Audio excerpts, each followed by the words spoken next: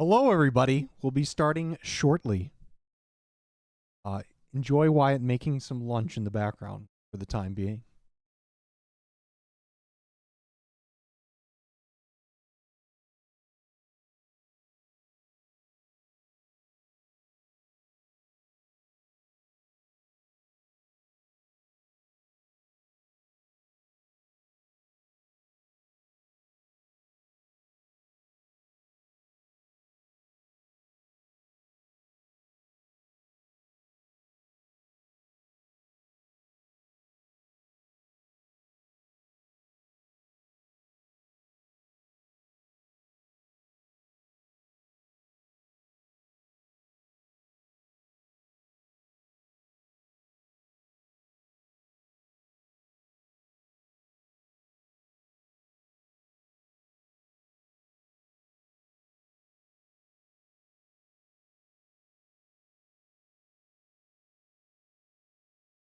You guys want my Preds?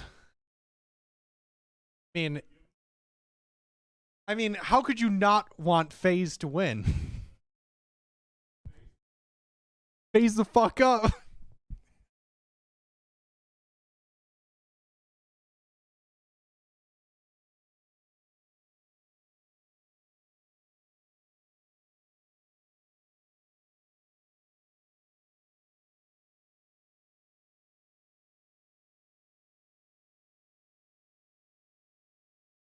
I would give you guys Preds, but I have no way of actually like speaking to you on the mic right now and scrolling through the bracket at the same time. So my brain is small and I don't remember the bracket. So Envy versus Gen.G. I mean, you got to go Envy, right? That's not a hot take at all. But we'll see. That's why they play the game.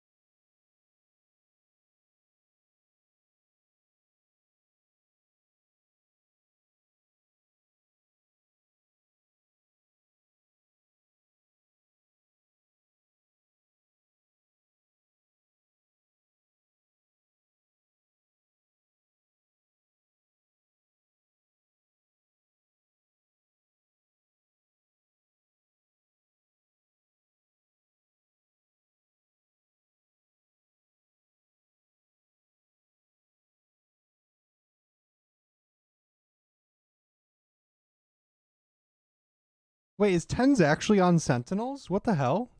I think you guys are just trolling. Let me fire up the Internet Explorer here and see if this is true.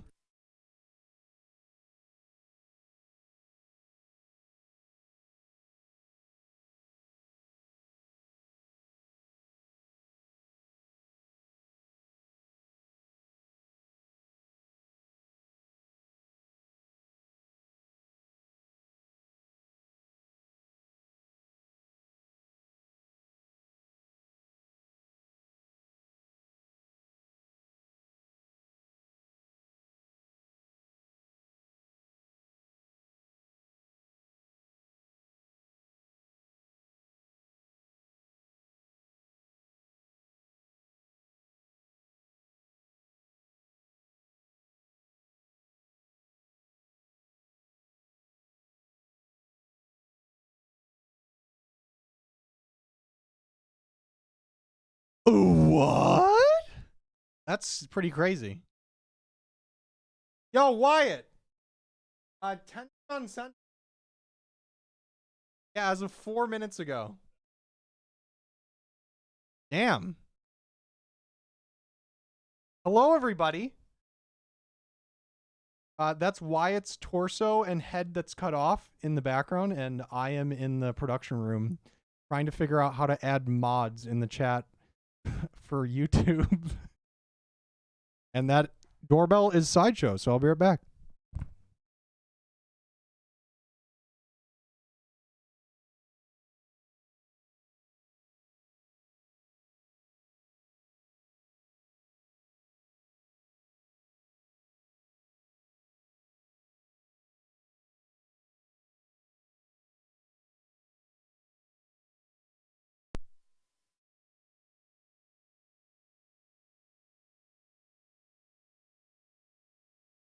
All right, Retrograde, you're a mod now. Where's Drew? Drew, type in chat. You can get mod too. I'm sorry, everybody else, but Sideshow told me Drew and Retrograde are the knights of the chat.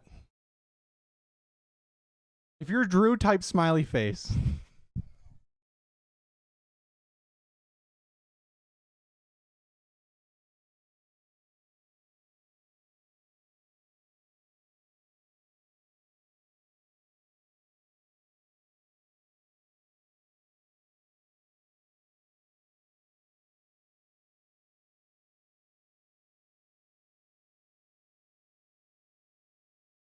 God, the YouTube smiley face is just, Hello? you know. Hello? Can you hear me? Huh? Can you hear me, punks? What's going on? Oh, I don't. I actually can't see the chat, so I don't know. You enjoying just this shot of my crotch right now? While I get prepared to sit down? Oh. So what did Bren get? Oh, box. I need to get some water, actually. Does this mouse work? Yes, you have to click. Oh, you click to enable. Where? Probably on the Where the hell is it? Oh, there it is. There's the mouse. Oh yeah, we probably don't want mail. I got mail delivered to your address. That's weird. A kill. Hunt a killer. Like bloody hand. Oh yeah. Yeah. Okay, cool. Nice. I like that. Where do we watch it? Is it Valorant NA? I assume so. We're on YouTube watching via Twitch. The music is really loud. Burn it up.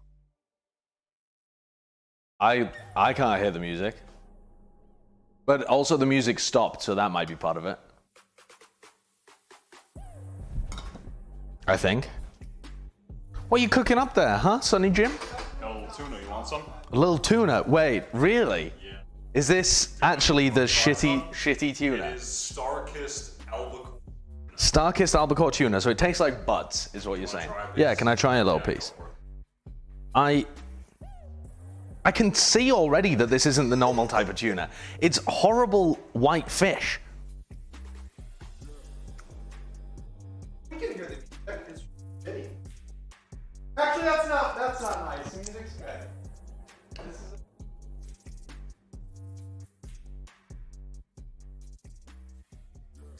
It's not as bad as I remember. It's And overreacting it. No. The last time I had it, it was truly inedible. But maybe that was because I was buying the wrong mayonnaise as well or something. I don't know. That's not that bad. For $1. Yeah. For a nice little, I mean, that's... Listen, that's better than I was expecting. I was expecting to put that in my mouth and just get assaulted by fish. Getting slapped around the face by a seashell. Thankfully, that didn't happen, and instead, I got a delicious aroma of, albeit very cheap, tuna. Hello, everybody. There's my little tuna speech for the day. I'm going to bring up the YouTube chat because we don't have a laptop down here right now. Need to fix that at some point. I think I added the right Drew in chat as mod. If I didn't, well, shit. Someone's just gonna go crazy. All right, where's where do I find this YouTube stream, huh? Plat Chat Valorant. Never been on that channel before. They do anything good there, huh? They do anything good? No, I don't think they know what they're talking about either. All right, here we go. Here's the chat. Yep. So we are, a lot of people have been asking, like, where's Avast? Like, could you get someone on Discord? We are currently working on figuring out an audio system which will allow us to have that capability. So not this week, but hopefully next week. We ordered some new microphones, so should be able to have like Avast and potentially other people on Discord while we do these casts as well. Yeah. So yeah. That should be cool. Okay, I see a lot of people in the chat talking about Sentinels 10s. That is the big thing of the day. That is crazy.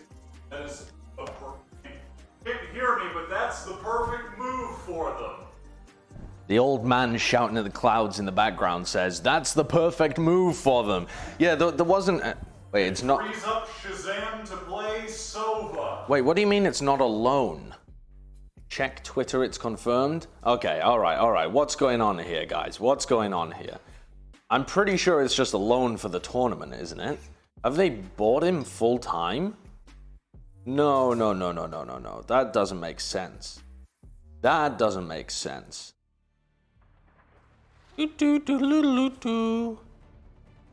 Where is it? Search, ends. I don't believe you guys. I think you're lying to me. It was on Twitter. Ends, Tyson. Wait a second. He's changed all of his banner and he's changed his thing now to professional Valorant player for Sentinels. Wait a second, does he actually?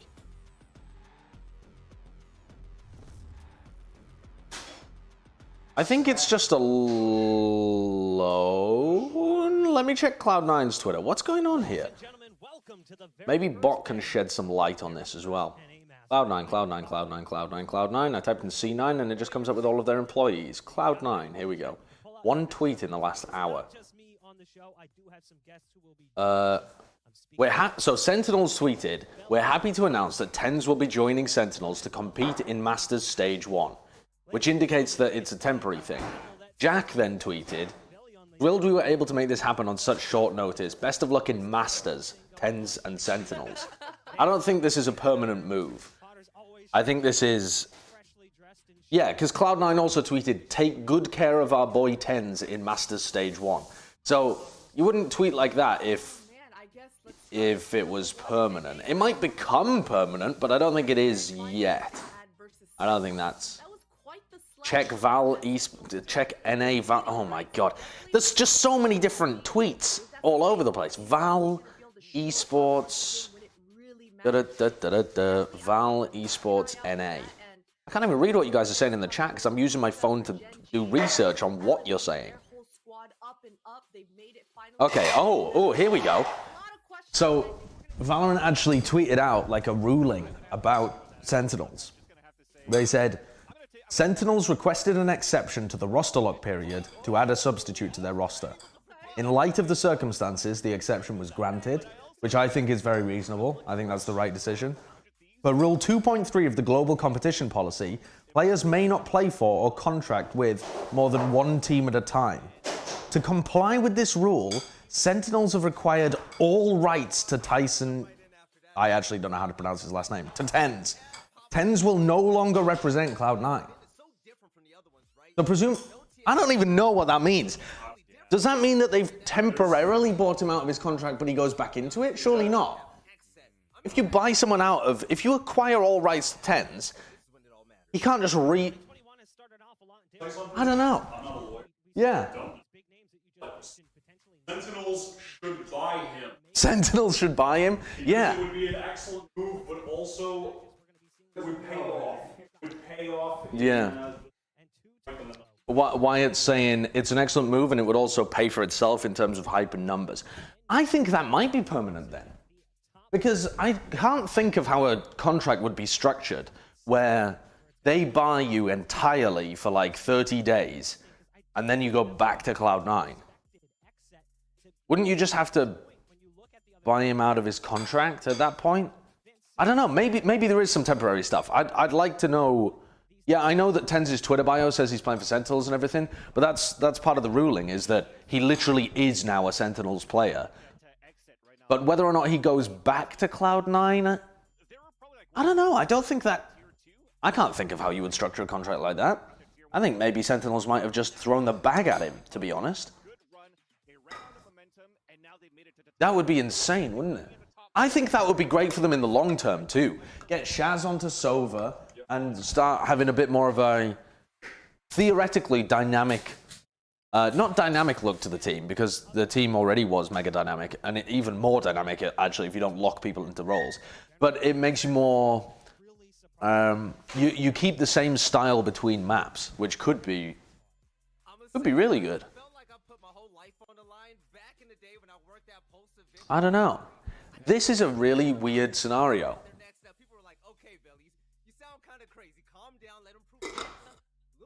Look at this bunch of people. I'm going to turn them up a little bit. If you guys start hearing the audio back through my mic, let me know. All right, what are they talking about here? They're talking about the LG team? I heard Veli talking about Thief. Yeah, that is wild. Mike muted, shut up. Where did he read the contract information? It's on the Val Esports NA Twitter. There's a... They go through the fact that there's a ruling that you can't represent two teams at once, even if you're subbing in for another team, which I didn't realize that was a thing as well. I think that's quite weird. I think if there's an emergency substitution required, requiring them to not be representing another org that's already been eliminated at that point in the tournament is quite strange.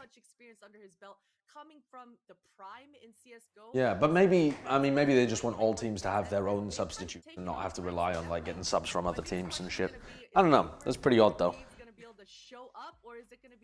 That's why all the subs have been unsigned. Yeah, but it's not just... I mean, Tenz wasn't even a player. He was signed as a content creator as well. So in theory, that means that, like, yeah, like, how does it work with people like Sean? Didn't Sean recently sign with Gen.G as a content creator? So if he wanted to sub, say they'd said, like, oh, let's get Sean Garris to sign. Would they have had to buy Sean out of his Gen.G contract? Isn't that really weird? I think that sounds really strange. That's a very odd way of doing it. Huh. Strange. Cloud9 could sell Tens for $1 and then buy him back for $1. Yeah, but, I mean, that... I don't know. I don't know. There are weird ways that you could get around it, depending on the contract that he was in, but... strange. Can he see us? I can see you, Bebop. I can. I think that... I hope that this is a permanent move for Sentinels. They're probably going to need another player anyway, in all likelihood. No emotes here? There are a lot of emotes here. Look, let me type some emotes. Look, here's a bunch of emotes. Look, you guys can pick from all of these different types of emotes. Look, you see all of those? Those are cool emotes. Look, there's a little monkey with a hammer. Yeah, I'm just posting emojis. Oh yeah, all of the coach drippy copy pasta just uses default emotes. That's pretty great actually. I thought you guys couldn't co-stream. What happened? We were offered an opportunity to co-stream a different region, and then when we weren't able to do that, we asked them if there were any other opportunities, and they were like, yeah, actually, you guys could co-stream on YouTube if you want. And we were like, yeah, of course we'd like to do that. So, yeah, it just ended up working out perfectly for us, somehow. just kind of randomly. These two have absolutely elevated the team play coming out from Gen.G. We gotta shout out Like, he's one of those players that I think let's talk about the long term with tens, or like actually whether they'll be better or not with him. A lot of their setups. So on a lot of their maps, they're playing with Sinatra on Sova recently, and then they've got him on Raze on some of the maps too. What are they gonna do now that he can't play Raze on Bind, for example? It's amazing to watch. So definitely for Gen.G, even though we're talking kind of that David scenario with Envy looking as increase the stream volume. Yeah, we can increase it. I can bump the stream volume a bit if you want. Where the hell's my mouse? Here it is. I personally love watching solid Cypher play on Haven. Here we go. Okay, so when it gets to maps like Bind, I mean they've been permabanning Bind anyway, so that doesn't matter. I wonder what Tens is going to play. I think Tens is just going to play the Jett for this team at the moment. I think that's the safest way of playing it, and you can play a lot of Jett Phoenix. Jett Phoenix can be very good on Haven. They can make it work there if they want. Jett Phoenix can work on Ascent super well. That's what they were running previously too. What else? What were they running on Icebox? Maybe they just put Tens on Reyna? Dude, that would work. That seems like that would be really effective.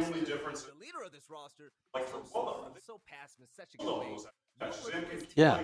Shazam can keep playing Jett. That's not a problem. What about on Split, though? Because on Split, Sinatra's Raze was really important. Yeah, Tens didn't play the Raze very often, but I think he would probably still be really good. I don't think he's as decisive. I think they're going to be lacking the killer instinct from Tens a bit. But if they can just get into play with no fucks given, then that could be extremely good. Yo, Egg, why does your stream start here before Twitch? Because I don't have permission to co-stream on Twitch, but I do have permission to co-stream on YouTube. So we're going to be doing all of our Masters co-streaming on YouTube. And I think that's such a good point that you bring up. Yeah, Box actually twirled his mustache. That is nasty good, isn't it? It makes complete sense, right? Jett, if you're a great opper and you need to lean onto that agent, it makes sense because you have another 24 hours to work this out. Yeah. Hello. I guess the important thing is that it's pretty plug and play apart from Shaz. It puts a lot more emphasis on Shaz to like rotate to this overall on Haven and on Ascent as well. I think Shaz's Sova is good. It's just about like, playing a role that you haven't played in a while and adjusting to it. But Sova should be a really good role for an IGL as well. It's a little bit odd. It's one of the and it's not like Sinatra was always just holding down B main. He was still playing a bit on Bind too. It's not like he's You're right. Yeah, oh yeah, totally yeah. out of Yeah, it. Shaz was, yeah. So I think Shaz can, yeah. I actually feel like the key to winning for Sentinels is going to be to play with no fear. Is just to try and wing it a bit. Genuinely play Puggy. Because you're not going to be the most disciplined team when you're playing with a guy that's only played there for the first time. I'm a little concerned about that aspect with Tens as well. I don't know whether I don't know. Does he have it in him to just YOLO? He always seemed like he wanted to be a bit more structured when he played. Like he wanted to be set up with flashes and stuff. But he was good enough. Yeah. So I do think they can set him up. Yeah. Gaz was playing Sova all day yesterday. What, when he was playing ranked and stuff? Makes sense. Yeah, yep. Makes sense if they knew that this was possible. They must have already known that this was possible yesterday. Because they would have, yeah. When Nell was talking about it being a possibility, it's getting worked towards for sure. Stream Tens is more aggressive than C9 Tens. Yeah, I guess it's like when Tens played on Cloud9, he tended to try and opt into the structure a lot, I think. And I think they need to get rid of that to some degree and just let Tens pound and try and support him as much as possible. Oh, here we go. What is this? An interview with food? In short A, and it just felt like I could win the round right there. My eyes grew big, and I pounced. Where is that food doing an interview at the Envy place? It must be, right? And then Envy have recorded that and delivered it to Riot. That's pretty cool, actually. Dude, I'm so excited to see whether Envy can... Envy FaZe in the upper semi-final should be an unreal game. Yo, is that Ninja? It just shows why he's on Envy. It shows why he's one of the best players. Like, no one's going to make this play in ranking. If you're playing matchmaking, some dude walks by you. I mean, 9 times out of 10, you're just going to, like, you're going to shoot him back of the head. And to have the discipline to let, you know, another top player in the world walk right by you. Why have they got Ninja in the video? Is it only me that's confused by this? Yeah. Players know that spot isn't that great of a... It's kind of cool, but it's also very strange. Why is he? I don't know. That's pretty odd. It is pretty funny that Ninja just shows up. Yeah, but it is randomly. I mean, he's not cool, though. He's not associated with Envy in any way. I mean, it's that's quite odd. It is incredible how mainstream this game is going at the moment. Like, the fact that the like, just look at the co-streamers they have for this game. It takes me back to, I feel like I'm playing Fortnite again. Yeah. In 2018. It's crazy. But I mean, the other part of that, I think, is that I'm not. Well, actually, those guys are still pretty mainstream. But he's also looking for more. And that's his... Yeah, they definitely are. Yeah. Can't hear the stream. Wait, why am I turning it up for us? I'm gonna... Take the wheel, Brent. I'll be back in a minute. Shatters. What are you doing? Sitting on the couch, mate. Just sit on the couch. Look pretty. That's all you... Didn't fancy that side of the couch, did you? You just... Food has always had that sort of himself, right? But he's kind of those mindless... Oh, listen. I mean, I'm not bothered. You can snuggle up if you like. Oh, you need the laptop. Yeah, I do need the laptop. I'm trying to read the... More finesse, a bit more trigger discipline. Victor reads the situation really well. He'll understand what he needs to get. These interviews... Yeah, it is, actually. These interviews are so well done, actually. If this is Envy that have made these, they're damn well recorded. And he made the round much easier for us to win. Being able to pull off something like that... Can you turn up the volume? I already turned up the volume! You want it even louder? It requires experience. How Being in that position before... do I turn it up on OBS? Oh, yeah, I see it. The best of the best are able to make it look All right. as good as... You guys are going to have to tell me when it blows your ears out, okay? Remember that we still want to be able to talk over the top of this volume, chat. And then takes out Sick and down. Oh my god, it looks like Sentinel's finally found a way to get back into... Louder, louder! I want to go deaf. All right, okay. What's this like? In Counter-Strike and Valorant, and his aim, his intelligence, Is that better? A powerhouse. He... Louder. Literally the same? That can't be literally the same. There's not a chance that's the same. I feel very confident going into Masters. Our whole team just riding a huge wave. Better, right good. Too loud. Perfect. Confidence. Actually good. Louder. Jesus Christ. That was just a fun little piece on food that was done there. In Valorant, apparently. Okay. According to Mummy, Veli, that's a pretty bold statement. What are your thoughts there? See now, I mean, first off, Mummy was hyping this boy up, so I can't help but respect see now the that, TV right? is too loud. I can If I had a list, and I'm being completely real right Give it now, a little, food is give my it a little top crank. two. Put it on Look at the way 35. Envy uses him. Like, Yeah, I whenever know. think It's just about too loud food, for me to pay think attention back on to. the scent and There how are they other use people him. They talking put in him my in the head now middle, as well. and they use him to rotate early. Yeah. He's the muscle. We've got the voices Whenever in my someone's head coming that in the I always garage, have to we're battle just gonna with. be there with the curve. Can you, wait, I'm not rack looking up at the chat. those Don't say skills. anything yet, Thinking chat. about his games Don't against say Forest anything. and whatnot. Don't say a Food single is a word. part of this Anything. team. You have other great duelists. Too as well. loud, Shout out too to loud. both. Mute your But mic, Food please. being in You the guys are forefront of actually everything the he worst. experienced. Like, Potter was saying, I'm just gonna feels set like up a the volume, veteran and out you guys there, are and I gonna think deal he's with only it. gonna get Turn better down yet. 20%. This is I think louder. of It was everything in fine that video is before. he talks It- about Put it on he loves being 34. aggressive. You guys When are look the at worst. just Wait, is it like echoing? No, it's just that people don't understand that that video that was shown was less loud than the analysts. So they wanted that portion of the audio cranked. He had decent numbers. I'm gonna leave it like this, and we're just down. we're just gonna turn leave down it. perfect, too loud, perfect. People are stupid. What we're learning here, Bren, is that people have different There preferences. is echo. At least I'm leaning forward as well. Also, guys, if you Facial hair. have a problem with the audio, there's like, do you have this as well? It's like Okay. FFZ or something has compression. Yeah, it does. Is it? Yeah. But I don't think that works for YouTube. Oh yeah, we're watching on YouTube. I would turn the TV to like No one wants at to most let that 30. happen. What's more interesting though? Yeah, I mean this is fine. This is fine. Yeah. The analysts were talking about who the best When the game duelists is are. on, it's probably gonna Expected to go right after that. Yeah, it is very surprising, you know. Yeah, we'll see. Right. We'll monitor it though. We can go up and down. Their best map, so definitely. Can you weird British guys mute so I can hear stream? Also, can you hide camera? I don't want to see your faces. This is by the way. Do you know that this is only the top chat? Like it's filtering shit out. You go to live chat, it's the actual. They can play around You can with see whatever, actual maybe they have messages. some Yeah, all of them. I But then you get the exclamation mark words. Wait, what is going on here? We've got Haven twice. What? That can't be real. Consider here, but it is really surprising that Haven is I didn't see it. Okay, Haven can't be through twice, chat. That must be just a graphical error. Then it sounds like he's echoing inside his mouth before words come out. Don't read. People are saying. Yeah, but They don't know what they're saying.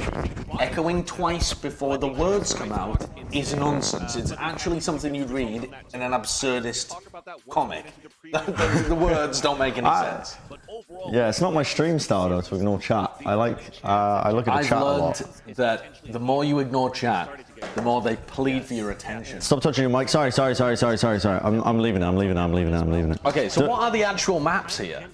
Do I sound? They're not doing the Korean map picking system. There's no fucking there's way. no way. There's no way. There's no way. It's not the Korean system. There's no chance. Your hair is too loud. Listen, chat. Oh, my hair is actually so long now. It's like the lane, the mane of a lion.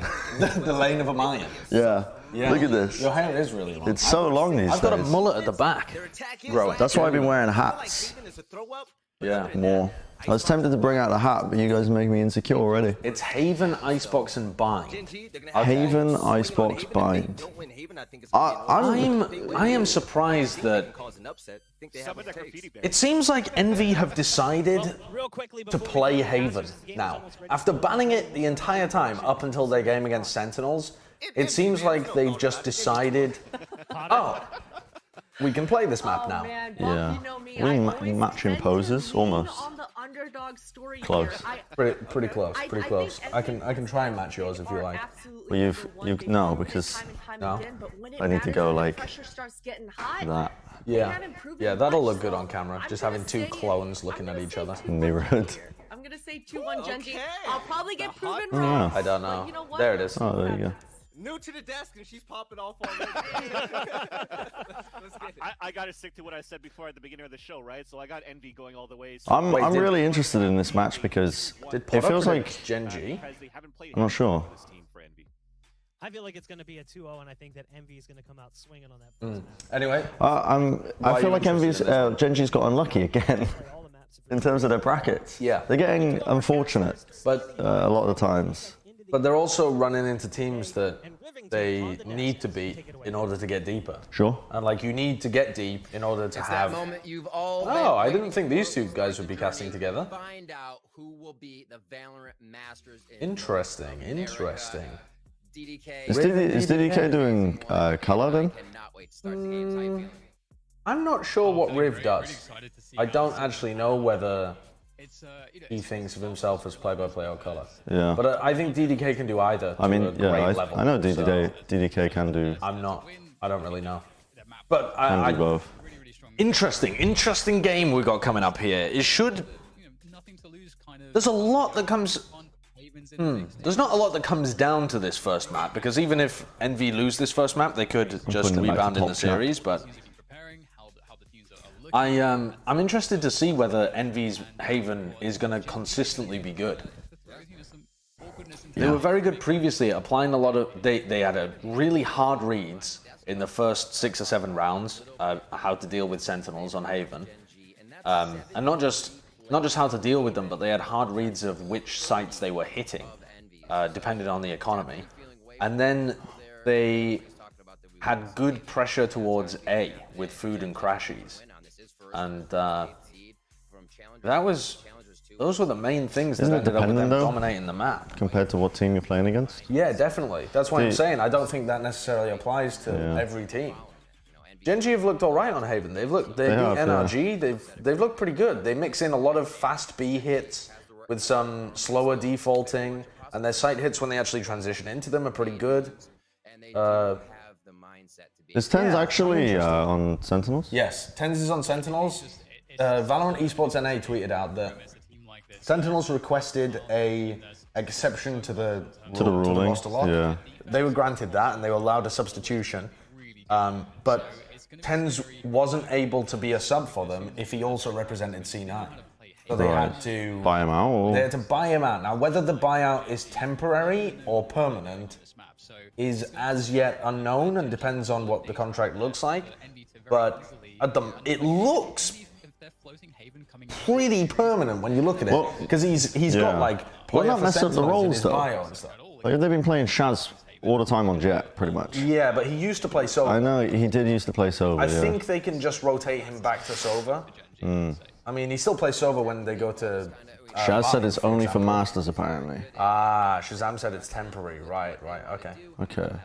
Yeah. The surface level thing that I'm looking forward to in this match is whether Foods can have an Unreal tournament again.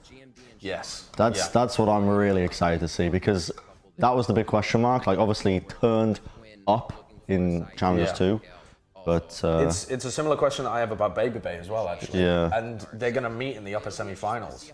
Why are we looking at the Icebox fly through there for Haven? Okay, what have we got here? I need my water. Well, this pistol round looks like it's going to be interesting, actually. It's only Crashies looking for early information. It looks like FNS has some kind of hard read that Gen.G are going to be... Oh no, they're pushing, double pushing out of Garage to be able to get behind them really quickly. And now this retake, if they break this trip... Oh, they got caught by the trip, actually, but still. It's okay, though. Like... Now Gen.G are stuck. They need to go back and deal with Food and Caboose. Oh my god. Rooster just won. I think he had somebody to trade him. He did. He just hit 2 shots and a headshot and destroyed them. Okay. Winning that fight on long is so important. That's the entire round. That's the entire round straight away won by just from Kusta. All right, that's an Unreal play.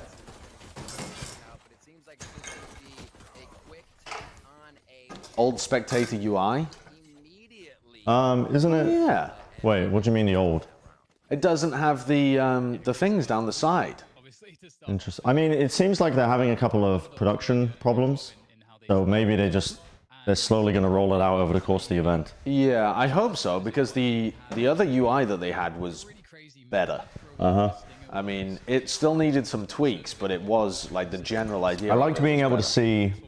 Oh, I'm going to jump in front of the camera. They had the new one for LATAM. I liked being able to see the. It probably will get used here at some point then. The ult points without them holding tab. Yeah. And the health and everything else. It was nice. You can see that FNS has a pretty hard read that Gen.G are going to finish C here. Look at how they're all positioned towards C. They've got Crashies just showing the default stuff towards A long.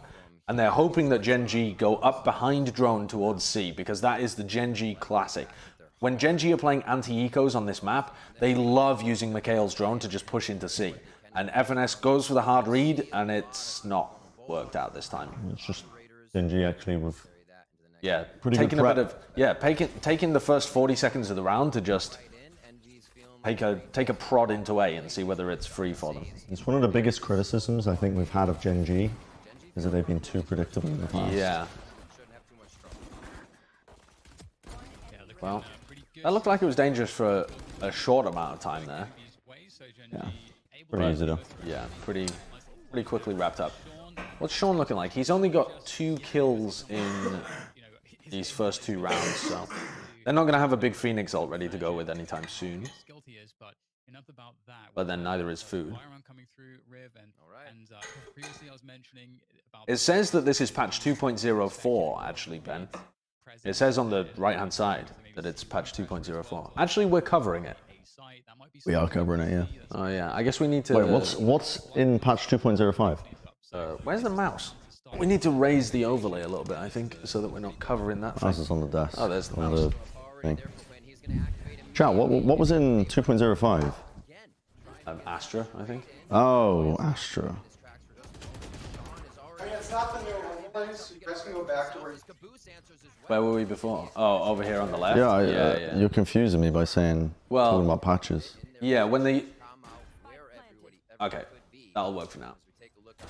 We'll change where the face cam is if they go to the new overlay. Food's on one, food's on one! Jesus Christ. I didn't even see this round. I should have been paying more attention. No, Astra is not allowed to be played, I don't think. They went for a fast B hit with one lurking through garage, and they just got destroyed by food pushing behind. I want to see a replay now. Let's see the minimap. Oh, yeah. And they killed the guy that was trying to go garage. That's nice by food. Wowie.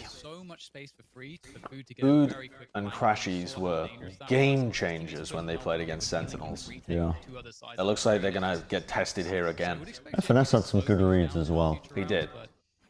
Alright, they're going to cage Food and Crashies off. Yeah, on long A. And they're going to try and take some short They're playing control. contact? Yeah, they are. I'm just going to try and walk through. That Phoenix Molly is really good.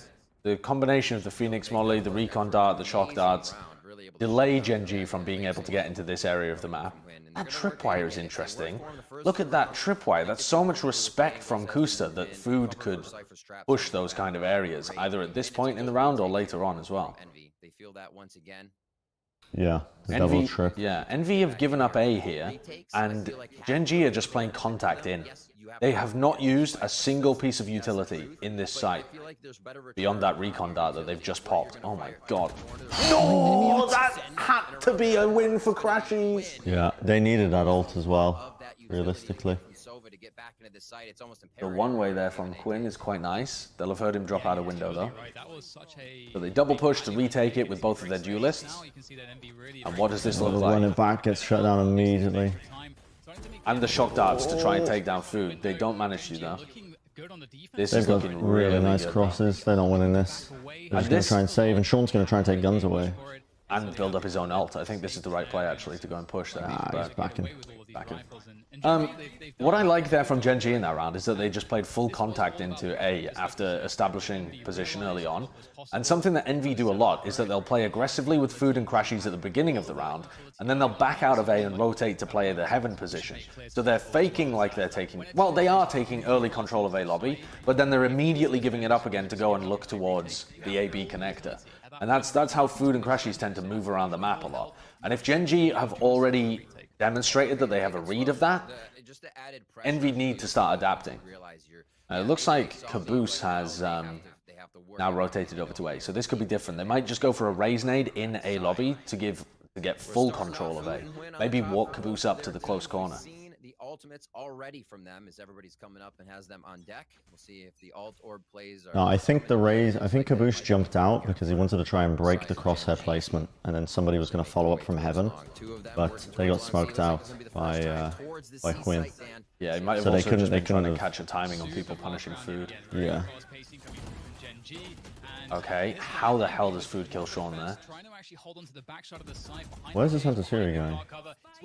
Cutting across onto the side. This smoke from Mame is lovely though. It's... they should still be fine though. Wait! I mean... No, they're okay, they're good, they're good. Turn down the game. I need to stop reading chat. Yeah. We can turn down the game if more people want us to do that. This is why we were saying we didn't want to turn it up earlier, is because look at this. He's moving there, and the bullets just go towards Sean. Dude, Food actually does have a rabbit's foot up his ass. I mean, I mean, when you're that close and you're running and gunning the Phantom, even though they nerfed it, it's okay, audio is fine, it's perfect. Okay, we'll just leave it like it is, basically. They don't really have a defensive side, they just have offense. Alright, so they're very early on, they're following the drone into B. This is what Gen.G like to do actually, they'll mix it up and throw some fast B hits in there. Wynn just went in there without Sean backing him up, so I'm not really sure what that was. I think he wasn't expecting Envy to reinforce the AB connector so quickly. And look at this from FNS, he's already re-pushing mid. He's found this. Two really important people in this round. One, FNS deep in mid, gathering all of this info, and two, GMD, because look at GMD's position. Yeah. Caboose suspected it, but... Yeah, and now he can just teleport over to A because they know that they've got A for free. They've drawn defender positions over. And this tripwire from Kusta is again going to be important because it'll give them info that at least one is behind when they break it. Gen.G are on one on Haven so far. They're not really giving Envy opportunities to take duels. They were putting a lot of pressure towards B, so the sense of urgency is huge because you're expecting them to actually go. They're just trying to push and pull their rotations around, and then lurk a player in, or play contact into A. We had to give up A and C because we thought they were going to hit B, and then that gives the whole map for Gen.G to play with. So what is Sean's ult on? It feels like he's like one away. Kind of attacking strategy. But I could be miles off. He must be.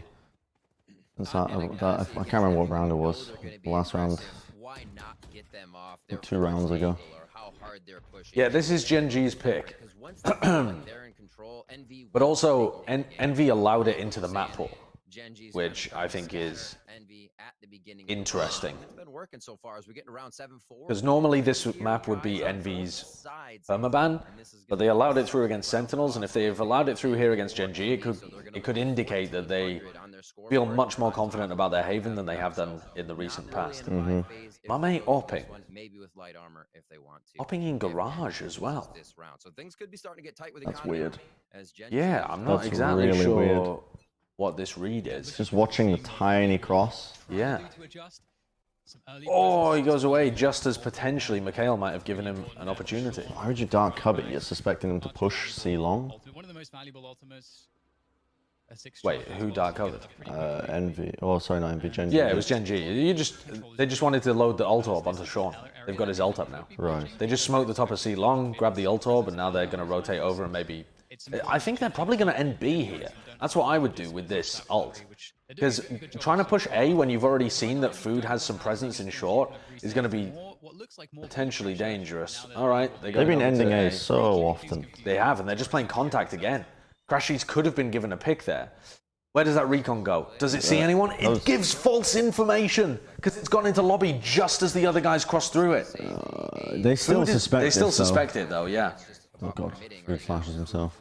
Goes for a quick peek. 2 ults ready here for Gen.G have been finishing A so often. Oh, all right, there's Paranoia. Here comes the Phoenix ult.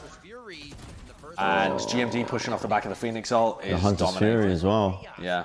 They just push up off the back of it and it clears all the way close into the BA connector. Yeah. Yeah, that is lovely actually.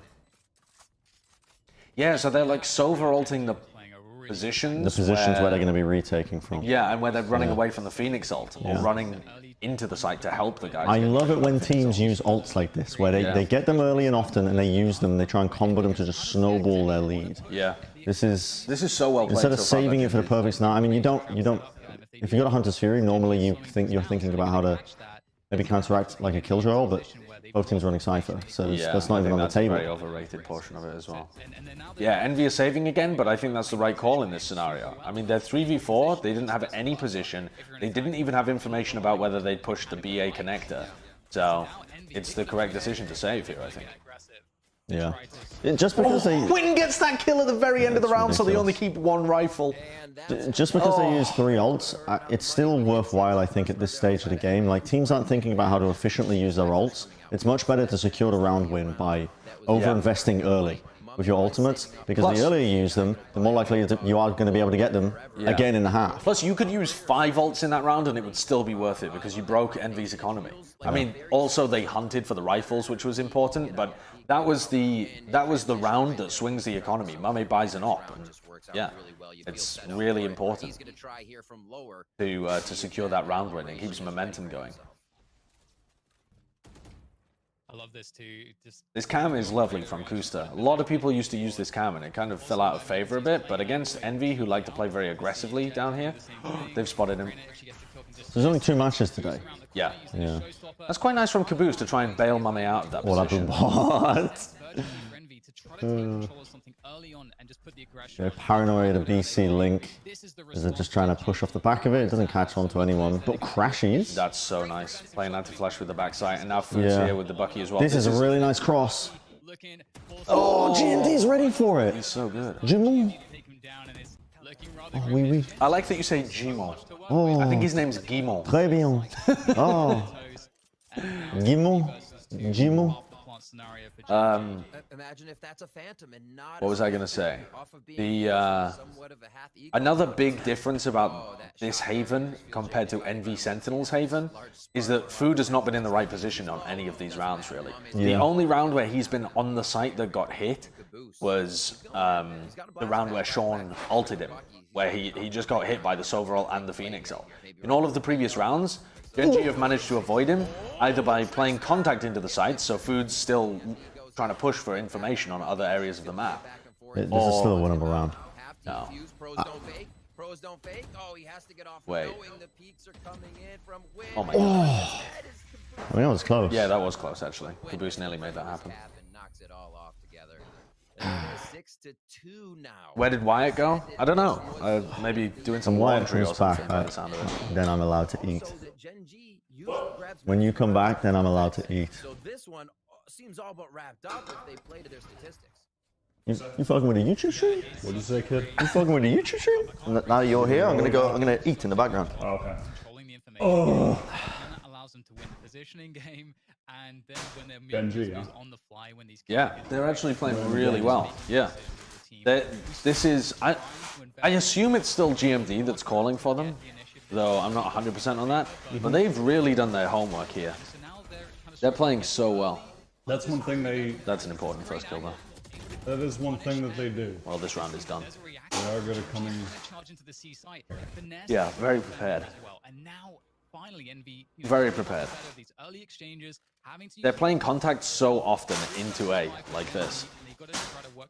And it's just, eventually the conditioning of this playing contact into A is going to force Crashies and Food to stay on A much more than they normally would. And when you stop Envy from playing dynamically, you kind of kill their style. And their style is to be pushing a lot of areas on the defense and looking for information, like making info plays, but also pushing, and if they get a duel, then they're happy to take it. Feels like the world if you know what you're doing. He has a lot of time. One to the right, grabs a bit of info, but they just surround him from GMD is calling? Right, I thought it was. Jazz confirmed that Sentinels has fully bought out 10s. C9 has no control over 10s now. Really? But then someone else in my stream was also saying Shaz confirmed that it was temporary for Masters. Like, the YouTube chat is exactly the same as Twitch chat, in that it is a collection of completely unreliable information. And yet I feel inclined to always believe them. Yeah, always, every time. Always believe them. What does contact mean in Valorant? It means both of those are true. Right, well, that's what we assumed was the case, that it was just... I mean, we already knew that they had... that he couldn't represent Cloud9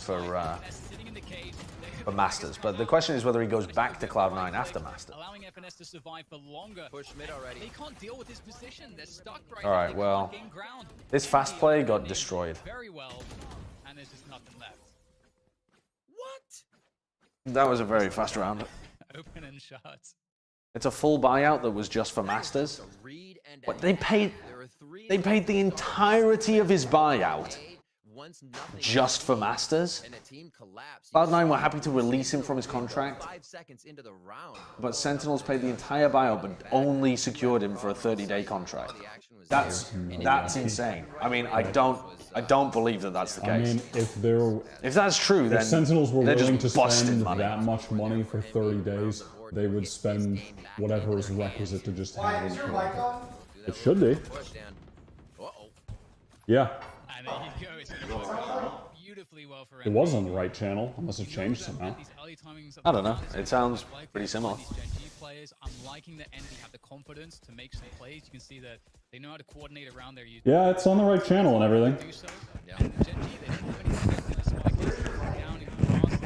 In his butt. I mean, it's right here. I'll figure it out. All right, so two really good rounds from Envy here, where they've kind of crushed Gen.G right at the beginning of the rounds. Then we get Envy having enough of that, using their confidence. And now final round, and Gen.G have all got light armor. They need to slow the pace down again. And how is the last round played? 3 strong towards A here. Nothing on B this time, so it looks like they actually might gonna go. Looks like they want to go rub for the mic more, chat. I'll rub it. Just give me the word, and I'll rub that mic. Okay. Mummy's gonna set up with the op in short. Seems like it's just a slow default round for them. Weird. So a three-man allocation towards A right at the beginning. Mummy's going to set up on the op. This gives him the opportunity afterwards to rotate Crashies and Caboose off. So again, this is how Envy like to play. And just a contact push again from Gen.G. And then the all-through and connector. Then being aggressive in the post plant to try and take control of one of the connectors. I mean, they're actually taking both connectors. Which is a nice way to do it off the Phoenix ult. Oh, you need to swing GMD. Yes. Almost didn't work out with the TP. Perfect timing on that paranoia. I thought it might be a bit too late. Oh, I mean, there are just one-on-ones happening everywhere. Yeah. This is going to be huge between Mummy and But Mummy only has an off. Oh, no, he doesn't. Where did he get the rifle from? He must have bought it with extra money in the final round, I guess. I mean, look at the positions now from Gen.G. Yeah. This is going to be so hard. No, go for it. Yeah, go for it. Kusta's just going to have to get in position as quickly as possible. Oh my god.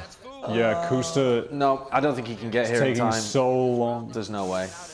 Yeah, just too long on that flank. Yeah, he had to rotate all the way around from one connector to the other, and yeah, it's so hard when you end up getting stuck in that position in a post plant, because you want to get there quickly, but if you make noise, they're just going to be set up for you.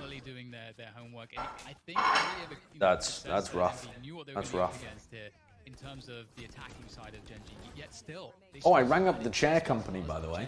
You know, I was having this ongoing saga with. I bought a Herman Miller company. I bought a Herman Miller chair. Oh, okay. And they haven't delivered my chair. Okay. And I rang them up recently, and I got. They were closed at 4 p.m. Rang them up the next day, closed at 2 p.m. And I was like, okay, this. I eventually rang them in the morning. And they said that they were open. They were like, you know, it was the normal answer machine instead of one saying it was out of office hours. And they said, due to COVID, we are no longer taking calls. You'll have to email. And I was like,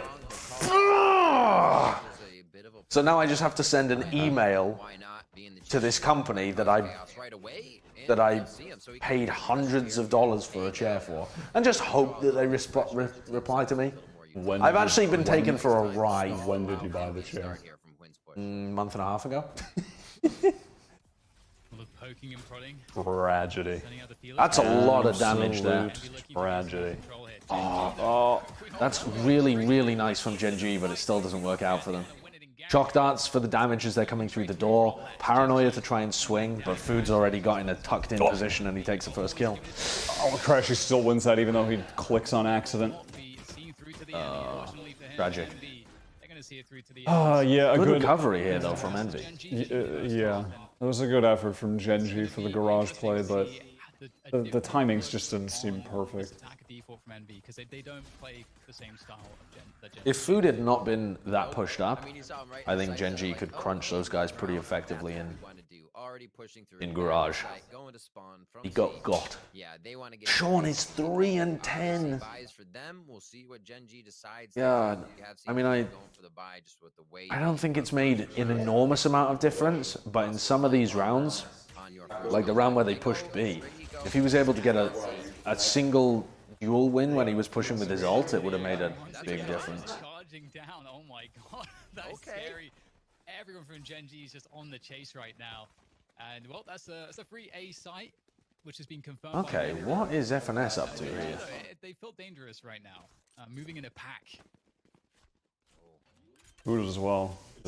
Yeah, I mean, I'm actually a little concerned about Food's positioning because if he could get overwhelmed. Yeah, if he gets overwhelmed, and they're gonna try and overwhelm him. Okay, I mean, he was blind there with his own flash, and he just rolls him. And that's it. Food just clicked on all of them. And now he has his ult. And suddenly, it's looking really bad for Gen.G. After looking like they came into this map so prepared, a couple of poor rounds towards the end of their attacking half, and actually like 3 poor rounds at the end of their attacking half, and suddenly momentum is all in favor of Envy. Again, that is the upside of running Phoenix. When you get the ball rolling early in the half, if you can win a pistol and then you can just convert a bunch of eco frags, which is what he's looking to do when he's playing a position like that. Yeah. And then you just get the ult in for round 3, if you can find the free entry off using the ult. Just the Phoenix snowball is very real, and that's what makes the agent powerful. They're leaving Garage completely open here, and Food's gone for quite a risky ult actually. So that's gonna require Mame to stay in Garage and guide his body. So there's not actually many people committing to this C hit. Oh, what is that? But Caboose just kills them both. All right. If Caboose goes down there, it actually doesn't look like a great push from Envy, but he kills 2. Yeah, I mean, it was set up for him to find those kills in terms of giving him a distraction to get in so deep, but also phenomenal aim in that scenario. I mean, getting the second kill is actually ridiculous. Personally, I'm very happy the stream's only on YouTube. It means I can't throw away my channel points by trusting these 3-head predictions. We should run some straw polls for the YouTube preds, and if we beat YouTube on a prediction, I don't know, there should be some kind of like pick'em challenge for Masters, you know? Are we smarter than the chat? It's really scary as well when you're playing against these bonus rounds, because if they get a side take on you, they got on top of you, and you can't. And then we could, I don't know, there'd have to be some forfeit if we lost to chat. It's not as bad as you may first think, because the Spectres, you can play them from close range around the choke points. If we win, you take your clothes off. You're weird. You're weird. You're weird. There's Josh's horny chat. Yep. Coming over to YouTube. And they have to say they've got the couple Vandals in play, of course.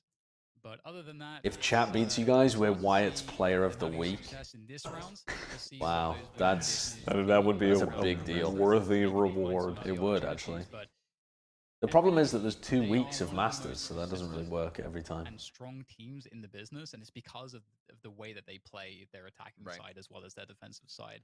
They don't try to take the gambles. They try to work the information and position. Is that a copy pasta or is that a real? That is definitely a copy. That is a copy paste. That's a hilarious copy paste. I'm unfollowing C9 No shot, he goes Sentinels. Sentinels? Come on, Tens, you betray C9. How could you do this? If I was Tens, I would sabotage the Sentinel from the inside, like imposter from Among Us. I've seen posts. That's so funny. Just like the imposter. To get some shots down, Mikhail's going to be alone in the site. As he works this. Yeah, you can see that they were looking to make a play, Gen.G that is, on the defense with a couple Vandals in that. Okay, the double push out of Garage here. But you can see Envy are keeping it safe. They're trying to trade it, but not going to manage. And that gives them the read that there's probably a stack on A here as well. Because if you push out Garage, you're trying to get behind and kind of drive them into the A players. Yeah. So I think the Envy guys realized that, and that's why they were very cautious about progressing any further than the beginning of Shore. This is such an awkward round for Gen.G as well, in terms of their economy, the guns that they have. But they haven't really shown that they do have those Vandals coming in for themselves here, but they are avoiding Gen.G in that buy very accordingly on the side. You actually have efficient moderation tools on YouTube, Drew? How tall is Bren? He's 6'9", I think. That's crazy. He's wild. It's one of those things. You gonna sit down, son? Yeah, I'm gonna sit in the middle if that's okay. I need to sit in the middle. Conditioning the defense. I cannot understand Sideshow's British accent. I mean, you are... He doesn't have a British accent anymore, that's why. a person in the world if you can't understand my British accent. Envy's default. And that's going to be very tough to Bren turned down an NBA contract to cast Owl. Yeah, he decided it would be unfair if he played against the others. Built like a noodle. I'll snap you in two if you keep that up.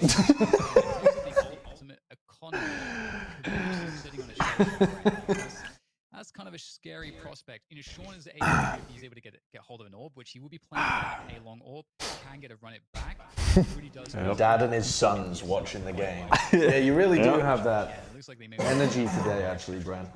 I'd love to see this round pull But like dad. They're talking about you. No, you're the fucking dad. You are you kidding me? Are you fucking kidding me? Talking about you. You're the dad. Are you kidding? Look at you. No, they're talking Sitting about there with your button down. You're wearing a fucking shirt.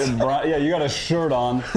This guy's pointing at me, I know, saying I got the dad energy. You out of control. You've got the dad cap on. You sat there. You just but he's got the dad cap on because he's a youth. He's you know what I mean? No, that doesn't make any sense. It makes a lot of sense. Bren looks like the classic K-Kona dad. We're just trying to. Sat there. The 7. No, I've been wearing shorts. I do have the sandals and the white socks. To be fair, pull those bad boys up. I want to stop talking. This is an important round. It is a really important round. And it's been done. Yeah. Gen.G have got a big problem with losing garage control really early on and then just being worried that it's open the entire time. Envy keep going there repeatedly. This has been a great comeback for Envy. Yeah, well, I mean, there's been just nothing from Gen.G on defense. Envy have been rolling him over. Who just has another ult that surely he's going to be inting in. Oh, yeah. It's actually insane. His ult generation is mad because he's just getting 3 pieces every round. Yeah. Yeah. Envy seem like they've just found one weakness with Gen.G's setup and they're just running it into the ground. They'll put a little bit of pressure over on A, and then they'll take garage with the drone, and then they'll execute a C split, or like C from garage. And Gen.G are really struggling to deal with it. This time, GMD's pushing down C long. But on the box, Caboose just reading it. And Envy are playing the anti-ecos very differently too. They're playing the anti-ecos strong, like heavy defaulting and taking A short control and then just holding for C long and garage. Yeah. They did that in the previous anti-eco as well. Good response from Gen.G now, though. They're trying to take A long control. There's the early drone from Envy, but they need map control to win this round after losing GMD at C long. You gotta take risks. That copy pasta is really kind. Oh, they shut down the running back. I am hot and fashionable, and I did believe in FaZe. You're not the one on the left. I am the one on the left. He looks like the one on the left to me. I'm on the From left. the cam's perspective, I think that might be Wyatt. No. They don't mean camera left. They mean real left. Oh, real left. Okay.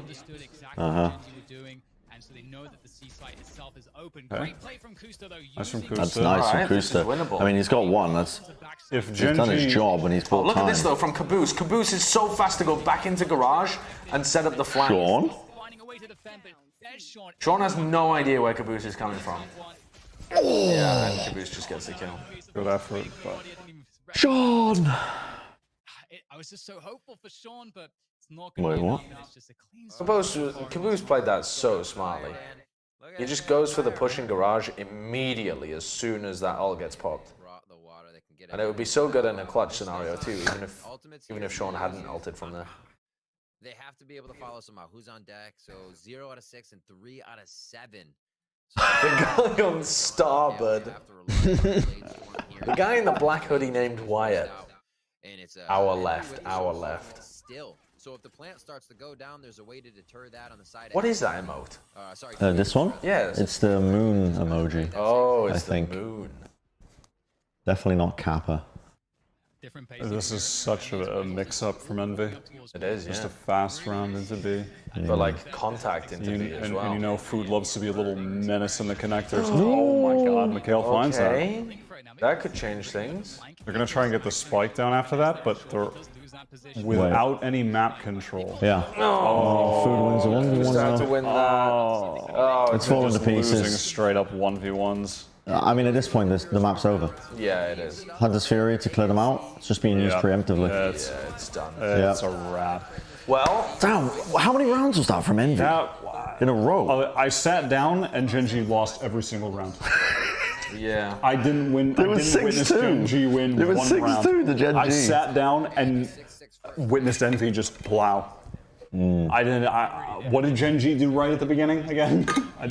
What was happening? They were very 11 good. rounds in a row. They were very Dude, good I at can being barely able to count that out. pull the defenders. Like they pulled Food and Crashies away from A, and then contact hit A a bunch of times. That was very good. I forget who was pushing C. Yeah, I mean, advantage to play with. Envy's Haven looking pretty decent.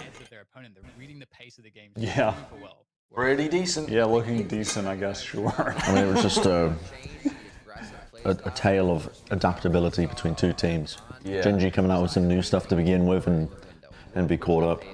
Food still being on it, even though he wasn't hand-delivered kills when he was playing defense as well. Oh, is our phone too close? I think he seems like he was getting mad value on attack. Like Food and Caboose playing together, and then Food and Crashies playing together at different times. Really effective for them on that map. Minecraft Pro like you cut G. I love Canada. Thank you.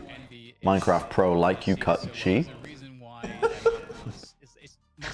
Yeah, Caboose had a great game as well. Caboose did a lot of really good stuff in that game. That 2K on the site hit off of Food's ult. Yeah, that was pretty fantastic. Because Caboose didn't actually have anyone supporting him there. He was the only player that was in on the site. Yeah. If he loses that, could get sticky for MG. Oh, how long do we have until the next map? They normally have an accelerated schedule, but I don't know. They normally try and get it going as soon as possible, is what I mean. I want to get a coffee, but I don't want to miss the pistol. You won't miss a will pistol. not miss the pistol. You won't miss a pistol. They're not going to be that fast. So if that happens here on Icebox, it's going to be very, very. Who, me?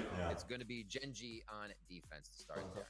I believe we're going to the analyst desk now, and we'll be. I'll have a little 16-ounce ice. Nitro. No nitro, just a cold brew, 16-ounce ice. Thank you, sir.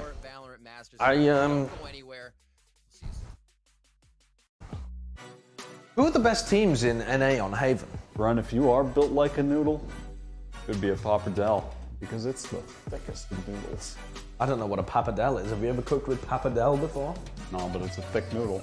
Well, never cooked with them. They're thick though, like Bren, I guess. He was working out earlier. He was in there squatting to some drizzy when I walked down. Okay. Man's got the booty. He's working on it anyway. Yeah, I mean, I think Haven is really in flux right now. I think that... in what way? In terms of the best teams in NA on it. You would have previously said it was definitely Sentinels back when they were like, what were they, 15-0 or something? Yeah, and it looked like the best map for a minute. Yeah, and then they got beaten by Envy. Pretty hardcore beaten by Envy. Like hard red. Yeah. And the fact that they're going to be playing with a sub, which shifts Shazam's role as well as the sub. It seems more likely that like Envy actually might have taken the #1 position on Haven. I suppose 100 Thieves actually look really crisp on Haven as well, with Nitro and Breach. You give them another week and they might be looking damn good there. But they did lose to... Who did they lose to? I swear they lost to somebody on it. Didn't they lose it to someone recently? 100 Thieves. Yeah, didn't 100 Thieves look good? Didn't they lose Haven to somebody? Who did they lose to? I mean, they almost lost to NRG, but didn't. I don't think they played FaZe on Haven, did they? I don't think they did. I thought they lost on... Did they lose to Gen.G? Or did they came back? No, they didn't come back. No, maybe they... God, I don't remember. It wasn't NRG. I think it was Gen.G. Gen.G. Wait, did they also lose it to FaZe? I thought they didn't play... yeah, they did lose it to Gen.G. Gen.G. That's okay. What maps did they play against FaZe? I love having a sentient mind. You know what I mean? Yeah. Just... I mean, it would be nice if I did. Yeah. Just... I mean, barely though, right? Yeah. Information that we witnessed less than a week ago, struggling to bring it to the forefront of our minds. They lost Bind and Icebox to FaZe, not Haven. Yeah, that's what I thought. That's what I thought. And then the comeback game against Gen.G was on Ascent. And then they lost Haven. And we were saying, oh, that could have been 2-0 to Gen.G. Yeah. Because we were expecting them to lose on Ascent and win on Haven. And it ended up going the other way. It looked like it could have been a 2-0 against NRG as well. In NRG's favor. Yeah. That one's OT as well. There were just a few missed shots away, really. Yeah. But at the moment, it does actually look like Envy might be the best team in NA on Haven, which is weird considering it was their permaban just a month earlier. Yeah, they are looking good on it. And if that map's looking good for them, then they've just got a map pool that spans everything. Like, what's even Envy's worst map at this point? That's what I was saying when we were talking the other day, when we were doing the predictions. We were thinking about what maps are playing. Like, they're just good on everything. They are good on everything. They don't have a lackluster map. I guess I'm not actually sure. Maybe like Bind or something. Their Icebox has been weird, but it's been really effective. They play the fundamental parts of the map really well. Like they're always trying to lurk a player through mid in the post plant. Their timing on that is perfect. What is the second map here? They love getting aggressive in those positions. The second map is... I can't remember. What's the second map, chat? Is it Ascent? I like having chat as an extension of my mind. Yeah. This is the beginning of the human-AI relationship. Yeah. Just you simply say the information you need and it comes into my brain. Oh, the second map is Icebox. Icebox, okay. Icebox and then Bind, right. They close things out 13-6 going aggressive. 11 Bind might be Envy's worst.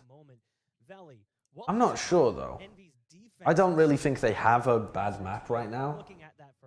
But maybe it would be Bind. On Icebox, Gen.G often have a lot of really good ideas, but recently they've been getting pounded on Icebox. Thank you, King. Much appreciated. No, this is just the analyst desk. You have a lot of time. Or pre-show, yeah. They knew exactly what was happening. It's like they saw it. They kept 3 people dedicated on that A site and what was happening. Gen.G had those numbers waiting there as well. After that, it was just an easy I don't think Gen.G are going to be able to put it together today for Icebox. They've got some great ideas, but it just hasn't. They haven't been able to string those ideas together. And just because you're creative in one side of the game doesn't mean that you play all of them well. And they're pretty good in how they lurk up mid, but I think Envy's defense is pretty decent at dealing with that as well. That makes it interesting. Dude, you are just up, down, up, down, up, down. You know, it's just inherently, look, it's right back in the Envy's lowest map win rate is Haven, 56%, then Bind 60, then Ascent 62. Yeah, but what we're saying is that they've turned their Haven from their worst map into one of their better maps, actually. Or like, you could argue that Envy are looking like the best team in NA on Haven right now. Yeah. Which means that unfortunately, I think that maybe by default, Bind is their fourth. Those map percentage stats, I think at this point are kind of out the window. Yeah. To an extent, because there's just been so many. The open qualifiers have just massively shifted all of those stats into just being like them playing against worse teams. Yeah, where it doesn't really matter at that point what maps they're playing and that type of thing. good enough. So hopefully moving on to the second map, Sean, he gets invigorated and he's able to no, I do. Yeah, if it's either I'm so sorry, man. Okay. I want to make it real quick. Gen.G, when it comes to defense, they're well known for whenever they're around Haven, they love to leave wide open. And that's only because their main strategy. No. Wyatt's got a leash on him, and it's called his smartphone. Move my mic closer. No. No, not gonna take feedback from the chat now. Thank you. Oh, sorry about that. Slapped you on the knee. Yeah, Tens is officially on Sentinels. It's okay. For a short period of time. What my question is, what happens to Tens once Masters finishes? No one's really talked about that. Did they buy him out for just Masters? Yeah, but then also is he not then free to join another team? I don't know. Maybe he goes back to Cloud9 by default at the end of Masters. Like maybe Cloud9 negotiated a smaller buyout under the proviso that he goes back to Cloud9 at the end of his Sentinels. Why not just loan him then? because they have to, by Riot's rules, they have to sever ties. Okay. What are people saying about it? People keep telling me, people keep saying in the chat, look at this, look at that, Tens this, Sentinels that. Are there any updates? I think Is there any Dapper just straightforward tweeted information? saying that it was, Dapper has tweeted, just for Masters. Handsome and talented gaming warlord subbing in for us. So. Does he mean Tens? Presumably. Yeah, he is talking about Tens. Look at these stats. And what an odd, I mean,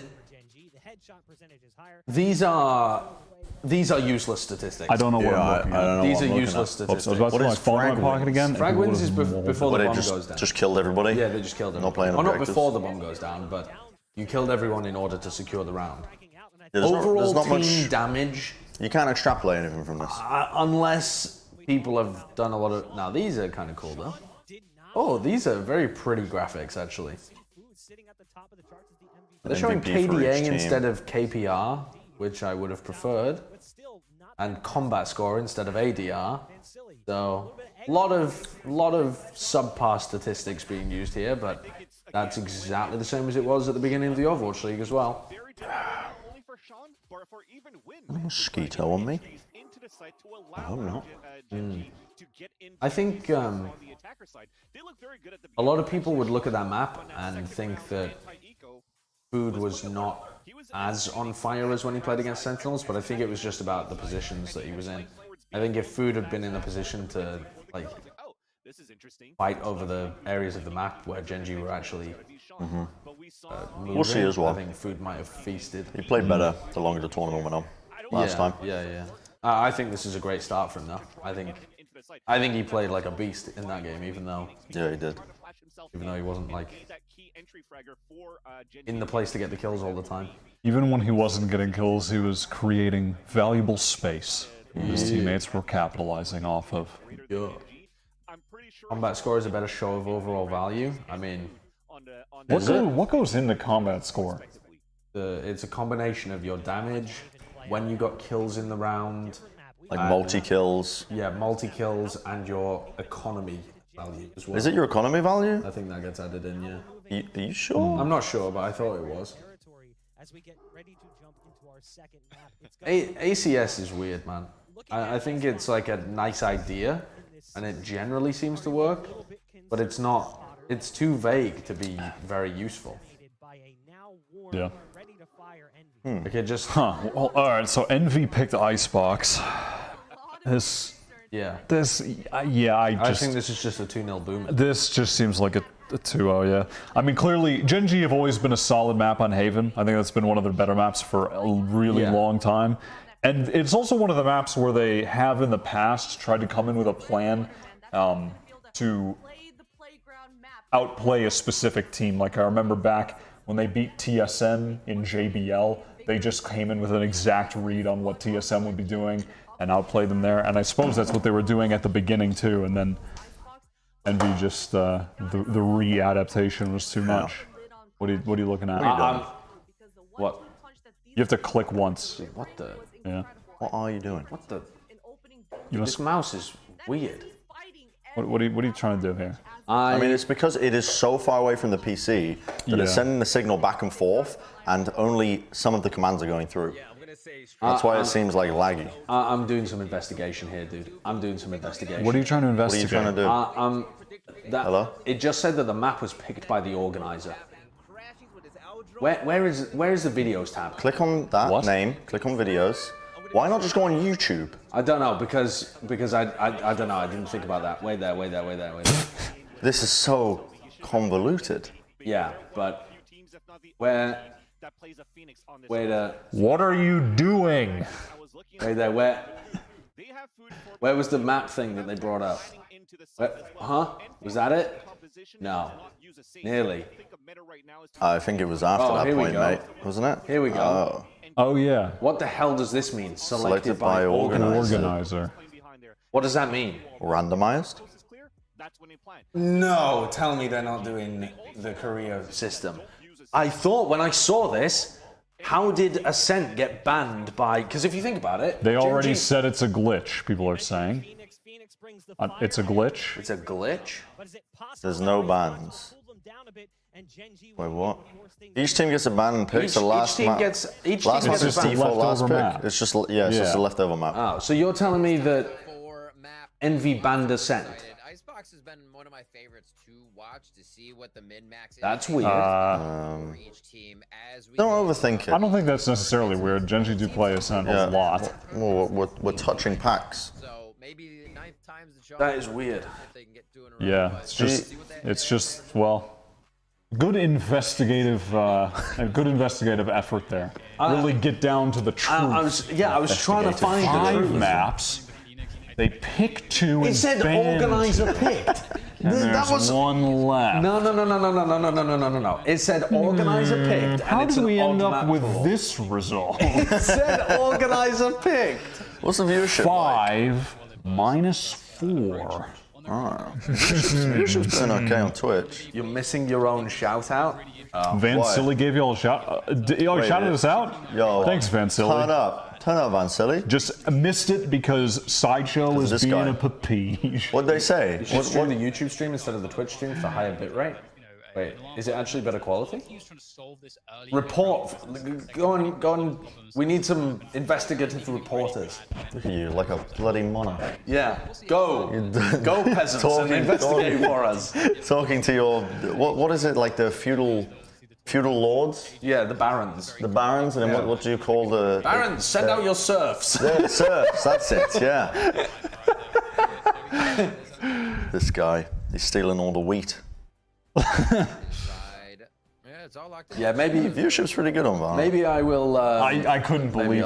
I can't believe in that final game of Sheriff of Nottingham, 5 apples, 5 bread, 5 cheese. Every round, he had 5 of one. 3 rounds in a round, I had 5. Legit. Unbelievable. 5 in a row, legitimate goods. The YouTube chat has no idea what you're talking about. Yeah. Some of them do. Some of them, yeah, if you ever play the Sheriff of Nottingham, it's a very fun game. Yeah, we were playing board games last night. Playing board games. And Bren rinsed us.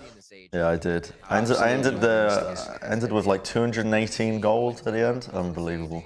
Unbelievable. They're actually the rate. I feel like there was something nefarious at play to result in that. We brought down mid, just for what, information? So that they break it, and now they're just slowly trying to play into A. No presence towards mid. Gen.G holding on to B. So right now, Gen.G have Gen.G got the right read. To try to fight for this site. It really depends on what Envy are going to throw here on the initiation. So we'll see how they develop. If Envy just slow this down though, eventually Gen.G are going to go and have to re-explore mid. Oh, here's a drone now. You can see that Quinn is... That's a really well-timed drone. Yeah, that is a nice A minute drone. in. With a minute left even. Oh, and they wall. This and is they reinforce before they could break it as well. This is a different comp from Gen.G on this map, isn't it? Am I wrong? I can't remember what Gen.G were playing last time they played. I could be wrong, but I think Sean being on stage is a new look. Yeah, I don't think they've played Sean Sage. I think they played Sean on Raze or something before. They all just went over the rope. They used the rope to go over the wall, and none of them got punished. I don't know why. I think they just weren't expecting it. To start as Okay, and now the wall's gonna break and they're just playing posts. Yeah, they have a nade. Look at Crashies. Crashies often tries to explore mid in post plants. He's going to do this a lot in the actual rifle rounds. He's not doing it this round because he's pistol, but... Oh, the molly. I mean, presumably that's on the plant. Yeah. Really nice utility from Envy. Look at that. I mean, that is perfect. But also, why didn't Gen.G punish them when they were coming in? I think they just didn't expect them to all 5-man over the rope. You don't want to be stood facing the wall as they break it, because you're just going to get... Sure, yeah. Yeah. That's what they have to get back into a site, right? You don't have... This is the same comp 100 Thieves is running, right? What the Gen.G comp? Yeah, it is. Well, except for Austin was on Raze. Yeah. Oh, yeah, apart from the Raze, right. Yeah, they don't run the Jet. That was a really nice post plan from Envy, though. As soon as the contact comes in, yeah. Just what is? Very difficult to deal with. And excuse me. playing out here and Observing mod check? What just happened? That's a. They just kept us in a free cam. That's a T2. I thought the round didn't start. Oh yeah, I thought there was a pause of some kind. Yeah. And then you just see the kill feed light it up. I mean, it's a T2ers. It's a eco round. Yeah, it's like it's a T2ers. if you're gonna fuck up a little bit, then that's the round to do it on. Yeah. They do that in Europe all the time, though. All the time in Europe, they're still in a free cam when the round begins. Happens constantly. They actually have to react to that. So there's just a lot of value out of that. Yeah, I don't know what their workflow looks like when it comes to observing. Presumably they have like multiple observers, right? Like you have a free cam observer and a one who's doing. All right, what's cracking in Tube here? Food and Caboose love double pushing Tube on some of these rounds. And it seems like they've read it. They've totally read it. Look at that from Sean. That is so good. Because there's no wall, they just suspected him not to be there. Yeah, that's actually Giga Brain from Sean. It won't work again though, but it wins them a free round. Yeah, it's a free round win unless. I mean, yeah. The spike's nowhere near though. All the while. Oh, Mummy's got in such a good position to get a cheeky kill. Deep here. Yeah, these Mummy and Crashies were doing a great job working A while all that was happening at the same time. Just playing off one smoke down. Crashies almost with his ult now. I don't imagine we'll see it maybe more than one more time possibly on this. I mean, they should be able to get the spike down for sure, but how much utility do they actually have for a post plant? And it's really relying on Mummy making something happening and not dying. Because he's in a one and done, and he needs to get more than one. Yeah. Well, he's in a one and then can teleport away if no one pressures him. Which is unlikely though, because the player is going to come in. Presumably someone will be ready to come in from rafters, so it's going to be so difficult for him to get anything more than one. But his teammates can hold the drop from rafters. Yeah, Avast is trying to hold rafters for him. I mean, it's the right thing to do. Oh, the paranoia is so good. Not happening. You can't swing on that either. Oh, there was so much damage. But Crashy's going for the long rotate. He has... Wait, he has his ulta. Wait, they're not... Oh, no, they are on it now. He's not going to try and ult it. To find one. I mean... Not going to be enough. Yeah, they did the best they could there in that round, considering that Sean completely outplayed them in Tube. I mean, that was a 3v5 round. Yeah. So I mean, that is just so smart from Sean. It is. Really. And now for the rest of the half, presumably there's going to be a wall. I mean, Envy are going to be happy with. But if there isn't, they're going to be very worried about pushing up there again, and they're going to have to commit utility to clearing it. A crowd as they work their way in. Is Hwing going to play for the orb here? One quick note for the viewers at home as well. He's got a Bucky, and he's 5 out of 6 on his ult. No, he's not pushing up for it. But again, it's very easy to deal with. It's always risky as the defender to go for these orbs. Wow, Food's trying it again. The wall isn't up from Sean. But again, both of them just walking up. Sean finds one again. Sean must know that Caboose is here. They always double up on this. And he gets That's so good from Sean. Back to back. Don't ever come into my tube again. Get the fuck out of my tube. I can't believe they... I can't believe they go for it twice in a row the exact same way. Yeah, I mean, they just... I mean, Sean is just so ready for that play. That's kind of nasty, though. He is so ready for it. He understands that they're doubling up there. Yeah, it's just... That is simply the knowledge from watching... Wow, that is a nice peek from Mikhail. I mean, that's just existing knowledge from watching Envy on this map. Yeah. Plus, I can't believe it works twice in a row. It's a really good... What? That was a nice little shot. I mean, this is winnable. He has a spike. Now. Yeah, he can get this over the B. 40 seconds. It's also, it stops Sean from wasting his wall at the beginning of the rounds. He's just going to hold in the early rounds to see whether Food and Caboose push. And if they don't, he peeks. You're going to get punished at some point, though, if he keeps trying to do that. To be fair, pushing up through Tube in that angle, there are so many little weird positions you can hold in. Like, you see the first time when he was holding on the kitchen counter? Yeah, the kitchen counters. And then off to the... Yeah, it's... Oh, he's going to invest his art into this as well. But I like that. He's going to push mid. This is so smart from FNS, I think. It's just a bait for him to reposition. That's all it is. Which is a nice play. Well, it buys him time, right, as well, because if they were floating and they could have been on site, they can't at least push it in time. Oh, and nice try. Nice try, though. A good idea. Yeah. But I think still 1v2. Yeah.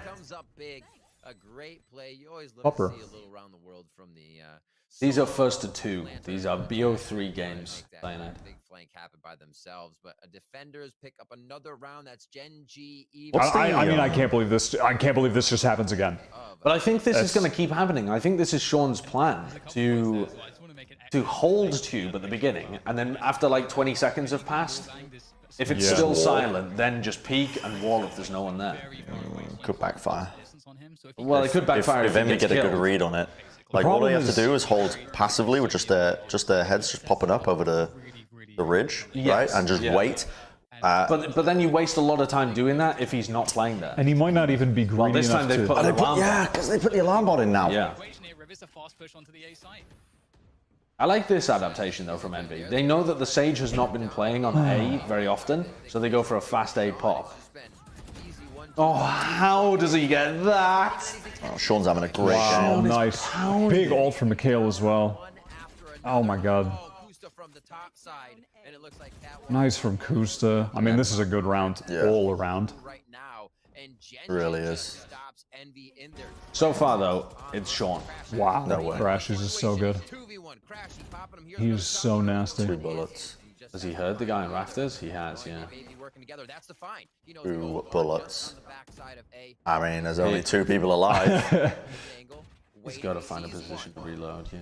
They're trying to get the Res, they're going to bait the body. Oh, wow. Yeah. I mean, good effort. It felt winnable. Really good effort. When he gets the second in style, it does feel very winnable. He's one of those players you watch him. I mean, this is 3 good rounds in a row from Gen.G now. But Gen.G, what a great. There has to be a place where they aren't looking if Sage is holding tube. Yeah, I mean, what they could do is go for a fast push under tube towards orange. But what the place where they're not looking is green. They're just giving up green, and they're playing 2 players around B instead. They're playing 1 player to watch like tube and under tube, and playing 1 player on the B site. Yeah. So Gen.G's setup is just that they're giving green here, but the meta has developed to the point where you're always really going to use the Sova drone to clear this area anyway. You're never going to take the risk. So whether or not you hold it doesn't really matter anymore. I'd also argue playing postmans on B is kind of standard when you're not looking at Vipers and comps. Yeah. It's much easier. Like this Omen smoke's okay, but what they like to do though, they like to push here now that they have the Phoenix ult. How does Sean get that? 1? Get out of here! Nice spray down from Gen.G. Oh my god, Huynh is in the skies. Actually a helicopter. AC 130. Yeah. Look at him. Yeah. Yeah.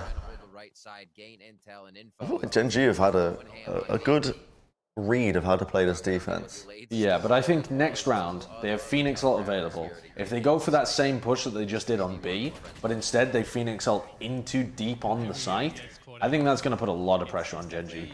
Especially if you have FNS lurking through mid. Like that exact setup that they just did there, but with rifles and with the Phoenix ult could be devastating for Gen.G to hold. Again, I have to give shout out to him with these. Steel's one of my favorite people to watch in terms of how you play that. Yeah. Or they could just go for a very basic like ult push into A, but I think the B push would be better. It is so cool that NA is just getting more and more competitive. Yeah. With every team. Oh, they're going to run into Huynn's op. They're going to drone at the BEGINNG here, but if GMD... They're going to run right into Mummy's op here. On attack. Interesting. That's intriguing. He's just sticking it. Yeah, because they've got GMD to break the drone for him. GMD didn't even hurry! Oh my god. GMD didn't even break the drone. Huynh did. Yeah. Huynh took the initial shot on the drone. That is kind of wild. But he comboed it with a paranoia, I've just realized as well, from GMD. So none of them could follow up on Huynh. Yeah, they couldn't follow up on it. Like, yeah, really? it's GMD's like presence that allows him to hold there too. Yeah. The kill on food though is the highest value pick that you could get in that fight because their whole idea, I think, was what I was saying, where they want to take green control and then ult into B. And this is the first round where Gen.G's fought over green. They've given it up every single time before this. Oh my god. Well, they're aware that they're rotating back to A. Avast has full map control on the A side there. This is just going to be a retake with a lockdown here. Yeah, but they've got Sovereign to deny lockdown. Are there any cheesy spots you can do with this? I mean, don't know. Look at Caboose. Caboose's timing. This is what Envy is so good at, by the way. Is getting these late lurks through mid. They're not. Well, they aren't going to use it. They're going to use it almost as like a and now they don't know that Caboose is there because Caboose didn't break it himself. Yeah. It was the Sova ult. It looks like Gen.G are trying to push aggressively so that the timing doesn't work out, but Caboose's flank is just still so good. I mean, yeah, it's beautiful. I mean, Kusta gets 2. How does he weave that around the corner? 1v1. No utility. Smoking 7. Wow. Yo. FNS kind of beefs his movement a little bit, eh? Kusta saved that a little bit. Yeah, he really did. One of the things that is just so powerful about this Envy comp, and it was what was booming teams in the tournament that they won, the Challengers too, is that they just have so much utility spam for post plants, and especially on A, when they get into a setup, they just have infinite mollies. The Raze utility coming in, Sova utility, the shock darts. I mean, there's just infinite utility that they can spam onto the spike. I like what GMD did there. He gave them a one-way that Kusta was holding. Kusta got most of his kills by people trying to face the spike underneath the one-way smoke that was on pipes. So that's a nice little setup from GMD and Kusta. GMD's value of staying alive so far is just unreal. Looking to go for that B-long presence. Control here. Nice attempt from Kusta, but they're still okay though. Yeah, I mean, they gave him a rifle, I think, but no, I think it was just. Was it a rifle? Yeah, it should be. Maybe not. I don't know. All right, Mame's in a lot of him to make a play, but Sean is just Sean's so aware. having a hell of a map. Mikhail caught the timing as well. Sean's Sean is popping himself off. He's had such important impact kills as well at the beginning of the It's time. all just based on his awareness, though. They're doing they have a great understanding of where the NV players could be. Even in that situation, understanding that someone could have lurked up to, despite Mikhail. 6-2. Sean has always looked. This is 6-2. I mean, it was 6-2 last We've time. seen these before. The thing is, Sean always looks. I feel like if he's on an agent where you have to be pretty intelligent with your utility usage, it's where he's always shone. You know? I mean, his like when he race played didn't look that great at the beginning. Did you though. just say Sean? Like, were you trying to do a thing there? No. Okay. I wasn't. Thank God. I wasn't. But you know what I mean? Like, I always thought that his Sova was fantastic, and then he switched to Duelist, and there was that period of time where he's looking pretty lackluster.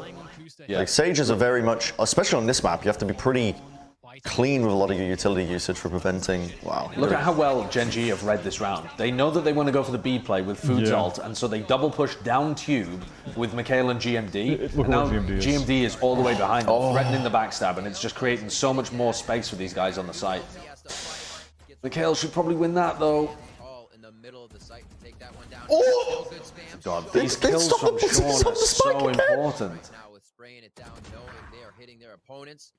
Oh, in Now they 6 know where health. FNS is. They just trade this. They know what damage is on him. Yeah. God, they have such a good read on them right now. They really do. Yeah, they have a great read on Envy. They had a really good read on Envy on Haven as well. And Envy adapted. Right. For a little bit of help, I should say. Yeah. Looks like that was I stand by my earlier point though. Like, you put Sean on an agent where he really has to think about his utility usage, his slow orbs, his walls, to set up the rest of his team, and he's just pounding. Yeah, he's a very smart player. But that's why I never was a big fan of his move to Duelist. Yeah, because it's absolutely. taken him, he's growing into the role, but it's taken him a long time. It's also just I think rare. that I just don't think that they were. I don't think his Duelist was integrated into the team properly to where he could shine until they got MC, the coach, and their style started to change. They've been using him in a more effective way.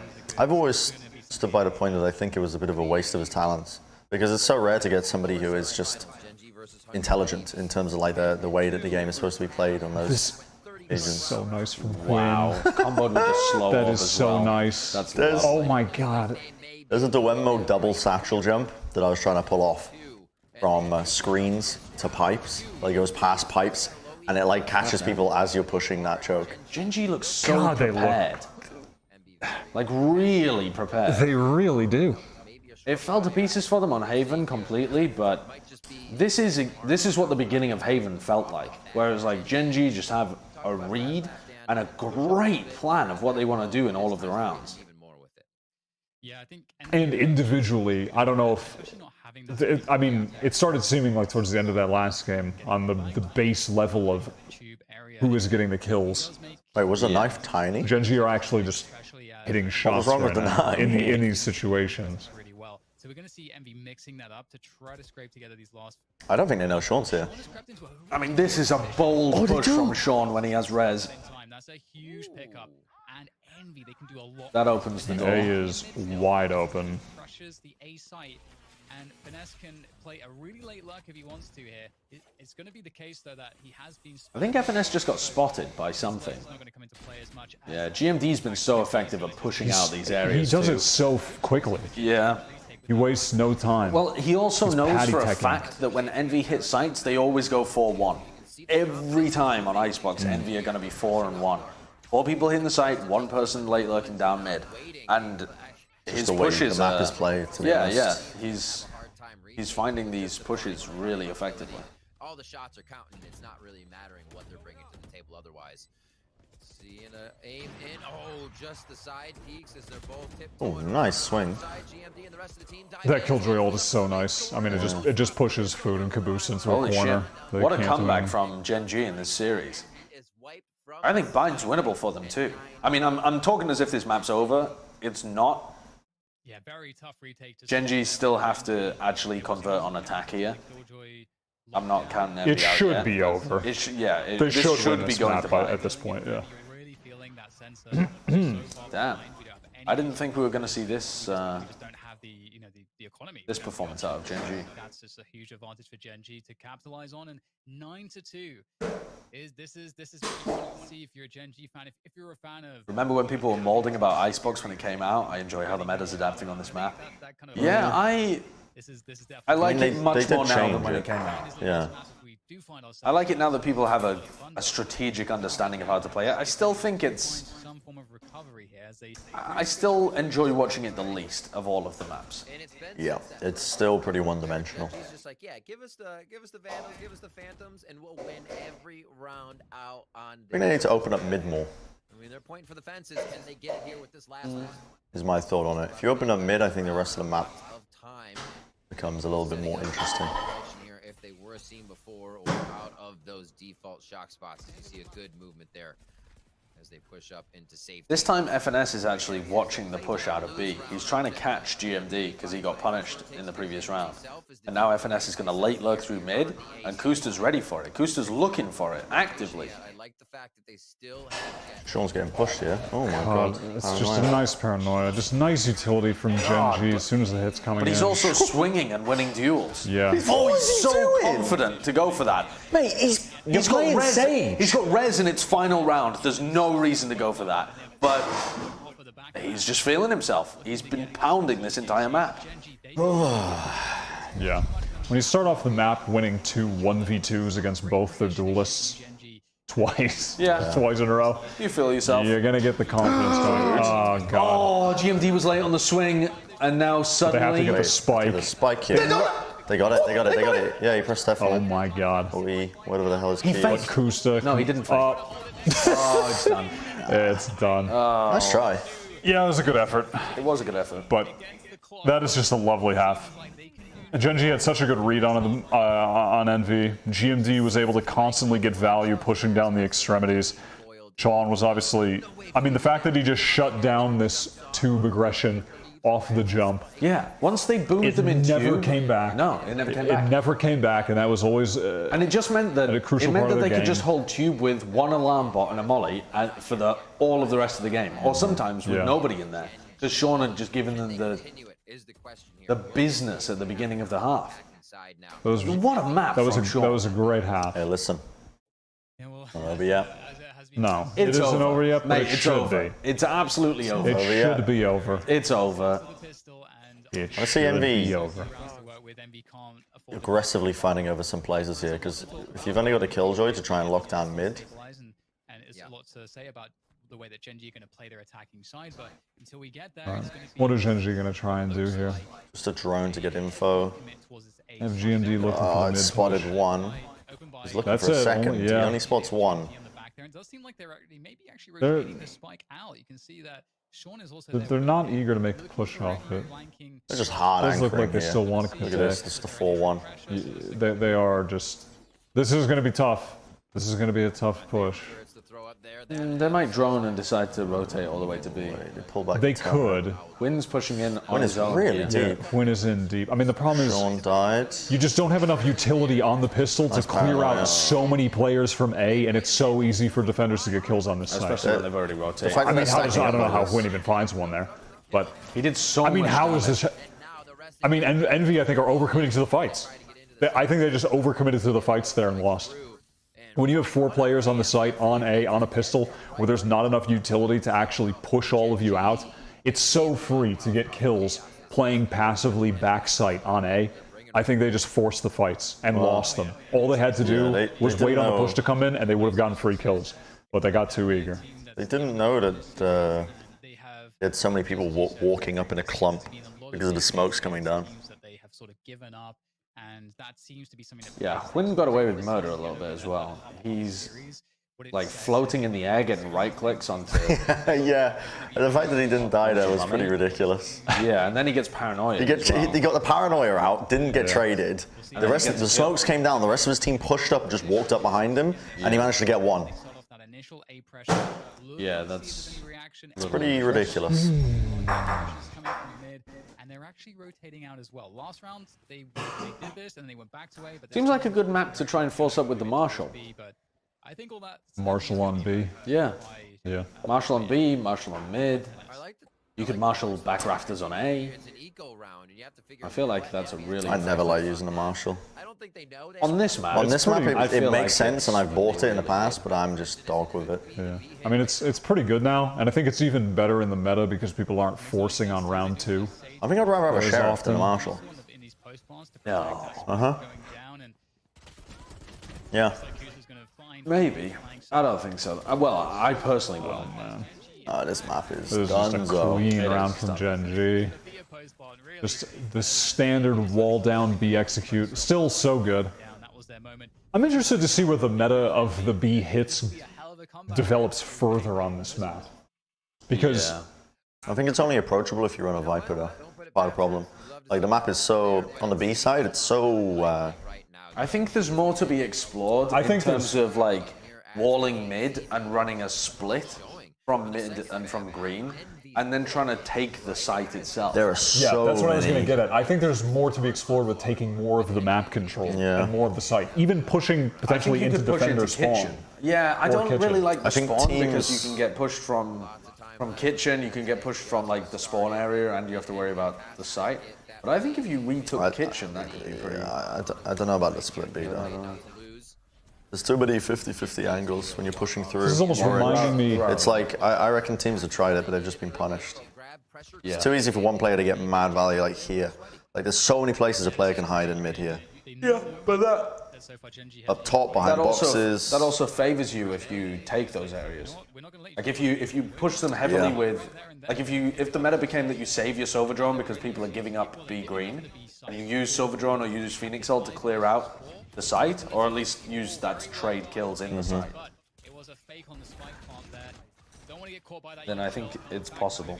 Mikhail with the shock dart to take down Finesse. So with that set, it's a 4 versus 4, but the spike has to go down. That means that But yeah, it's not Gen.G, they have to move not forward. something They teams are have comfortable with at the moment. It's not up to Envy, and what Uh-oh. the fuck, he's too good, man. It's looking dunzo. It is, yeah. Less? Crashies with a sheriff. Less? Oh! Well, that now makes it. That's gonna... That's gonna. Nope. It isn't over yet. It's not over yet. All right. That's not bad. Alive, but it's still almost a nightmare. It's gonna be a tough one to come back out of this. Things being dropped all over the place. They are trying to get all the resources they can in the right spots, and we'll see this one more time. Crashies with the Check him, cousin. Very accusable point. cousin. Yeah. Very accusable cousin. That's so insane that Envy have to win the round in that fashion. They played it so well at the start. They got the advantages. They did everything right. Gen.G would have to just mentally crumble to lose this game at this point now. I think Envy's defense is not as good as their attack normally on this map. Strategically. There's a lot of holes for them towards mid. From Gen.G at this point, if they just got 3 players here, they're just pressuring, or if it's the entire team. And maybe now they can figure it out, but alright. That opening kill is not great because it also leaves the spike stranded up on belt. And GMD's dead as well. This is alright, this isn't bad. You lost a few members. The lockdown is there. And now that the spike has Quinn just has to pull off an absolute goblin gameplay moment. Goblin. That's gonna be tough. You could but get you never know with the judge. With the judge. You never know with the judge. They've got to know that he's up here if they see that smoke, don't they? I guess it looks a bit like a one-way that you could be holding from the ground too. Good trade from Crashies. Nice. That's nice from Caboose. The damage is dealt and Envy is still... There's only one timeout duration in the YouTube chat. Dude, don't piss off the mods. They're going to time you out for an eon. Oh, it's 5 minutes. Right. Just the level of stress I had just watching, just Win sitting in these... Who are those two guys? What are they doing? Just staring out into the void. Every time you see them, the guys. Yeah, every time you see them, they're just staring into the void, you know? What's the lore? Yeah, what is the lore? Where's the story? Where's the comic, huh? Yeah. Is that the new agent? Tactical pause? I Could don't be. think so. Oh, you mean the people in the guys standing? Yeah, yeah. The people in the yes, those guys. Maybe it's maybe they agent? filled it with maybe they filled the suits with snow as a prank, and it froze. Maybe a hazmat suit guy is going to get released as a new agent, and they have passive abilities that they can't be hurt by mollies. You know, they can't be affected by Viper or fire and stuff like that. Yeah, that's really. And then basically the new strats on Icebox will develop where you only pick that guy on Icebox, and you just give them the bomb, and then they have to plan. Send them in like a berserker. They have a few ults up right now in the Phoenix and the Omen. They have This is interesting. Yeah, Quinn's going to have to do a lot of work in this round. Got denied hard though. Oh, FNS gets 2. Food's over the wall. Yeah. get back in. Good shots from Food and the rest of the team as Sean answers Okay. back here. Pretty clean win in this round from Envy by the look of it. Well, listen. After that is the question. Don't call me handsome. DMD trying to make it work with the sheriff here I inside. think you're pretty handsome. Listen, it's not over yet. Okay. You're a handsome guy, Bren. Oh, thanks, Wyatt. That means you can plant in a Brim ult. I think you can actually plant in your own Brim ult. If you wanted to do that for some reason. So, say that again. You could plant in your own Brim ult. Yeah, well, you take less damage from it, right? Yeah, I don't know why you ever would want to do that, but good. I'm wondering if what they're doing that so they can kind of condition. Yeah. That's a nasty play, actually. Just running into your own Brim ult and planting, and then at the same time you have your Sky Popper heal, and you're just tanking someone. I don't think that works. Yeah, I don't think it does. You can heal through your own damage. We have to try Wait, that. for real? You can't heal through enemy damage, but you can heal at least somewhat through friendly damage. That's a We have niche to do mechanic. that in a ranked game. Yeah, I'm down. Along with my 5-man in the smoke strat. Yeah, We bust out with smokes. I mean, that would work. It is a nasty The strat. entire premise of that strategy requires a Sky, requires a Brim. For both of those, we're adding depth to the You composition. could add you could run a Sage too. So here's what I'm thinking. This is just the cheesiest idea. No. I've So ever heard. on Haven, we go up short A, and then you put the Brim ult connecting short to the site. So then you can just get right into the site in the ult. Sky pops the heal. Sage pops the heal, and then you plant inside the ult on A Haven, and then you retreat back into short. You know what I mean? Yeah. It's like the next level of a useless. No. It's the next level of the NRG Haven A where they send Shanks in and he plants in his own smoke and then he runs out. It's the next level of that, but with a Brim ult. My friends and I did your 5-man Haven smoke strat, and it worked 100%. I mean, those guys must be playing in the depths of Iron. But sometimes, I've seen that guy. I've seen Damon and Radiant. Yeah, sometimes you need a bit of discipline. Sometimes you need a bit of discipline. The ult will stop the healing. That won't work. I think you can heal through friendly damage. Oh, by the way, the game's over. Yeah, the game is over. By the way, game's over. Game is done. So, all right, map 3. That was a great map from Gen.G. I'm gonna fact check myself. Good map from Gen.G. Color I me think impressed. There's not really much one can learn from Valorant casting, Peter. At least, like, if you're thinking about taking it into Overwatch casting, because the flow of the games is completely different. Yeah, like, also completely different. I think Valorant casting is very young. Yeah, it's green at the moment. Yeah, very green. Like, there's only a few people who are actually very good right now at Valorant casting, and there's a lot of people who are doing it who are just, because the game is so new, they haven't got up to like the level that the viewership would imply. But that's not because the people are bad, that's just because the game is new. Alright, can you heal friendly damage Valorant? I'm cheering for Except Boathouse. I've got a soft spot in my heart for Except. I want to see them do well. Unfortunately, they're up against FaZe, and FaZe are just... and they got the trippy difference at the moment, so... Yeah, I mean, trying to Google something like this gets you... What are you trying to Google?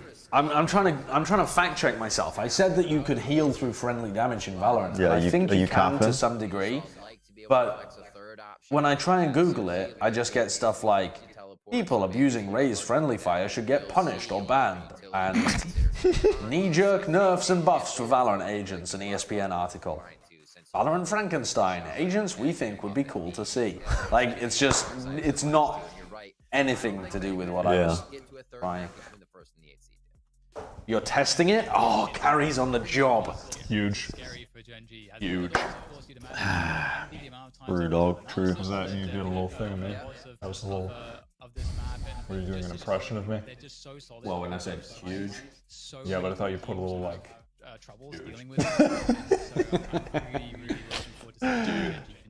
Dude, that's huge. Yeah, yeah. Looking at buying their 51 plays coming in for I too like Except, but unfortunately, I don't think they're going to be FaZe today. I am... Dude, there's so many teams I'm rooting for in this bracket. I'm rooting for FaZe.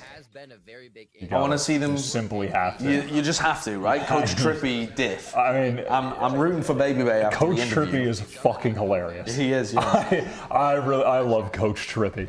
But also, he is fucking fun. I'm really rooting for 100 Thieves. I want them to bounce back and be the best that they can be right now, before, like during Masters. Yeah. So I'm really hoping that they come out looking excellent. And I'm also rooting for Sentinels. I'm really hoping that they come out of the gates with 10s and pound. Because the team has had a lot of unforeseen issues in previous tournaments as well. Like when Shaz's dad died as well, and they weren't able to be at their full strength when they're in the previous tournament too. And they've been the best team in North America for a while now. And yet, the tournament results recently have not been, or at least the titles have not been there. Yeah. So, I'm rooting for those guys too. Yeah. Who else? Immortals, always an Immortals stan. Yeah, I would love to see them succeed. I'm gonna lie, when I did my pick'ems earlier today, may have predicted Immortals going to the final. Really? Envy. May have done that. Am I insane? Yes. Because the thing is, I was banking on the fact that Immortals beat 100 Thieves in the first round, but that could go either way. Who knows? But if they do, I think that they could then make a run through the lower bracket. I think Immortals matches up against FaZe pretty well if they lose to Envy. That's who they would face. You'd have an Immortals FaZe game in the lower bracket. Assuming FaZe win and lose to Envy in the semi-final. Yeah. God, I am excited for this next game. I want to watch more FaZe Clan. Yeah. I really do. Going back, and I didn't for whatever reason, all the games I just missed during Challengers 3 were the FaZe ones. So I went back and I just marathoned all the FaZe games. Yeah. And it's just... That would have previously made your brain explode. But it did make my brain explode, but in such a nice way. It was such a satisfying mental explosion. It was just... I couldn't believe what I was seeing. They were so good. It was just... And exciting to watch as well. They're so fun to watch. I couldn't believe what crazy timeline. I couldn't believe the progress that they've made in such a short amount of time, which is also why I just feel like they just have to beat XSET. Then I went back and watched them play against XSET and lose in Challengers 2, and then watching their gameplay in Challengers 3, it's just not the same team. I've got a question for you both. Sure.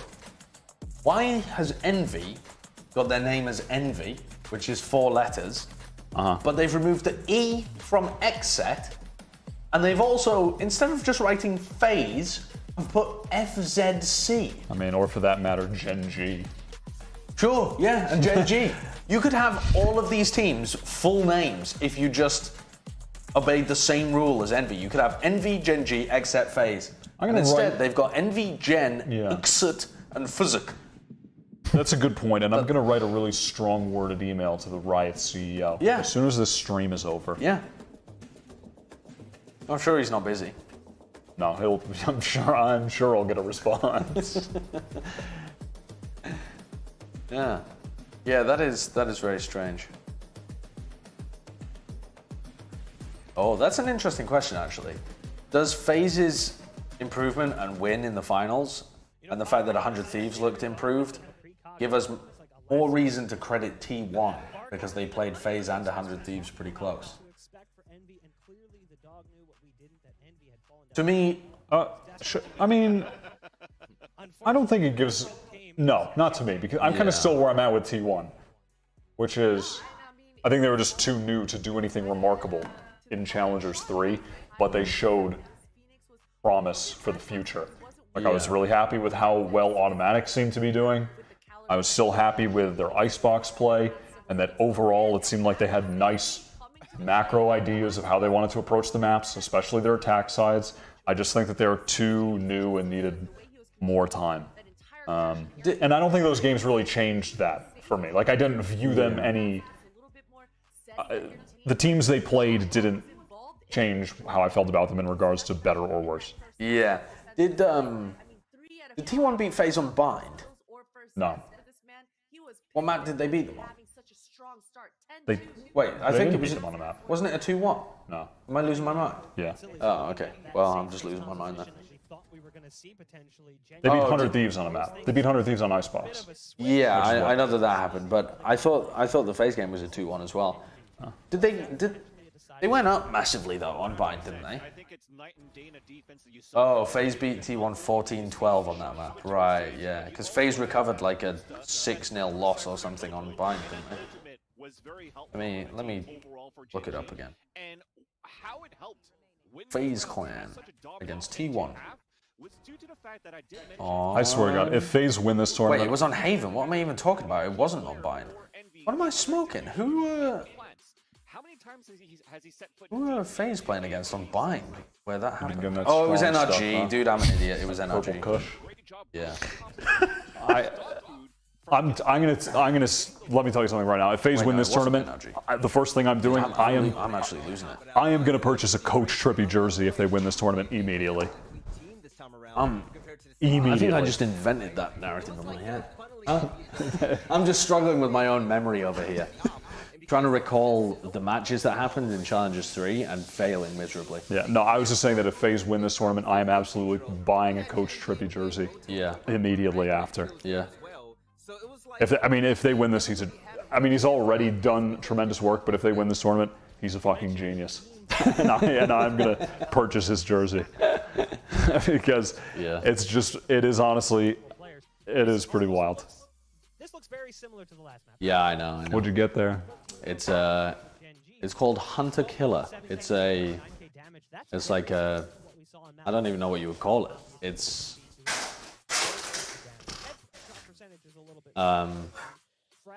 I don't know. It's like you're the investigators in a fake murder story. It's not really a board game though. It's like they mail you clues and you have to put it together. I don't know. Is that still a board game? Kind of? I don't know. Anyway, if you're interested, you can look it up. I'm not going to explain it to you. Well, Envy were ahead in headshot percentage in that last map, so that's promising for the future. I'm glad they show that stat on screen. Holy Why have you got so much Red Bull? Don't show that on stream. Are we getting a check? Then don't show the Red Bull. Why? And in fact, I never said Red Bull. Energy drink. Stop saying. I mean, they're sponsoring Masters, so the logo is up most of the time. Yeah. Are they sponsoring Masters? Yeah, the logo's up pretty often. Get them down my neck then. Get them down my neck. But yeah, this is, you know, Alex who works for Red Bull. Oh. I was speaking to Alex the other day, and he was like, "You want some Red Bull?" I was like, "Yeah, okay." I see. That's cool. That's cool. So I got a bunch of it. You should get a Red Bull sponsorship. Yeah. I think that's one of the great things about Envy, right? And having an Bren did outsmart us. Is this what they mean when they say riot water? Yep. They just mean Red Bull? I mean, yeah, you can flush your toilet with it, I guess. Oh, here it is, the Red Bull clutch. This is the moment when they won, when they entered the lobby. That's your Red Bull clutch. That reminds me of the problems that Overwatch League was having with crunch time. Mm-hmm.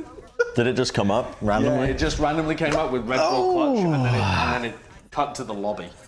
Then being in the server. Yeah, true. That's crazy. Crunch time was amazing at the beginning of the Overwatch League season in 2020.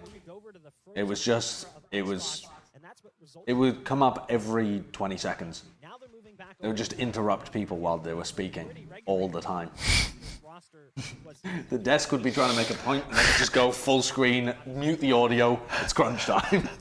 It would happen in the middle of. That did happen. How long did that happen for? It was happening for the first couple of weeks. It was happening for a while. It was happening for too long. Yeah. It was like people forget about that because it was like the first homestands, but that was a catastrophic problem in the league at the beginning. It was weeks, right? Yeah. It was. It was like the first couple of weeks. Until the pandemic. It wasn't. Yeah. I don't think it was. It was because the pandemic. They took a break and they had enough time to fix it. Is that what? I think so. Yeah. I think it was. Yeah. Yeah. That is crazy, actually. That's why it was such a notorious meme. Yeah. Oh, the power of crunch time. All right, what are we thinking for the final map for buying? I think this is Envy's time to shine.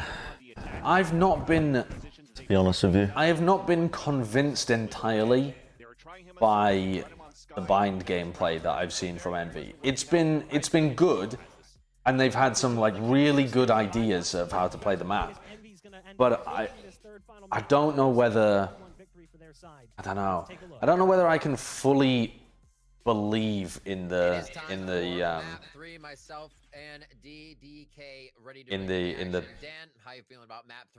stuff that they've been doing recently. What are you saying? Well, they've. I don't know. You're looking at comps, right? You're trying to look at the compositions. Yeah, I'm just looking up their win rate and stuff on Bind recently to see whether I've got completely the wrong idea. They have been winning on it a lot recently, so maybe I shouldn't be doubting them too much. And I do like how active they are. They've been running a lot of crunches in sand and that kind of stuff. They're very aggressive on the defensive bind, which I think is a good way of playing the map. They use the teleporters a lot and that kind of stuff. I think it's really valuable as well. If you take some early control of the ult orbs, you snowball food a little bit. Building up the running backs. I like the way that bind works for Envy here. Although you never know. Win on Sage. Yeah. That's intriguing. This is normal, is Are they trying to? I can't remember. I'll be honest. I can't remember. Is this just to lock down Hookah? Yeah, I think it might be. I think it's also the slow orbs are going to be really effective against the defensive aggression of Envy. Yeah, it should be, right? They're going to be able to use slow orbs like when they're attacking and they're pushing Hookah. They're going to be able to wall off the teleporter so they can't get sand crunched. They're going to be able to slow it as a reaction if they get pushed from different areas. This Sage should be high value against Envy. And Gen.G obviously putting up such a great showing already. I think there were 2 or 3 fraggers. I haven't seen Quinn play Sage in a long time. With 15 frags last game. Like, Quinn used to play Sage way back when. When was the last time Quinn played Sage? And that's what you love to see. One thing we didn't mention actually as well is that I wonder if he's going to keep upping on defense. So, and I don't there was think a he would. universe I always spell Quinn's name wrong. I always put the U before the Y before the U. True. What exactly Gen.G will be up to, but as we go into this pistol, All right, here we go. Pistol round. What's cracking? Immediately a 3-man push-up short from Envy. And they meet Kusta's trip, and they decide to back off. Kusta knows that they're going for this. Kusta isn't just watching it with the trip. He's ready to watch it if they push the trip as well. Kusta is he's trying to catch a timing on them here. Oh, wow, he's got it. It's massive. And his trip's still... prepared. The trip's still intact, so he can't be pushed through market. And now Caboose is in an awkward position.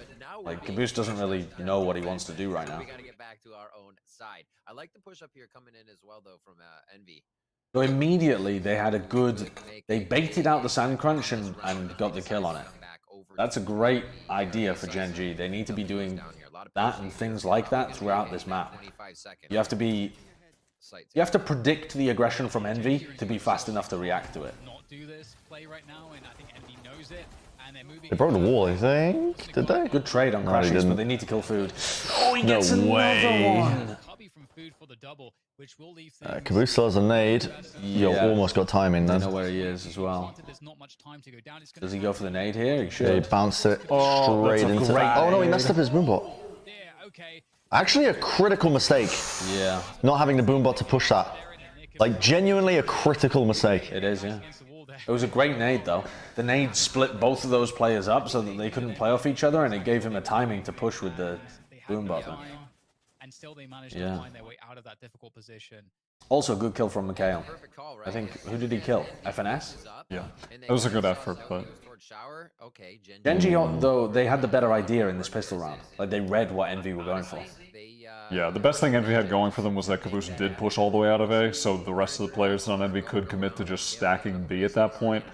But even still, the utility from Gen.G was nice on the execute as well. What limited utility you do have on a pistol.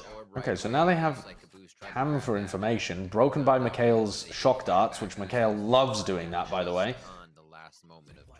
And Gangster. Mikhail and Gangster both do that a lot, where they'll shoot shock darts to kill these cypher cams that are in aggressive positions on bind. And you can see that Envy are actually gamble stacking towards B. They don't Very really have info right now, but they're making some guesses. Static default from Gen.G, just watching for... Yeah, but if they end B, ego aggression. But... FNS has called for them to stack here. This is going to be the lurk by himself, so... And they don't have any info towards showers, so they have to really commit to it. That flash is brutal, but Food with just the frenzy not being able to get that. Caboose with a trade off. Dude, this elbow. still is not This is so great. tough. The health is so bad, the shock darts. I think at some point... Gen.G's health is tragically low. 40 seconds, you might just want to take the teleporter. That's what I know. That's what Mummy's thinking of. That's why he's gone back to A. I mean, they have to be thinking about actually taking it as well, but it seems like they just really want to commit to this. Steps into play. They feel a little more comfortable. Sean's Smoke going down on top hookah too. Wow, he headshot him through that. I mean, yeah, he just doesn't have enough health to make anything significant happen. The stackers happen. won this round for them. Yeah, I mean they just walk into a stack and they were trying to run a slow utility. default, but they didn't have anyone actually taking information over at A, so they couldn't. They didn't feel like they could safely TP. I mean, from our point of view, they should have. They were also so clumped together in Octagon that all the utility damaged multiple players. Yeah. They were just taking the spam bullets as well, just coming through. There was just so much damage done onto them. Like Sean cannot achieve anything entering into the site on 10 HP, and then the other players on 70. It's just that's when you're in the danger zone against. Well, it's a good gamble stack from Envy. Worked really well. It is. Have Gen.G forced this round? I didn't see. No, they did not. Trying to go fast up short. Good trade, but FNS should be able to hold down the lamps, and then, I mean, so hard to clear Caboose out of here. Oh, nice trade from Mikhail. FNS might be fucked here, and they've got a rifle. Wow, wow, they have really. I mean, the NV players were just so split in those positions they couldn't help each other, and they just. I mean, Caboose at least got one and done. Yeah. More often than not, he definitely finds two there. It was a nice trade from Mikhail. Yeah, Mikhail and GMD both playing that really nicely. GMD didn't overpush hookah. Yeah. Lamps. He really took his timing of it. I did FNS couldn't get at least one. This is still so doable, though. Nice from God, food farming. Still so doable. Food has his ult now, and then here comes the snowball. This is when Phoenix is good. What are they gonna do with this ult? This is when They're gonna Phoenix is crunch? just so powerful. What do they normally do with the Phoenix ult and buy? I mean, Envy do like to go for sand crunches in a Yeah, but they don't sense. normally use the. Don't they send it through B long to crunch showers? They do a lot of showers crunch. The other thing they do is they just save it for retake sometimes. Yeah. Crunchers? Any crunchers? Especially if you're a Gen.G fan in their chances to make something happen. Well, he's actually just playing towards hookah. Op now on Mame as well. Mame in an interesting spot. Yeah, it's nice though. It's a nasty angle, Get someone out of honestly. the op.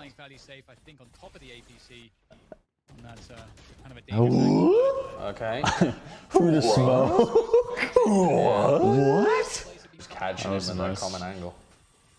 Nice little shot from Sean. Get the info and push immediately off of it. They find the trade. That's nice. Yeah, I mean, Food coming through late, and they're so prepared for it.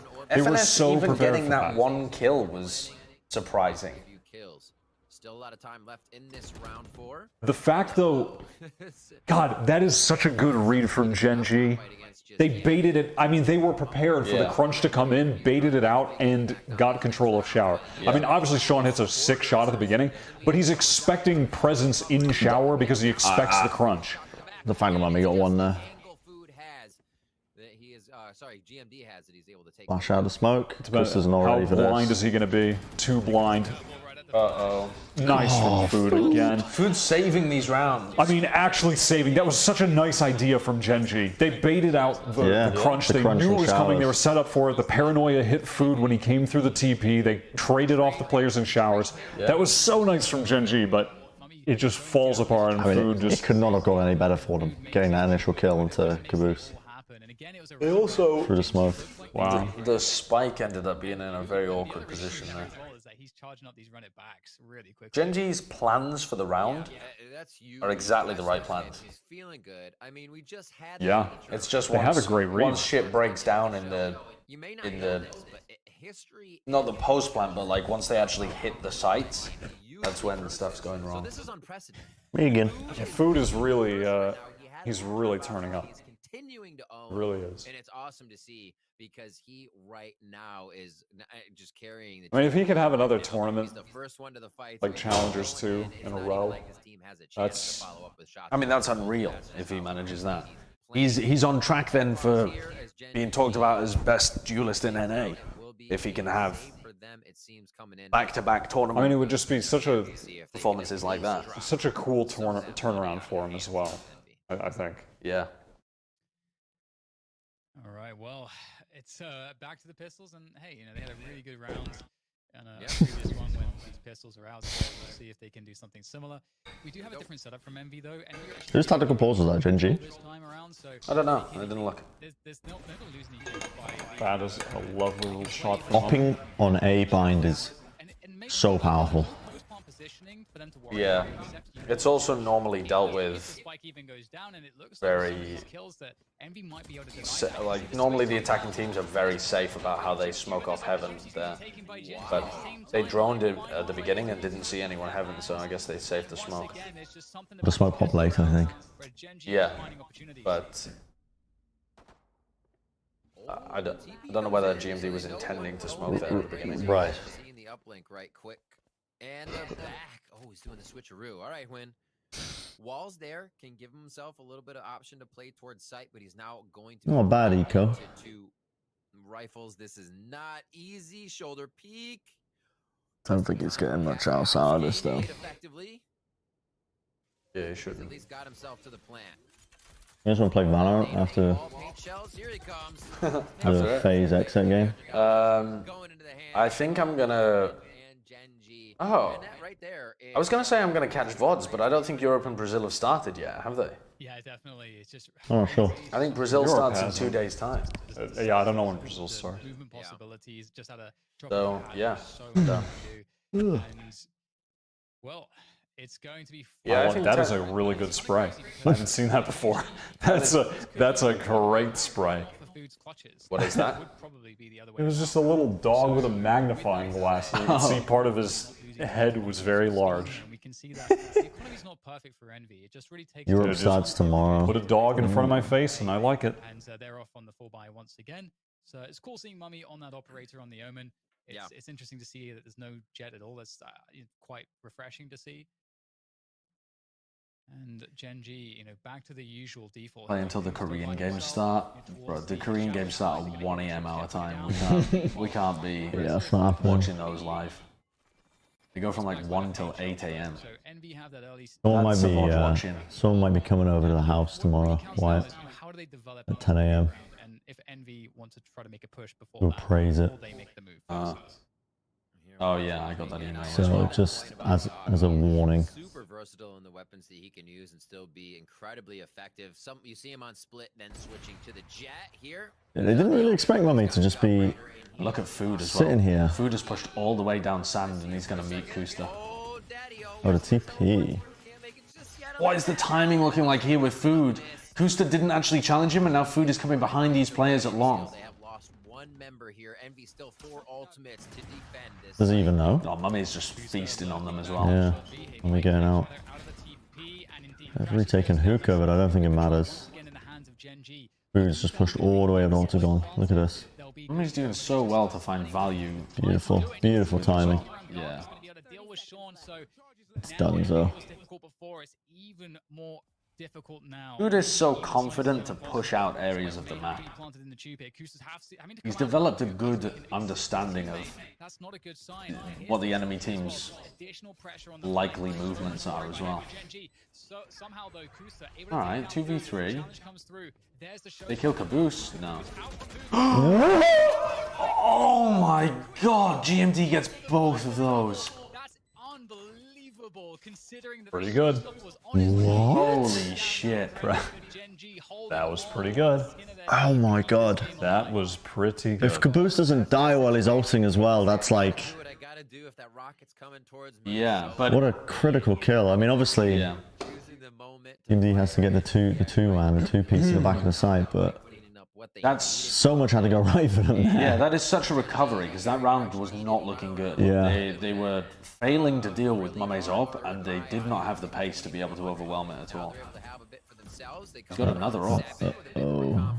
Sean rocking the showstopper as he throws out the default Roomba. Caboose has pushed down short, got into Cubby, and Mummy's holding first contact with the op. A little bit of push here. Envy. Oh, if they go back to A, they're going to get devastated by this setup, I think. And they have Food's ult for retake.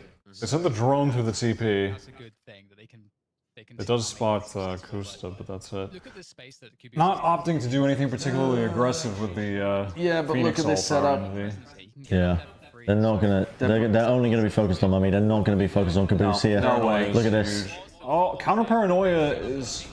Oh, nobody's clearing. The nade is just not there in time. No one can trade for Quinn because the nade is there. Yeah. And I don't think Caboose actually. Sorry, I don't think Sean knew where he got shot from. Because he was paranoid.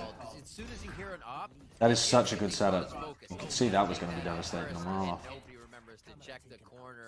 Ooh, that's good. Yo. Hello, that gets them back in the round maybe a little bit. Food is still miles away. If they lose another player, this is so winnable now. Food's going to have his ult, but he's going to be in. He's going to be in like a clutch scenario, and I'm not sure he can go for it. Oh, nice attempt to get out from Mummy, but it's not going to be enough. He does have the ult, but they spot him out. They need to plant only 12 seconds. He can't ult. Food's trying to go fast. He's just going to flash in. All right, now he knows the positioning of all of the players. Oh my god. Such a good job at isolating that 1v1. Getting everything he wants so far this game. 10 HP. as he taps the spike. Oh, nice try by Food. Good try. A nice effort. Really sick by Gen.G to win that one. That Kusta play was, that was a nasty entry for Kusta. It was so well played. Kusta's having a good series. That first kill and then the cam and the push through the smoke. Oh my god, that's so good. Super big opening, 2 frags. That is. I thought that was an envy round for sure. Kusta is so good. He is, yeah. Kusta is so good at this game. It's unreal. No, I think if Food altered there, there's a risk that he could get wrapped around. Yeah, he would just get rotated. He's just going to get wrapped out of lamps and then he died. I thought you were saying that to Kusta being so good. Just no. Sorry, I'm reading the chat. Someone said that Food could have altered there, but he would have got punished for it. 100%. He might have been able to ult from like deep short. You know, like when he first pushed in. Hello. I didn't order anything. I don't order anything. I didn't. It's not my house. That's crazy. Well, I guess nobody's going to answer the door. Jaws, can you get the door? I mean, I don't have my... Back into a 5 versus 4. However, the ultimates, as they stand, looking pretty good for both teams. Great pick up. Oh, actually, no, it's 4 p.m. I was going to say it could be Beth, but I don't think it would be Beth. Gets the trade eventually. 4 versus 3, and with all of that action, Gen.G decide that it is the time to strike here now. So much pressure around Showers. Let's hit that B site. Audio shot, nicely done by Crashies, playing the site, and it's just a bit Oh, faster. GMD sprays down 2 again. GMD's having such a good... Oh, he's 1 HP. He was excellent on Icebox, too. Yes, he was excellent on Icebox. I think you'd say Sean was like the player of the map, but GMD was not far behind. Bren's gone to investigate the door. Keeps himself safe, ducked inside that dark cover. It was a package? It's always going to be a risky play there, but I like the fact when he goes for it. We got 3 crates of Red Bull. I don't know why they sent it separately. Gen.G are going toe to God, we got even more Red Bull. Oh my god. But it's more about just Yes, it can't be Beth. Beth isn't allowed to leave the house until 6. No, that's not what I mean. What I mean is that I can't think of a reason why Beth would be at the door at 4 p.m. Even more Red Bull. It is more Red Bull. More Red Bull. How many? We needed 24 more cans. We got them. That's 72 cans of Red Bull. 72. Ooh. 72. I mean, can I have one? No, I don't have enough. And looks like actually Envy going to give it up for once.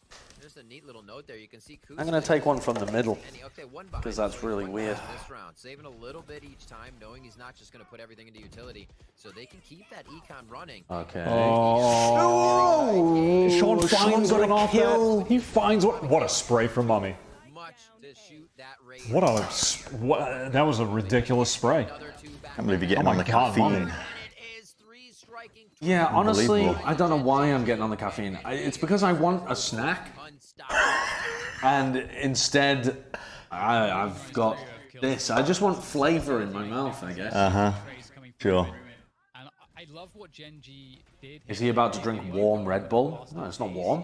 And with all the showers control, how warm is it? What they've been doing is committing. Is there anything wrong with drinking warm Red Bull? Well, I think I'm liquids actually have to be very warm when they hit your mouth for you to identify them as warm. I'm also. Do you think Bren's Red Bull friend was put on a mission to? No, I don't think so. It doesn't matter, but Alex literally specified. He was like, "Do you want some Red Bull? You don't have to shout us out on stream or anything." I was like, "Yeah, okay." Oh, Crashies might get overwhelmed here. All right, there's a rifle. He does. Can FNS support him, or is he going to get sucked into the maw as well? Holy moly. Uh-oh. Run. Run, is chasing. Okay. Bro, the ankles. That is good from Sean. Win trades 2 Are you kidding off me? of that mad entry. And now, do they both have rifles? No. This is really Mikhail's still playing with the Sheriff. Caboose could be devastating for them here on the flank, though. In the hands of Caboose, so and there's just a lot of possibilities here. Caboose, though, he catches the Win could win a 1v2. He knows the positioning roughly of both of the players. He's got his wall as well. Caboose is moving fast. always, and so it's All right. Plants Well, a spy, gets a kill, gets a res. No. All the bodies are on B. No. He's just playing for the long term there. He's not You never thinking know. about winning this round anymore. You never know. Yeah. This is going to be very tough for Win to win this one. He has 30 seconds to play with, and it's the dangerous game for MV2 that they don't peak too soon as he's getting baited out. Hey, No. Wow, the splash damage. I mean, where did that... what? I think it landed on the corner of triple. The Rockets... They bend. There's something wrong with them. Yeah, they bend around the corners. They bend of around corners, but they don't bend around some corners. yeah. There's something very weird going on with the kinda Rocket. It's kind of weird. But he didn't really know how far Rays had gone, right? He could have been all the way up. You reverse psychology, do you? No, I mean it's. He said he'd give you Red Bull only if you agreed to lie to the chat. No, he said we were catching up, and he just said, by the way, do you want some Red Bull?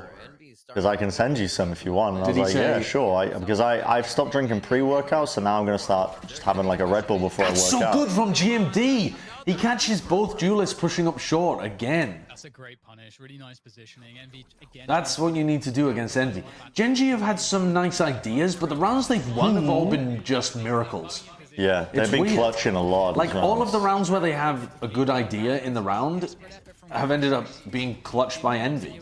I mean, this is the lone exception. Assuming FNS doesn't pull off the 1v4. Nice. GMD is good at Valorant.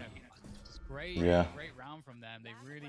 Jimon. I love the idea from Emmy to push short A like that. You keep saying Guimont. I think his name's Guimont. In such a nice position. Are you guys from what? You guys from Quebec? Yeah. Yeah. You guys know? Yeah. We're both from Yeah. Oh, Actually, my salut. uncle works at Quebec. Oh, salut. Oh, très bien. Oh.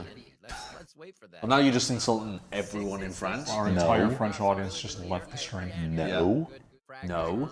Actually, I'm admiring. I like croissants. I'm admiring the language. Oh, really? Yeah. Yeah. You used a very admiring tone there. It was mainly okay. I was using the French language, but I was admonishing you guys. Okay. Yeah, tell that to the courts. 120 left on this one, Dan. Lots to happen still, and another just. I'm offended. Gen.G with crucial ults to play with in this final round. Much slower pace here from Minus 50 viewers, Pepe laugh. Yep, well, there goes France. There goes France. Just be very disappointed in Brennon. Gen.G up gaining around Garden. So I like France. I like the French. A hookah setup. We'll have to see This is slow from Gen.G. It is very slow from Gen.G. FNS playing an interesting. He's playing the Neptune position. Okay, did they spot the player at bench? Yeah, but they can't punish. Oh, Sean's gonna die. No, he's not gonna die. This is very dangerous right now, Riv, for Gen.G. Sean didn't even take that much damage from that nade. Very tentatively. Great little satchel up from. They've ulted B to try and drag people to B and force the push down short. This is so good from GMD again. Wow, and Sean wins on low health. Dude, that's so good from GMD. Ulting to B there just forces the Envy players that are on A to push for information and make sure that it is a play on B. Get that down. A bit of utility to be used. 2 more ultimates here if they could get a res somewhere around the map.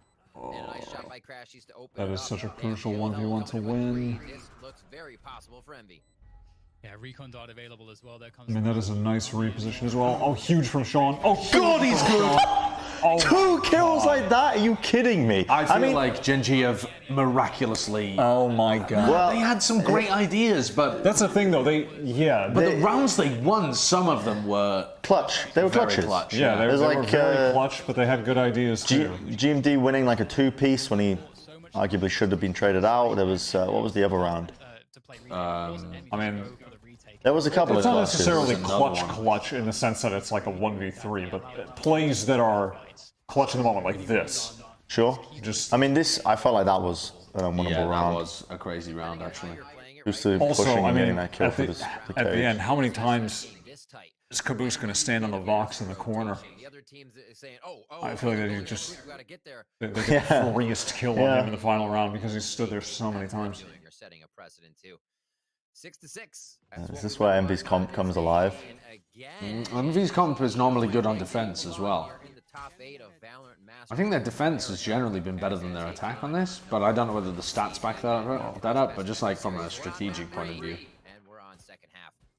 Frenzies, ghosts alike across the board, and it looks like it is going to be a tentative. On Haven, this was where Envy came alive, and food just started pounded. Yeah. Gen.G, they're not going for anything aggressive on A. They smoked very close. So they don't actually have info towards that side of the map. So they're not actually aware that all of Envy are just stood outside B. Nice from Quinn. Wow. The headshot with the right click as well. Get it out the game. Oh my god. Fast rotation from Gen.G. I mean, the classic Such a right fast click. rotation. We could start Masters with an enormous upset here. Yeah. You think this is an upset? This is a big upset. If Gen.G win over Envy? I would say how Envy were good- favorites, but I think Gen.G have always been good. They've just been playing against very strong opponents in almost every single tournament they've played recently. Yeah, but it's still... This side of the bracket should have been very good for Envy. Like, of all the opponents that you could pick for Envy to play against, maybe Exet would be lower than Gen.G, but I don't even know whether that's the case. That's a hard call. Sure. But, like, this... is a success. It's not over yet. Not over yet. You know you can work off of that. That's kind of one of the best wins that you learn from. They say you learn from the loss, but Yeah, there's not many games today. I think tomorrow there's 3 matches, right? Or is it only 2? I don't know. I'm not sure, Turtle, but I'm going to stream later after the games. They don't want to give up any free angles to a quick classic headshot here. So they're playing it safe with util until Envy presents themselves. If you just talk about seeding as well, isn't this number 1 seed versus number 8 seed? Yes. Just some poking and prodding once again. So according to the seeding, this should also be the most favored game. Yeah, I don't know how much you can, like, I don't know. Yeah. The scene's so much in flux, you know, over the course of a tournament to the next. Yes. It's... Seeding, I still think, is quite rough. The only way that disadvantage Woof, can be woof. mitigated for Envy is by using the numbers and swarming the site and using that speed of approach. We're pushing the Navi strat here, Dan. Bring it down to 15 seconds. Yours and Bren's mics are echoing. Wait, really? No, just ignore. I mean, I saw 2 people say it, that's why I mentioned it. Oh my god. That's a big move, but still, Food is left alive. He do so much All right. without helping the frenzy. And We are on a gun round. so into the first buy round now. We are on a gun round. Yep. I mean, who's got an ult? This was where that first gun round where we did see Icebox take off for Gen.G. I think the echo is occurring just every now and then. Yeah, it's when like the caster starts shouting and we're leaning in. Yeah. It's picking up on the TV. We're thinking of changing the microphone setup anyway so that we can get people on Discord. Yeah. So that should also help with any potential echoing. If Envy flub this one, it's starting to look really rough. Gen.G, you've got a free bonus round right here. When you say free, well, I mean, I don't mean free as in they're going to win it, but sure, you mean using like very leftover guns. There wasn't that much economic damage in the previous round. Was yeah. They got 2 kills. And that's something that they will go to sometimes. So GMD, sorry, not GMD. Quinn starts in hookah, walls hookah, rotates over to A, and they're now 3-stacking A, and they know that there can't be anybody in hookah right now. And once they break through the hookah wall, they have the rest of the utility for like information on whether they've actually got onto the site. FNS's cam, sorry, not FNS. Kusta's cam just gives them that info. Oh my wow. Oh, okay. Okay, Sean. I mean, he could have got that kill. Wasn't a crazy idea. These guys are so clean with their aim. GMD has had a great game today, also in terms of his aim. Like, they are winning duels against Envy, which is such an important thing to do against teams like Envy and FaZe. Yeah, on Icebox, they just started winning duels as well. Or on Haven, it was just Caboose running over them. Well, that's a lovely shot. That is great Crashes, shot. and this is going to be so hard to kill with the Spectre. Yeah. That's a wrap. That's gun diff at the end That is a of the day. lovely round from Extremely Envy. important round for Envy to win. And they didn't use any ults. They didn't use the runner back Yeah. to get it. Positioning, but you know what? If you can just win it with a couple quick headshots, so Yes. wins the day. Yeah, a little disrespectful to run across. The money's still in a bit of a precarious position though for Envy. They lost so many players. They took him right out. I feel Like like Food had to buy half armor this round. They smoked themselves off to get across it. Do we think it's feasible to hold an NA Challengers event in a LAN environment in the build-up to Masters 2? So, more power to Impossible to predict because we don't know what the COVID vaccination situation is going to look like, but it does. I mean, I wouldn't say it's likely. Different spot for GMD. Wasn't able to get a quick shot off there, so they do figure out that love. I think we should all consider ourselves very lucky that we're even getting a LAN for Masters 2. Yeah. Hunter's Fury is there. Oh, GMD missed the one-way. Both sides, so we'll see how this affects the round. Yeah, I really like the. There's 2 kill trips here for them to play Hunter's around. Fury. Are they going to push? Yeah, they are. Double Satchel jump into Hookah. Or into Lamps even. Oh, they Counter roll though. as well. It's pretty big. They've already taken space on the site. Yeah. Caboose again. Not Caboose, sorry. Sean pushing behind. This is a difficult one. They'll have to find Oh, Food's ready. That's Great kill. Yeah, this is nice from Envy. Like their economy was kind of actually pretty weak. Like a lot of them didn't have money. They needed to win this round. I like the just really just hammering it home. They put a with the ults. lot of pressure on Kuster in LAN. Hunter's Fury, double satchel jump, Yeah, they run had it back. paranoia as well at the exit of laps too. So they paranoia from short to hit him as he was running away from the double satchel. Crucial round. Yeah. Kuster was playing with double trips on the site itself instead of using them to help him hold. Seconds here, so it just keeps dwindling. Then you can't res because everybody We have a press interview with GMD after this match. Any questions you think I should ask? Yeah, I mean, I think asking him how involved he is in the shot calling and whether that changed when their new coach came in would be a really interesting idea.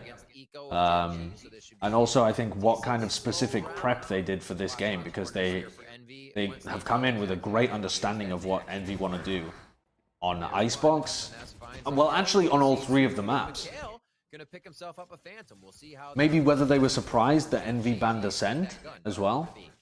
Because they looked really prepped on all 3 of the maps, which I'm surprised that they thought the map pool would go this direction. I would not have expected the Envy to play Haven here. Nice cross.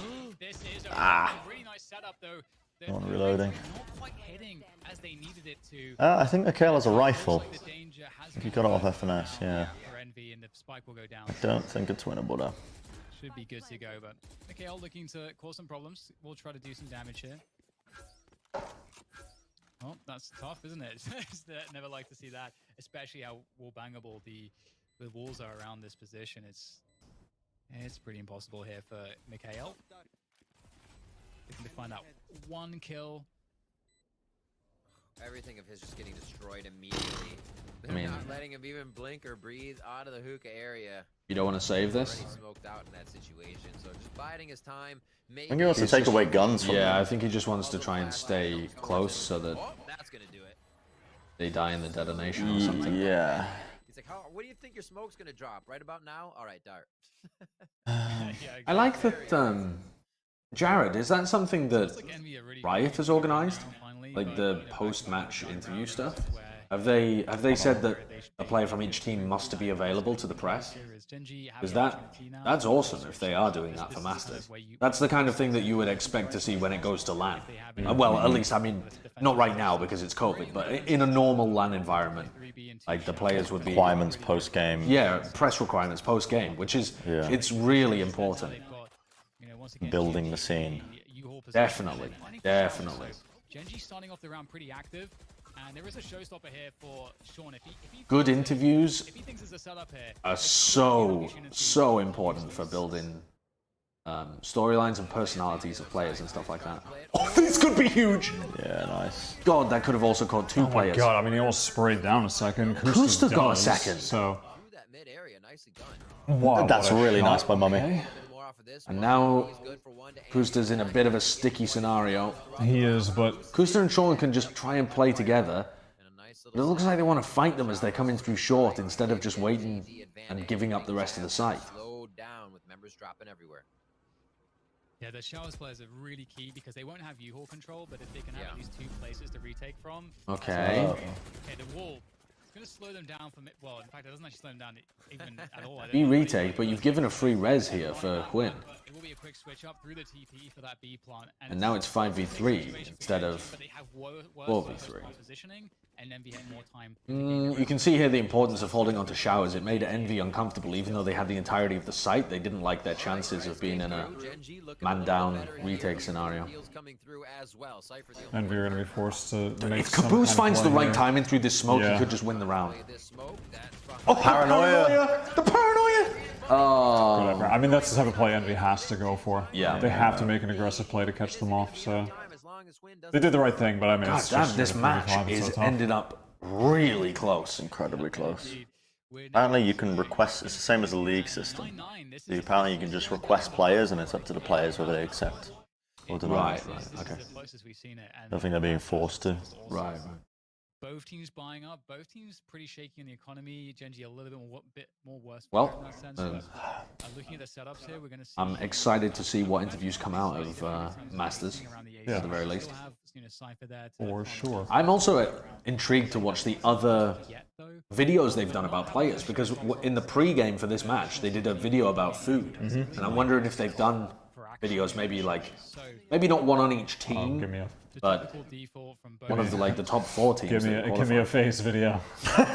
Give me that baby video. So next. They're just sitting in position right now and just working Showers as they have every round. I love it. The double util. Camera, sonar. Oh, the All right, Quinn's going to be under pressure here in Hookah. It looks like Food and Caboose want to try and push this area.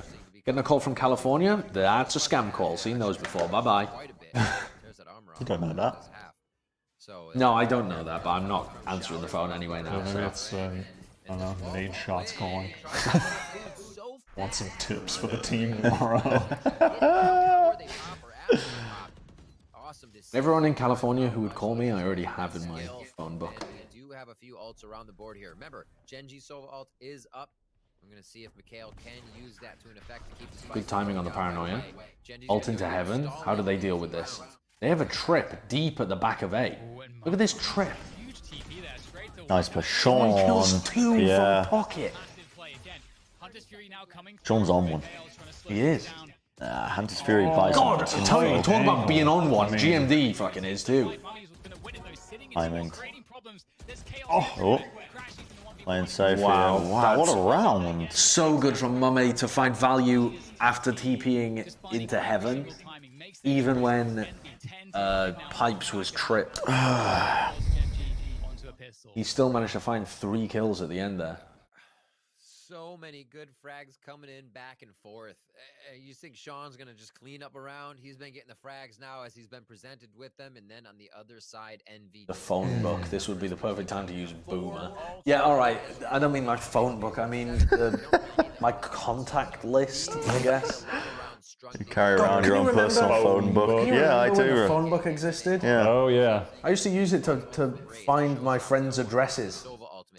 Yeah. Because all of their addresses were listed in the phone book as well. I thought you meant like a little notepad that you had people's numbers in. No, I mean that's like what we had. Actual, like the yellow pages. Yeah, like the yellow pages or the BT phone book in the UK. Just. So How else were you supposed to contact your friends from school? Exactly. You had to find them in the phone book. Yeah, you got to find them in the phone book. Because otherwise, you're like you wanna go call for your friend, but you can't remember where he lives. And you can't ring him because he doesn't have a mobile phone. So you're like, oh, I'll look him up in the phone book. I never looked anybody up in the phone book. Really? Yeah. But I had like the friends that I wanted to talk to, I had their numbers already. But my friends didn't have, what, you mean mobile? No, they're home phones, yeah. We had it in a little book. Yeah. I had my best friend's numbers, but I didn't know all of them. The correct spot. Showstopper is up for Caboose, but he's going to make it work. Like I said, if they don't have to use too many ults here, It feels pretty good. Caboose does fall. Alright, well, this is a gun diff round, but unfortunately now Envy have a shit ton of really useful ults for the next important rifle. It feels like round. they just ran away with this one. I mean... Not ran away with, but they're going to off the back of this out. round. Yeah. Yeah, off the back of the previous round, honestly. They have kept ahead just enough economically that they can pull off the win at the end. Great icebox showing that they were able to come out on. Unless Gen.G come up with a huge round next. Wow, my god. Somewhere in it, but He wants to die. Heal through the spike, yeah. we've had both teams winning each other's picks here, so it'll be interesting. Did anyone... Is Carrie still in the chat? Did you test my healing through friendly damage? How would you even test that? You could get a friend online. You could get you just use your own damage. Put a molly on the floor and see if you... Oh, wait. Who's healing you? Who's healing you? Like you have to figure out how to. Yeah, I mean, you'd need 2 people. You'd need 2 people. You just have to play your. He did. It's on Twitter. What are the That results? chat's disappointing me with these biased takes. Why is it that Valorant fans always go to bias? Who are we biased for here? I don't even know. It's always bias. People don't know what I it believe means. that person is joking. They could be. I've seen another guy saying it, so I assumed. Am I being trolled? I believe you just got trolled. Am I being trolled? This is what we said would happen in the previous round. They just Sova ult and Phoenix ult and they overwhelmed the Biancas. Yeah, 2 and now picks they've got already. 5v3. And it's just... I love the tempo shift here though from Envy. They play really aggressively to be able to get the 2 picks, and then they slow it down and send the drone in afterwards to be able to like clear out any rotators that have come back over. Gen.G are gonna save though, I think, and play for OT. So this could easily be a showstopper. It is actually too easy to troll me. Getting baited. They meant based. It's just a typo. So disappointed by these based takes. Yeah. Not supporting my team. So biased. Ice cold emoji. You are nitpicking and biased. You lose, I win. Bye-bye.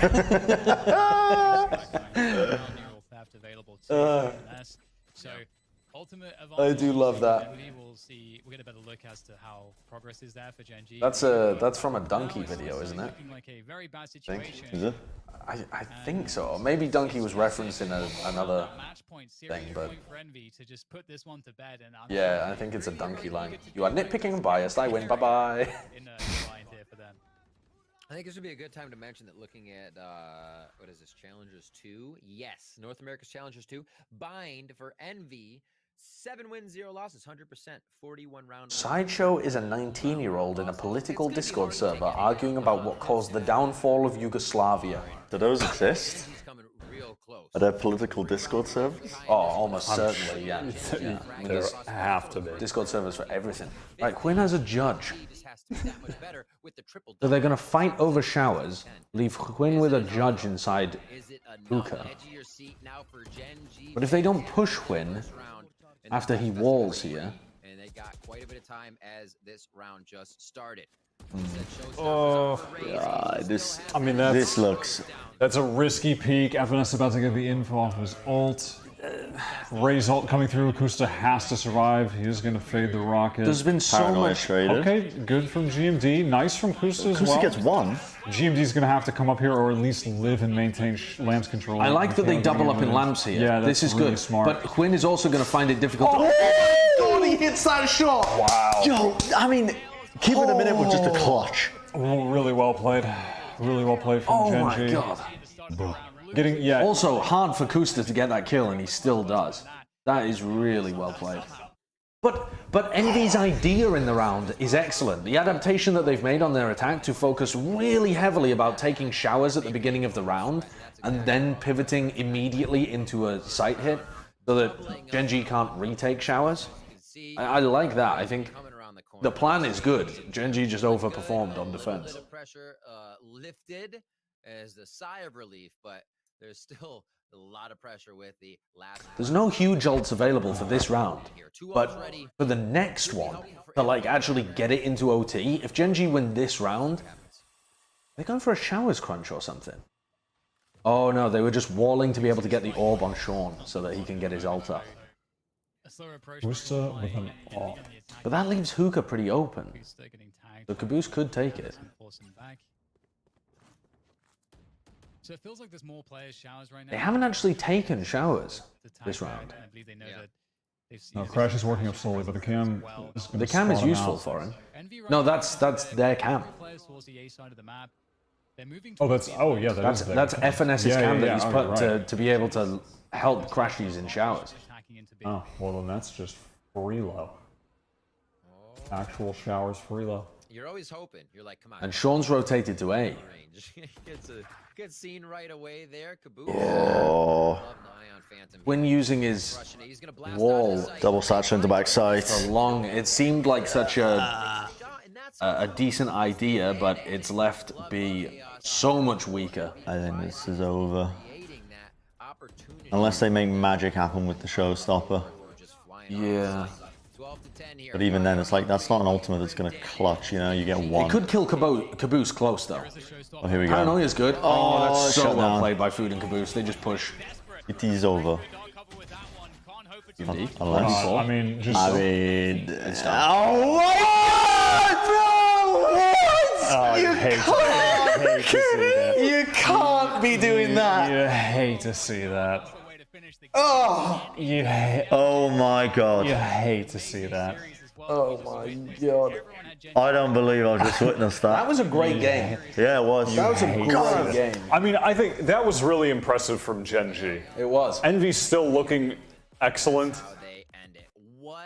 A really, really nice effort from Gen.G, though. DDK's died. Yeah, I think Envy didn't dominate the duels, though. That is one of my other takeaways from that match, is that they didn't look like they were But I think that was... on fire to the same degree that they were in the previous. Wow. I They think had that very has a good lot to do with Gen.G stepping up in that regard in a lot of instances. Yeah, they hit some nice shots. Because there were still some really good moments from Envy. Oh yeah, But- yeah. They still played well. That was a great series. It was a very good series. And I'm impressed with Gen.G's read on the game and the preparation that they clearly put into being able to understand how Envy were playing. That was the difference for me. One of the problems, though, is that now Gen.G do not, well, probably have not put the same level of prep into their next opponent. And they need to win their game in the lower bracket to get that week break to prep again. But they do have a day. They get to see who... Wait, do they know who they're going to play? Yeah, it's either going to be Exeter phase. Yes. Right. And then they get another day off, and then they play that match. So they're going to be able to sit down and watch this game. Yeah. Yeah. But they don't have, like, a full week to prepare. No. Well, actually, they won't have... Yeah, they would have had a week to prepare for Envy, because they know that they're the lowest seed, so they know they're playing against Envy. Yeah, I Right think... from the beginning. I mean, it was a really good show. That was the difference was. maker to me, was, I think, Gen.G's read of what Envy were doing. Which part of the reason why in Challengers 2, I think Food looked unreal was because, okay, he was playing really well, but he was also being set up all the time. He was, Like, he had amazing reads on the opponents that he's playing against. And Gen.G changed up quite a bit in this series. Carrie, what was the results of the test? Chat, first of all, let me apologize. You get to go from two beautiful men, DDK and Rib, to me. I can't help it. That's just DNA. Thank God you just said yourself, because you wasn't going to say that about It's on Twitter. I mean, honestly, they put me next to you guys. I'm going to look it up. It was on Twitter? God, Carrie just wants these Twitter clicks. Not going to tell me the This results. guy, all about the impressions. I mean, He was trying to get the impressions up. It's very possible, but I suggest you watch the tweet. Yeah, All right, we're not going to be able to bring it up. Actually, we could bring it up on screen. No, we couldn't. It's going to take too much. There's a lot of editing put into this. We have to pull it up. There's a lot of editing put into this. Immediately, I could tell. Someone's going to have to put the link somewhere where we can access it, because we don't have a keyboard. How do you want me to pull this up? I guess I could open up YouTube. Well, I don't even know what account this is on when it comes to YouTube. Yours? I mean, just let's have a look. Okay. There we are. Plat There. VALORANT. Oh, there it is. Okay. Put it in the chat. Hello. Put it in the chat. Oh, this is gonna get weird. Where's we the? pause it. We pause it. Where's I don't the- think they can post links, can they? You can't post links in the chat. No, I don't think so. Oh God. Maybe if we click on SI's profile, we can find his Twitter for the about links. To scroll up. That's what you want to go for here? Yeah. Oh my god. Wait. You can't click people's names to go to their YouTube Okay, accounts? maybe. Okay, if you. Okay, Maybe it's give me. here. Wait. Oh. Oh God. No. You're no, don't put a timeout. Don't put a timeout. Don't put a timeout. Give me this. Okay. Oh my God. I have my methods here. What are you? Drew is absolutely spamming the chat with the link. Yeah, look, the link is down there. Oh yeah. Okay. All right. Let's see. Okay. No, chill out. All your jets. All right, what have we got here? Unmute.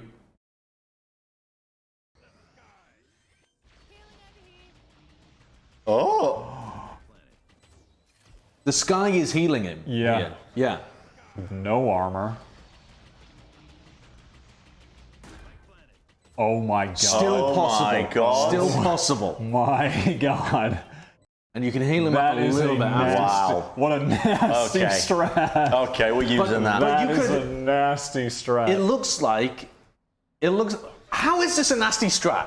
It's so nasty. I mean, this is nonsense. It's not even. I'm telling you, you go up A short on Haven, you ult up A short, and it connects into the site. You run up in the middle of the Brim ult, plant inside of it, and then you escape back into short. Okay, but what about... That is such a nasty strat. It seems like you might be able to do it to stick half of a diffuse as well. In fact, you could do it to... If you combined it with a smoke... Whatcha? What? Are you Sorry, okay? I sneezed. Did you just sneeze into the open? I tried to move my elbow and it got stuck. Such an overreaction to having a sneeze. Yeah. I mean, that was... I've been told, though... That was over the top. It was, yeah, it was. You could smoke. It's a smoke that hurts you, but it's a smoke that's very big. It's a zoning. It's very big smoke. As well. But the thing is, like if you did that on Haven B, yeah, or Haven B for that matter. If you did that on Haven B as you went to diffuse, you could, if you had mid control, you could run up towards the spike in the middle of the ult and get half for free. You'd have to be healed. What I'm saying is, no one's going to expect it. No. No one will expect this. I can guarantee this as well. It will not work. Because it requires your Brim to be on the bomb. It's gonna work. It requires your Sky to be healing the entire time instead of covering you. Yes. Whereas realistically, you would. I mean, it's a useless strat, but that's a Plat chat classic. It's a really good. It is it's a useless strategy. It's a really good strat. Should we try it in headshot ranked? Percentage. Oh well, Gen.G got a higher headshot percentage. They really should have won that game. We're hitting a lot of headshots. Objective wins. That's why Envy won, because they remembered the objective. Oh. Every piece of this. Is there any value to showing overall team damage at the end of a game? Is there any value you could think of? Like if you lost the game but you had higher team damage, would that ever be interesting? No. No, I don't think it would. No. We're not playing. Oh no. I mean, it's not interesting in any esport. No, I think personally. It can Do be they in use that in Overwatch, Overwatch? actually. Do they use overall team damage? No, not overall Do team they do damage. If a team loses with more overall damage, it usually implies that they are just not coordinated. Depends on the meta, actually. But also, it could be kind of interesting, I suppose, for like different. Yeah. No, it's just not. Somebody said earlier, what stats would you like to see from Jett? And an interesting stat, I think, would be assists from dash. I don't know how you calculate that. I think you'd have to be, if you use dash, what kills will go in the vicinity of it? You know what I mean? You mean players that you detected or broke their ankles when dashing Yes, in? like just a stat that you could tell, like if a player dashed in but they didn't get the kill. I mean, good luck getting. The data should be there. Like you can get heat map data already. I think there'll be a way to work it out. Like genuinely. That would also just benefit the teams that are coordinated, because if you just jet dash in and satchel charges into the. Yeah, I mean, it would be kind of cool. I think it would be kind of cool. Well, what about wouldn't it also work if you got the kill and then dashed away? It would have to be kills after the dash. Kills after the dash. Why is that a problem? Yeah, it's not a problem. I'm just thinking it through. Yeah. It would have to be kills gained within 2 seconds of the dash, within X meters. A very, very, I don't know, very niche strat. Yeah, it would. It would. Something very simple that CS:GO has that Valorant doesn't is KAST. Kills. It's how many rounds on average did you get a kill, get an assist, survive the round, or trade a kill? And trading being like detected from the kill feed, I think, of just being like, did you kill an opponent that just killed somebody else immediately afterwards, or within a certain period of time? Yeah. And so it's like KPR, but it also includes assists and trade kills. For sure.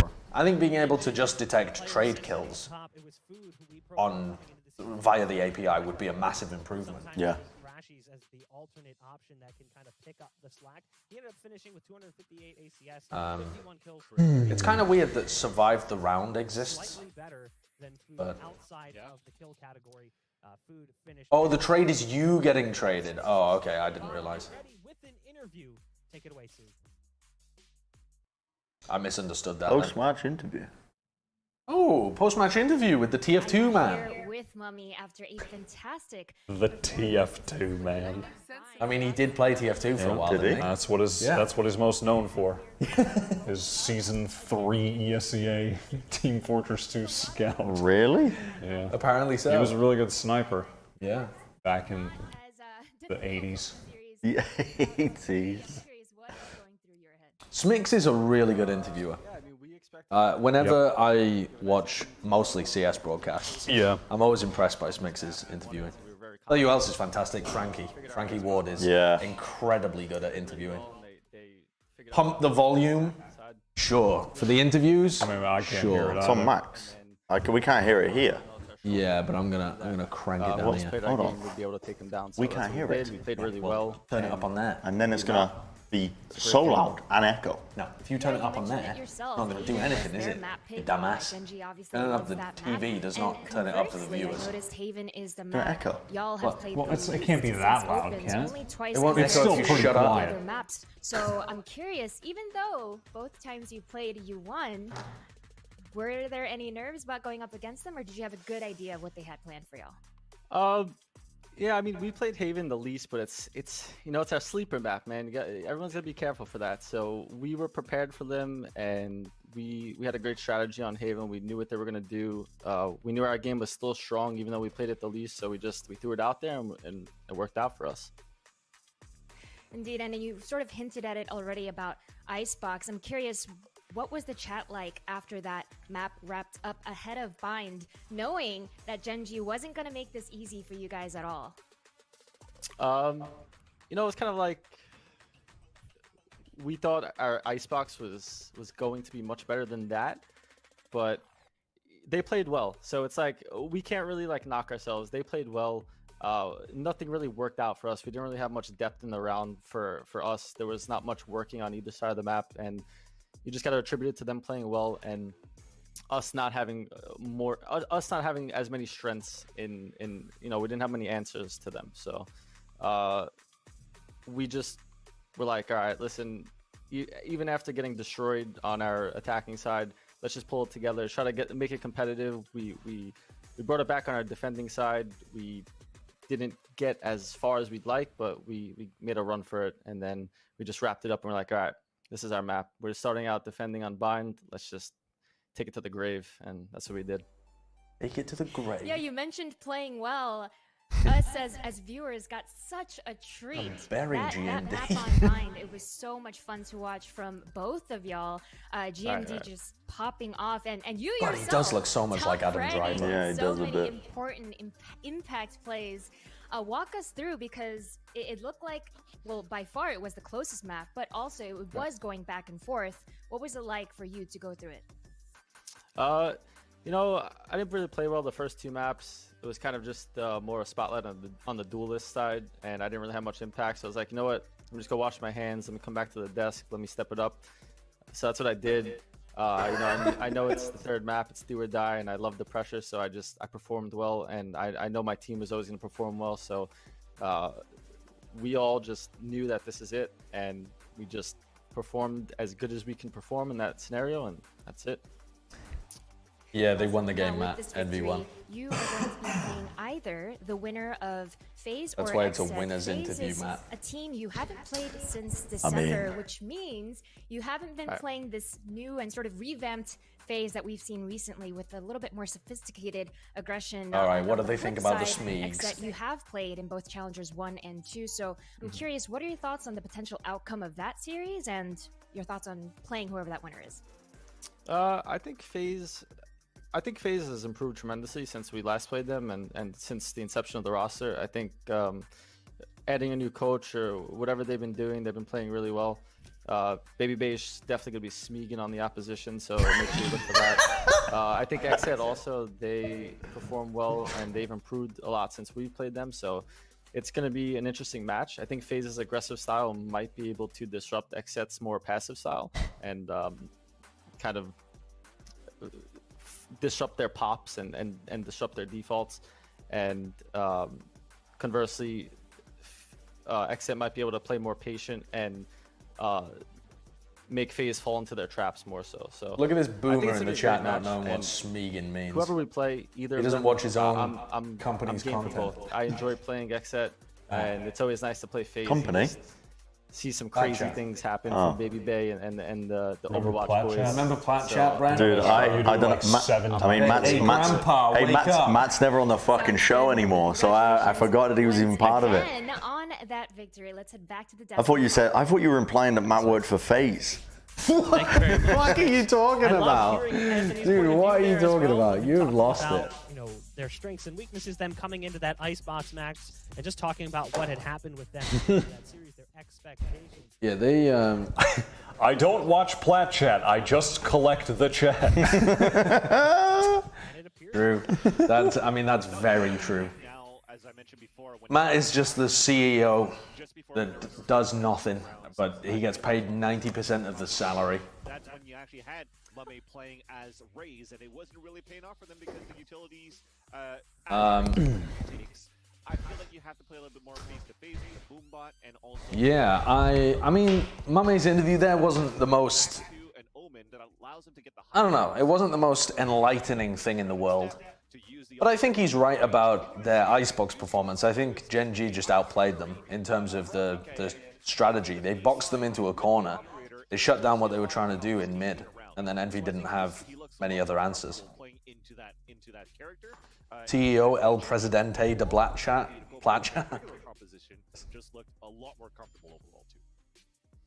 I understand, Spawns. I understand. Did Wyatt leave Plat chat? Yeah. What? Temporarily, he's left the couch. Yeah. Is my mic on? Yeah, it is. What? What? What are you guys talking about? You are actually like my grandpa that's just woken up. What? From a 3-week slumber. Who just won? Who won this game? Who's it? BBG? Where's Ninja's team? Where's Ninja's team playing? When is TSM on? When does Seagull play? This is just a happy TF2 flashback couch. We have Mela, Bren, and Mega Stupid 3. Okay, well, just I mean, it doesn't make sense. That's it. Yeah, I don't understand. Is that supposed to be a noun? That doesn't make sense. All right, I want to see this FaZe Exet game right now, please. Are you still simping for Exet? I think they're a good team. Yeah, but are you thinking that they can beat FaZe? No. No. I think it's a really bad matchup for them. Yep. I think they're going to struggle a lot with the aggression of FaZe, and I think as long as FaZe are hitting their shots, their style of like forcing the 1v1s and playing really aggro is going to test Exet so much. The fundamentals, Exet do have very good fundamentals, but it's like Mummy was saying, they're a passive team. And FaZe are Smeegin. we'll find out who's going to take the series. Yeah, if FaZe is Smeagol, but I'm just saying. Smeagol requires you to hit your shots. This is my thing with FaZe. Well, actually, yeah, I do think that Grand Finals match of FaZe Clan, I have never seen every single individual play up to that level at the same time before, ever. I think that FaZe are unlikely to look as good as that in Masters. But I think they should still look good. Is that Golden Boy? Yo, Golden Boy in the chat. What's up? You know, chat, you know why Foreheads stopped recording? It's because Golden Boy is too rich and famous for us. It's not true. We keep asking him, yo, Golden Boy, can you record the podcast with us? We have another really successful podcast called Plat Chat, and we think that Foreheads could go somewhere, and he just says, no, I'm earning too much money wiping my ass. I thought you put that message in. No. That wasn't you? No, I thought it was you me. in the group chat. Like, Golden Boy was like, hey, you down to record this Tuesday? And you were like, oh, I'm sorry, I'm counting my dollar bills. So I got to take a flight down to Panama real quick. I got to make a bank deposit. No, I'm very poor. Very poor right now. Sure. Yeah. Sure. Imagine being this much of a knob. God, I can't imagine, Golden Boy. But I like that you're self-reflecting. Yeah, Golden Boy's too busy hanging with The Rock, you know?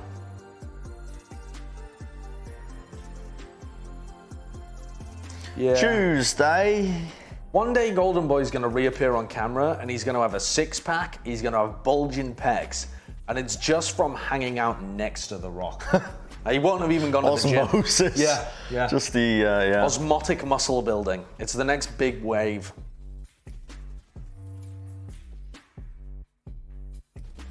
Still working on the Golden Boy AI. It's not Tuesday, it's Thursday. Americans really like it when British people say Tuesday. But also... It's like the new meme. Tuesday and water. As well. Yeah. But also, I asked Beth earlier this week, I said, how do you say train? And she said, train.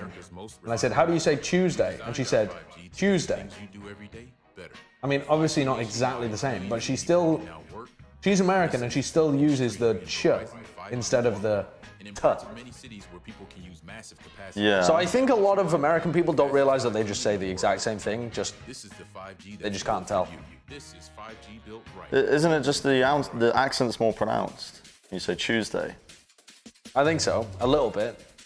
I'm not a linguistics guy, so I don't know. There's a lot of linguistics people in the chat. Always. Yeah, I mean, I'm sure everybody here is going to university to study linguistics. That's why we're bringing this topic up. Yeah. I don't know. I've seen a lot of British people get pressed online when Americans make fun of the Tuesday thing. But on the other hand, I also see Americans get pressed all the time by British people. I mean, Americans have just butchered the language. Americans are completely stuck in the past.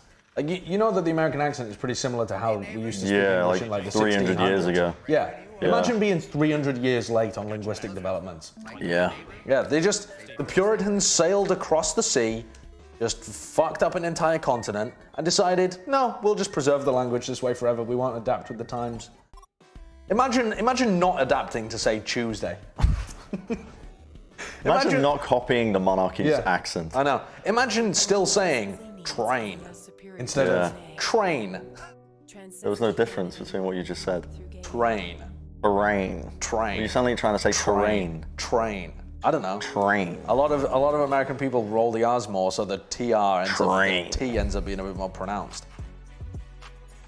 Yeah, I don't know. Also, for all the shit that Americans give the British about how they say water. Are you gonna say the word squirrel? No, but I will bring that up now. But Americans just sub in a D everywhere. They say water. Water. Yeah. Water. Do they? Yeah, they say water. I think it depends on what part of America you're from. Mate, all of the Americans that I've met say water. Water. With a duh instead of glass of water. Yeah, a water. Yeah, that's water. true actually. Water. It sounds like they're saying the word water. Australians say water best. They say water. Water. What? Water. Water. Water. Water. Lieutenant. Yeah, no, listen, I'll give you guys lieutenant. That's just stupid. It should be pronounced lieutenant. I think that's just English people hating the French. I think it is. I think English people just went, God, French bastards, gotta pronounce it differently just to be different. We'll call them lieutenants. Doesn't it happen all the time though with like different, when you do direct, you directly put a word from another language in, and people don't know how to pronounce it. Like I've heard some. Yeah, but how on earth do you get lieutenant from lieutenant? Like, you know, is it in Spanish, the double L you're supposed to pronounce as a Y? Yeah. Like tortilla? Yeah. And you say tortilla. I mean, I've heard some people say tortilla. Yeah, tortilla is a great one. Tortilla gets, tortilla you know, is a great it's one. like people just pronounce it phonetically, how they've been brought up to speak Are you one of the words. people that's coming out here calling it a chorizo? What? Chorizo. Because in Spanish, I think the Z is pronounced with a th sound. Really? Chorizo? I think so. Like, chat. I think so. Fact check that, please. I don't speak Spanish though, but Chat, I think so. fact check that one for me, please. Fact check. Aluminium. No, seriously, the tortilla people are not trolling. It's no. They just don't know how to pronounce Spanish words. Only in Spain. Oh, the difference between Spain and, is that like the accent differences between Spain and like the other Spanish-speaking countries? What are you guys saying about Americans? Just saying that you pronounce words incorrectly. Yeah. Like what? Like som and psalm. Oh, don't get herb. Why don't you pronounce the H? Why don't you pronounce the H and herb? Herb tilts the shit there's an out H of there. me. Herb tilts the It's like... It's not silent. It's like you guys just decided that... herb was the word where you were like, no, we're going to pronounce it exactly the same as the French. Paris, no, we won't bother calling that Paris. But no, we won't. But get some garlic and some other stuff. Yes, herbs. Some what? Herbs. Some herbs. Herb. Herbs. H-E-R-B. Why did you guys just ignore the H? What did it do to you? Oh, why are you giving it so much attention? Because it exists.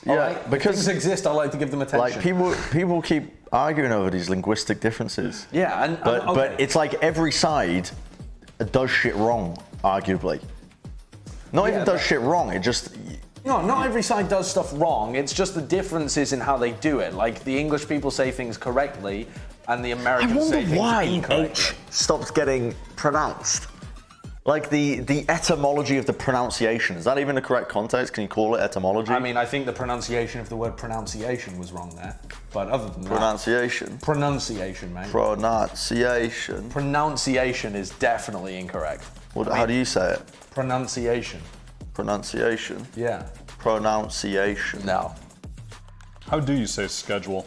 Schedule. I actually use the American schedule. Oh, you do? Yeah. Yeah, I've been schedule. I don't think schedule. I don't know. Schedule is what I say. Yeah, that's because I've been Americanized. Is it though? Well, what have we got here? Phase, exit. Yeah. We were just having a little chat about this. There's a real risk here of stylistically exit just getting absolutely bopped. I think that's going to happen. I mean, I think FaZe are going to win this game. They are the favorites. They should be. Yeah, I think we're all in agreement. Yeah. Should we go for exact round predictions? Yeah, sure. That sounds feasible. Why do British struggle with the TH sound? It's only certain parts of England, actually. Actually, most countries, when they most language bases, when they learn English, struggle with the TH sound. Like most Europeans that learn English don't pronounce TH properly. Yeah. So like, there's North London. North London. Yeah, North London and there's a very, very, very tiny specific bubble, I think, north of Gloucester, or kind of like in Gloucester and the surrounding areas that don't pronounce TH as well. They pronounce it TH as an F, the F sound, which is, I blame it on my lower class upbringing, but there's also places in Yorkshire where they say up the road. Up the road. Instead of saying the, they say t. Up the road. Up the road. Up the road. Yeah. Yeah. Which I don't know why. I had to learn. There you go. My first year of the Overwatch League, I had to train myself to pronounce TH words with the th sound, using my tongue at the top of my teeth. Like th. I had to literally train myself because I used to say 3 as free. But also interchangeably. You also just said there with your you just said I have to pronounce th noises with my tongue at the top of my teeth. Yeah, and here's the thing, I didn't train myself to do it at the end of the sentences. So I only do it at the start, and I don't do it at the end. Because at the start is the most important one to get. Right. The start of it is the most important one, and then it's actually distinguishable. The ending, I can fuck it. So I say toothpick. Or like toothbrush. I mean, that's like, this is just this is my dialect of what I've been brought up with. Dialect. Yeah. Okay. Yep. You know Are we what just I mean? going to ignore that Welsh exists in the UK? Yeah. I mean, everyone else in the UK does. so yeah, we'll be fine there. Toothpick is incredible, by the way. Toothpick. I think it makes me unique, you know. I'm from a very specific area of the world. Yeah, I'd like it if you lent more into your Gloucester accent. I mean, that's not really a Gloucester accent. Like, me not pronouncing the, it comes from growing up in a council estate. Yes. If I was Gloucester, I'd be talking a bit like this on the couch. I think I'd have to start listening to someone from Gloucester to start speaking like it normally. I'd have to slip back into it. All right, etc. says, please stop donor walling me. Do you think after Gen.G's showing that they can make a run in the lower bracket? Gen.G would go up against probably Eggset here, if we're assuming that Eggset lose to FaZe. It's definitely a winnable game. That's a very winnable game, but I think it's still not a guarantee. Absolutely in any way. I think, but it's winnable. Gen.G's good performance against Envy was probably based off of preparation. Yeah. I think a lot of it. They were hitting their shots, but it's going to be significantly harder when they're literally prepping day to day, at least until they make it to that second week of games, you know? I think they should be able to win the game against Eggset, but the game afterwards they're going to be playing against... Let's assume, yeah. Like... Who are they going to be playing? I mean, you can't predict. You can't. It, the lower bracket. You don't know. I don't remember what's happening in the lower bracket. They could be against LG, maybe, or they could be against. They come from so many different games, and they are able to come. No, they're unlikely to be against LG. You guys are really, you guys. Maybe against Sentinel. You don't like the way Gloucester's spelled? Gloucester.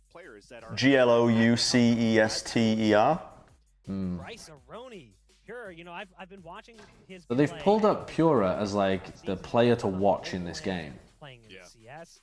But they haven't.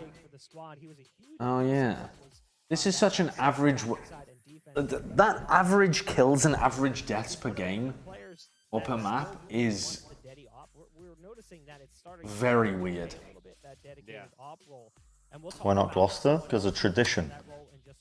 It's like that is. It's just a long-standing name for many years. Why do people? You give off Tory vibes. I don't give off Tory vibes. He's wearing a shirt on the Do you think only Tories wear shirts? Yes. The Conservative Party is the right-wing party, and it's not. It's not right-wing. If they were placed in America, they would be the Democrats. They'd actually. I think they're still left of the Democrats. Actually. Yeah. Well, they're left on some issues, but not on all issues. In the UK, they are the right-leaning major. I'm from the northeast. You do. God, look at that picture. I mean, that is so Chad-like. He actually looks like the exact picture of the Chad in the meme. He does. With the guy where he's leaning like this, yeah, exactly. and he's got like the jawline. There's so much lighting difference on his face because he just has like chiseled features. Yeah. He's actually the Chad meme. Just Chad Baby versus Virgin Pura is what we just witnessed there. That is wild. It is actually genetically impossible for Josh to be a Tory. That's right. You're too far from the north. Too far from the north. Or too far. You're from the north, but you're too far up there. You know. You know that where you're born doesn't have a genetic component. Sure, but the environmental factors, you know. yeah. A lot of soot in the veins. Can't understand the economic policies where people vote for the Tories.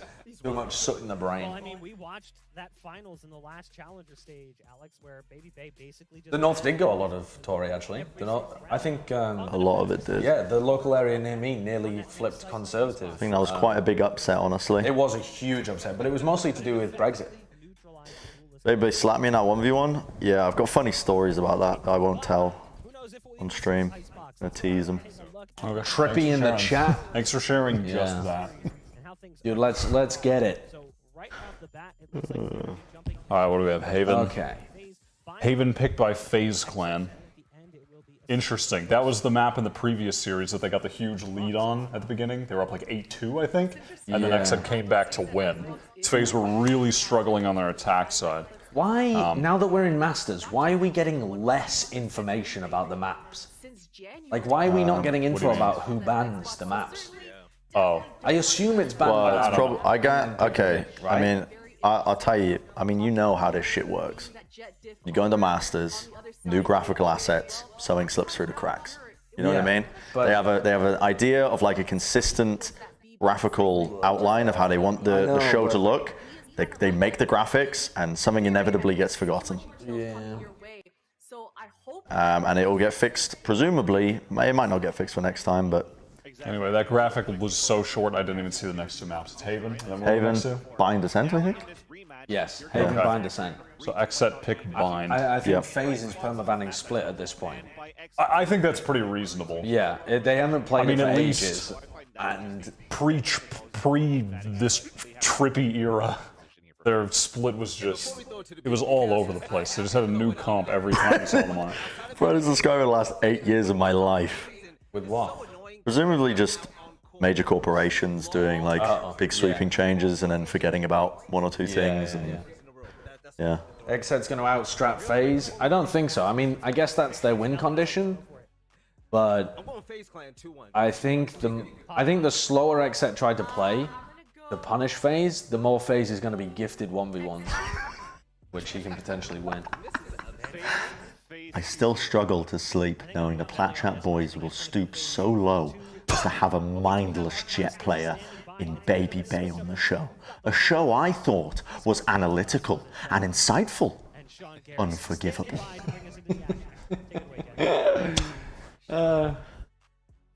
Thank you, Bach. Can you feel it? Sean, Doug always reminds me of like a guy who's just come from Miami. I don't know why. It's the tan, I think. The tan and the floral shirt every time. He also unbuttons the top couple of buttons on his floral shirt. Yeah. So he looks like he's just come fresh from the beach. Yeah, the sun is out. He's got a bit of a tan as well, hasn't he? He does. Or just naturally not as pale as us. Yeah, I mean, I don't leave my house. What do you mean by that? Yeah. I really... You're not ghostly pale, are you? I noticed... I noticed I noticed in the chat, I don't know, I mean, I noticed in the chat somebody was like, wow, there's a lot of stains. Wait. What are you looking for? Sean talking about a Plat Chat interview. Oh, talking about we're just getting shout out we're just so many shout outs. I mean, we're going viral. We are the foundation of the scene. We truly are. Viral. Everyone else building on top of what we've created. It's understandable, we get paid for it? No. But that comes next. No, it doesn't. Someone in the chat did say, wow, there's a lot of stains on that white shirt. This shirt has just been cleaned. I think it looks stained because I'm so pale. I think it's just how the shadows are hitting it. Probably the shadows. No, I'll tell you what it is. It's because it's wrinkly. Yeah, I haven't. It's because it's wrinkly and it's... I haven't ironed it. Yeah. I mean, it could be because I'm pale. I wasn't sure if I actually used this Planet of the What was that noise? Well, I meant... Doug is in his 30s? No way. Wait, No, really? he isn't. He looks so young. No, he isn't. With that gorgeous, youthful look? He does look There's so no young. chance that Doug is in his 30s. I don't think there's any chance. I think he might that's be. gotta be a lie. I think he could be. He might be. I think oldest he could be is like 27. I wouldn't even buy it if he was any older than that. That didn't exist a month ago. I'm gonna look him up on Wikipedia. There's no way. He's Doug is not 34. 34. He's Doug is 31. Okay, I'm getting a lot 31. of... Here we go. It's a lot of different answers. We got... Zachary on the we're bridge. starting on Bind. Wait. That might be a mistake. Oh yeah, that might be a mistake because they did the same thing with Icebox, didn't they? The fly through. Yeah, they did a little bit. There was a mistake somewhere along the line. Either it's bind for but FaZe get first pick. They wouldn't have picked bind. No, they wouldn't have picked bind. So I think this is a mistake. That is true. I also am in my 30s. This is the big stage they've played on to. Esports Doug is a very boomer name to pick as your alias. It's it feels old esports almost, you know? But I can tell you, Yeah. Okay. Let's see. How old is he? It doesn't say. It doesn't say. There's no information. Hides his age. Very smart man. Yeah. Yeah, I don't think... Oh, there we go. It is Haven. I don't think the info well, exists. That was interesting. All right, well, we have the FaZe comp that we saw on Haven previously. Yes. Xset. I mean, FaZe run the same comp on I mean, these Haven and are the exact comps you would expect from both teams on this map. Yes, sir. It looks like Mavs are going to go for an aggressive play again here. Oh, they are taking so much lobby control. Yeah, they do this almost every time. They do. Yeah. Paranoia came up, the smoke, the drone. Is Mavs not going to push this? No, I think they know. They just want to play off this information. Yeah. They killed the cam as well. And look at this as well, just Baby Bay close up in garage. Yeah. They've pushed into positions now where they can get cheeky kills on the reactive play. Xset are going to slow this down, but Marv's going to get the info as soon as they peek here. Important that he doesn't re-challenge. New phase. Disciplined phase. And he's put like a wonky rat smoke at the bottom of short too.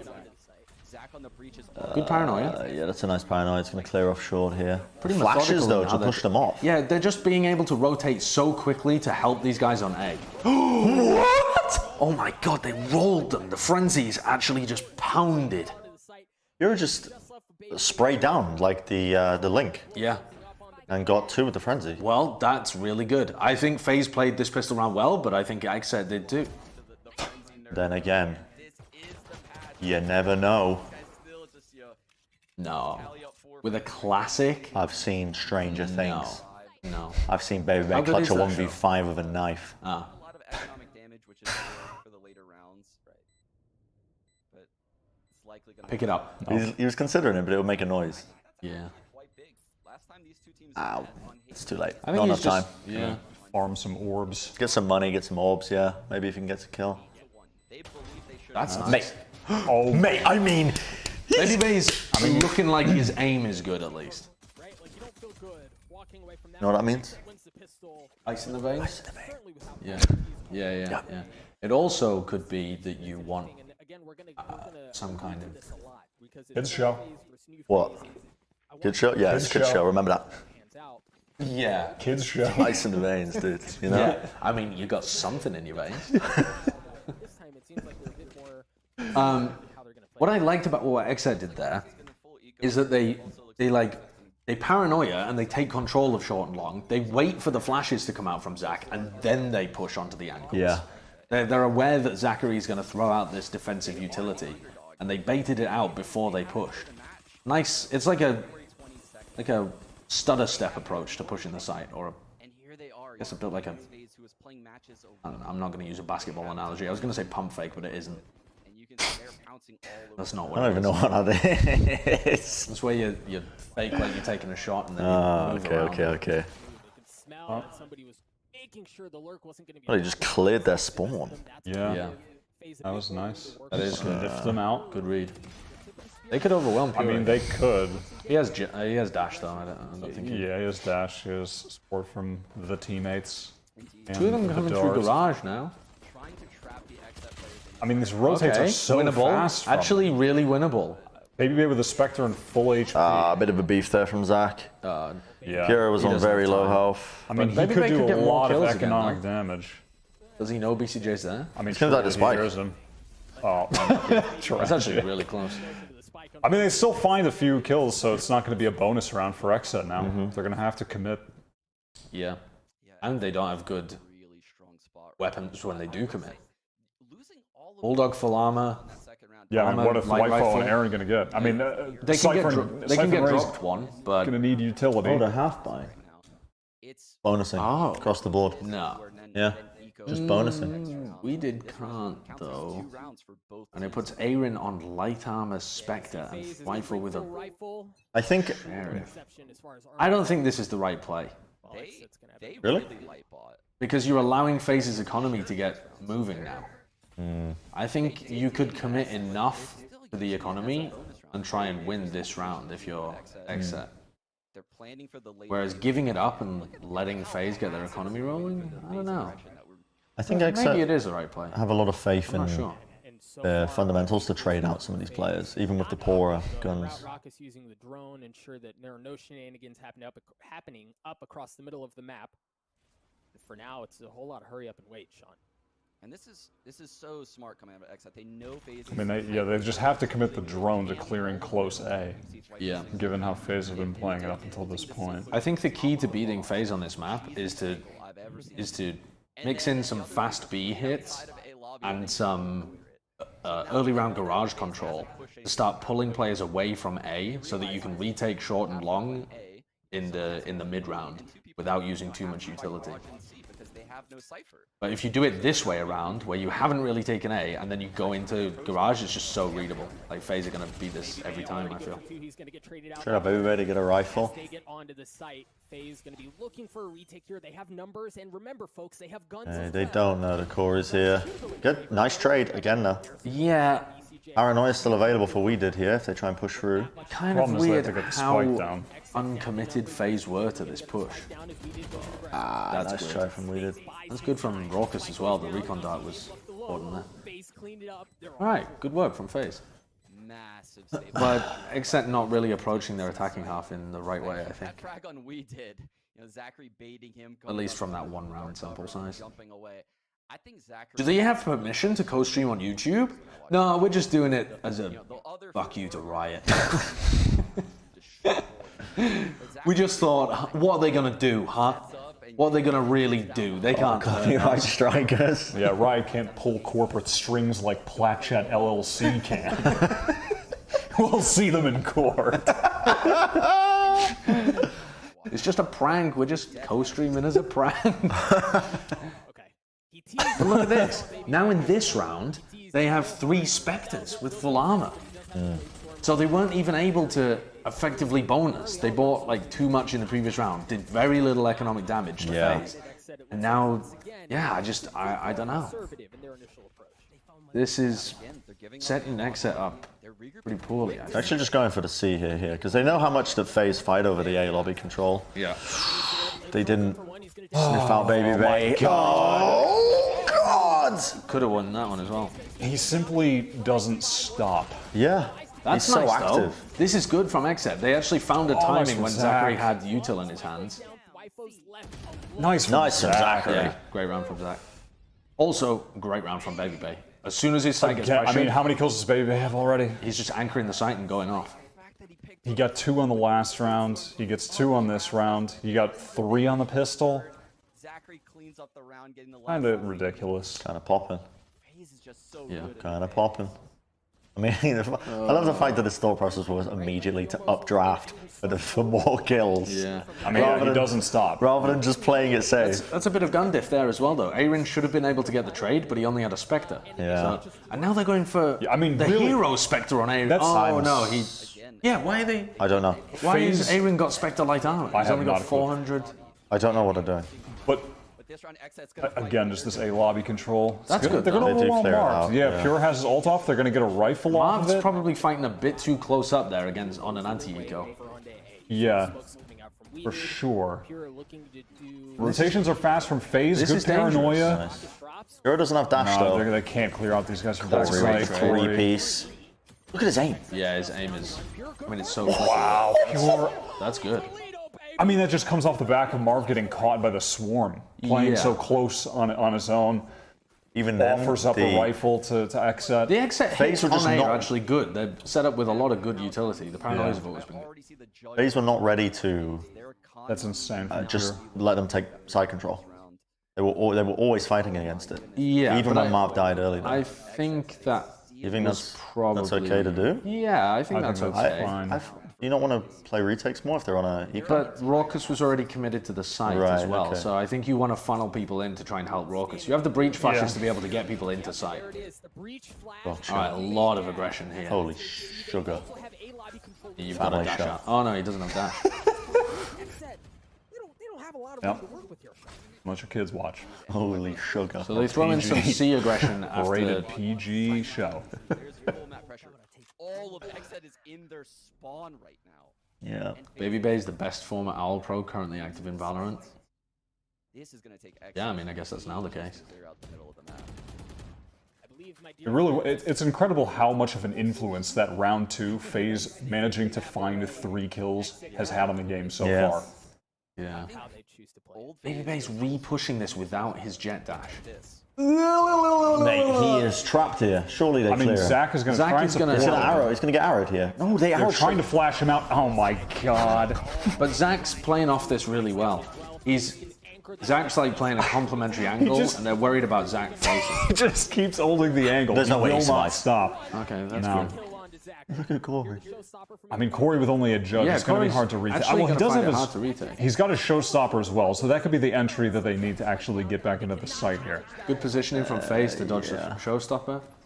Such a good zoning all right there. Boombot, he can nade one of the angles. Now we're in a post plant. They know that Corey's going to come in with the showstopper, so they're double facing Garage right now. Xset are so ready for this.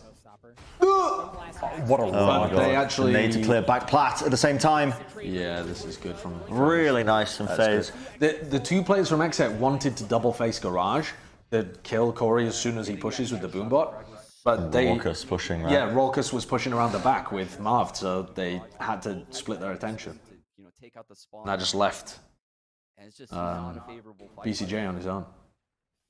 Baby Bay. That is a crazy copy paste. What? New tripping back in junior high. Some dorky nerd obsessed with Lord of the Rings goes to the gym, boosts some kids out of Iron 1, and suddenly too good for my Herbalife Facebook DMs. You're still a dork trip. That is a wild copy paste. I love that. The thing FaZe doesn't realize about Xset is that X is a variable. They don't know if they're playing 5 set, 9 set, etc. With an infinite number of sets, it's nearly impossible to plan in advance. And again, they've got a lobby control yet again, and I think they might push through the dark cover this. All right, I like this though. Taking Garage as a response to losing a lobby, I think, is the right play for Xset. The problem is that it's an eco round for Xset. That forces Xset. But this, one half of the map, right? Like this A lobby control, the fact that they stay holding A lobby phase instead of doing what Envy do, where they take A lobby but then they back off, means that B and Garage are normally weaker than when Envy plays this map. That's so tough. Zachary wants to get the info, just swinging off the flash, but little does They he just know. pre-fired it, didn't they?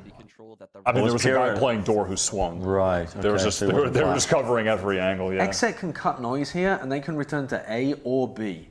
Quietly taking a bit of time to reset the map with 35 seconds. There's only 30 seconds left. You don't have time to contact push all the way through Now A. they have to cliff away. They should be going B here, I think. Yeah. Because when you cut noise like this, they can't stay all grouped up at B. Worst case scenario, you're going to be facing one player. This is not fast. Paranoia cuts them across sight, counter paranoia. I mean, the rotation. That's Raucus? Raucus? I mean, it's down to a 2v2. Yeah, we did still done a pretty decent job. I think they know where the last player is, though. Raucus got any cousins? Hello. Okay. Winnable. Actually favored for Pura as well. God, he's hard red. Oh, he knows. I mean, he knows Baby Bay's not going to stick this.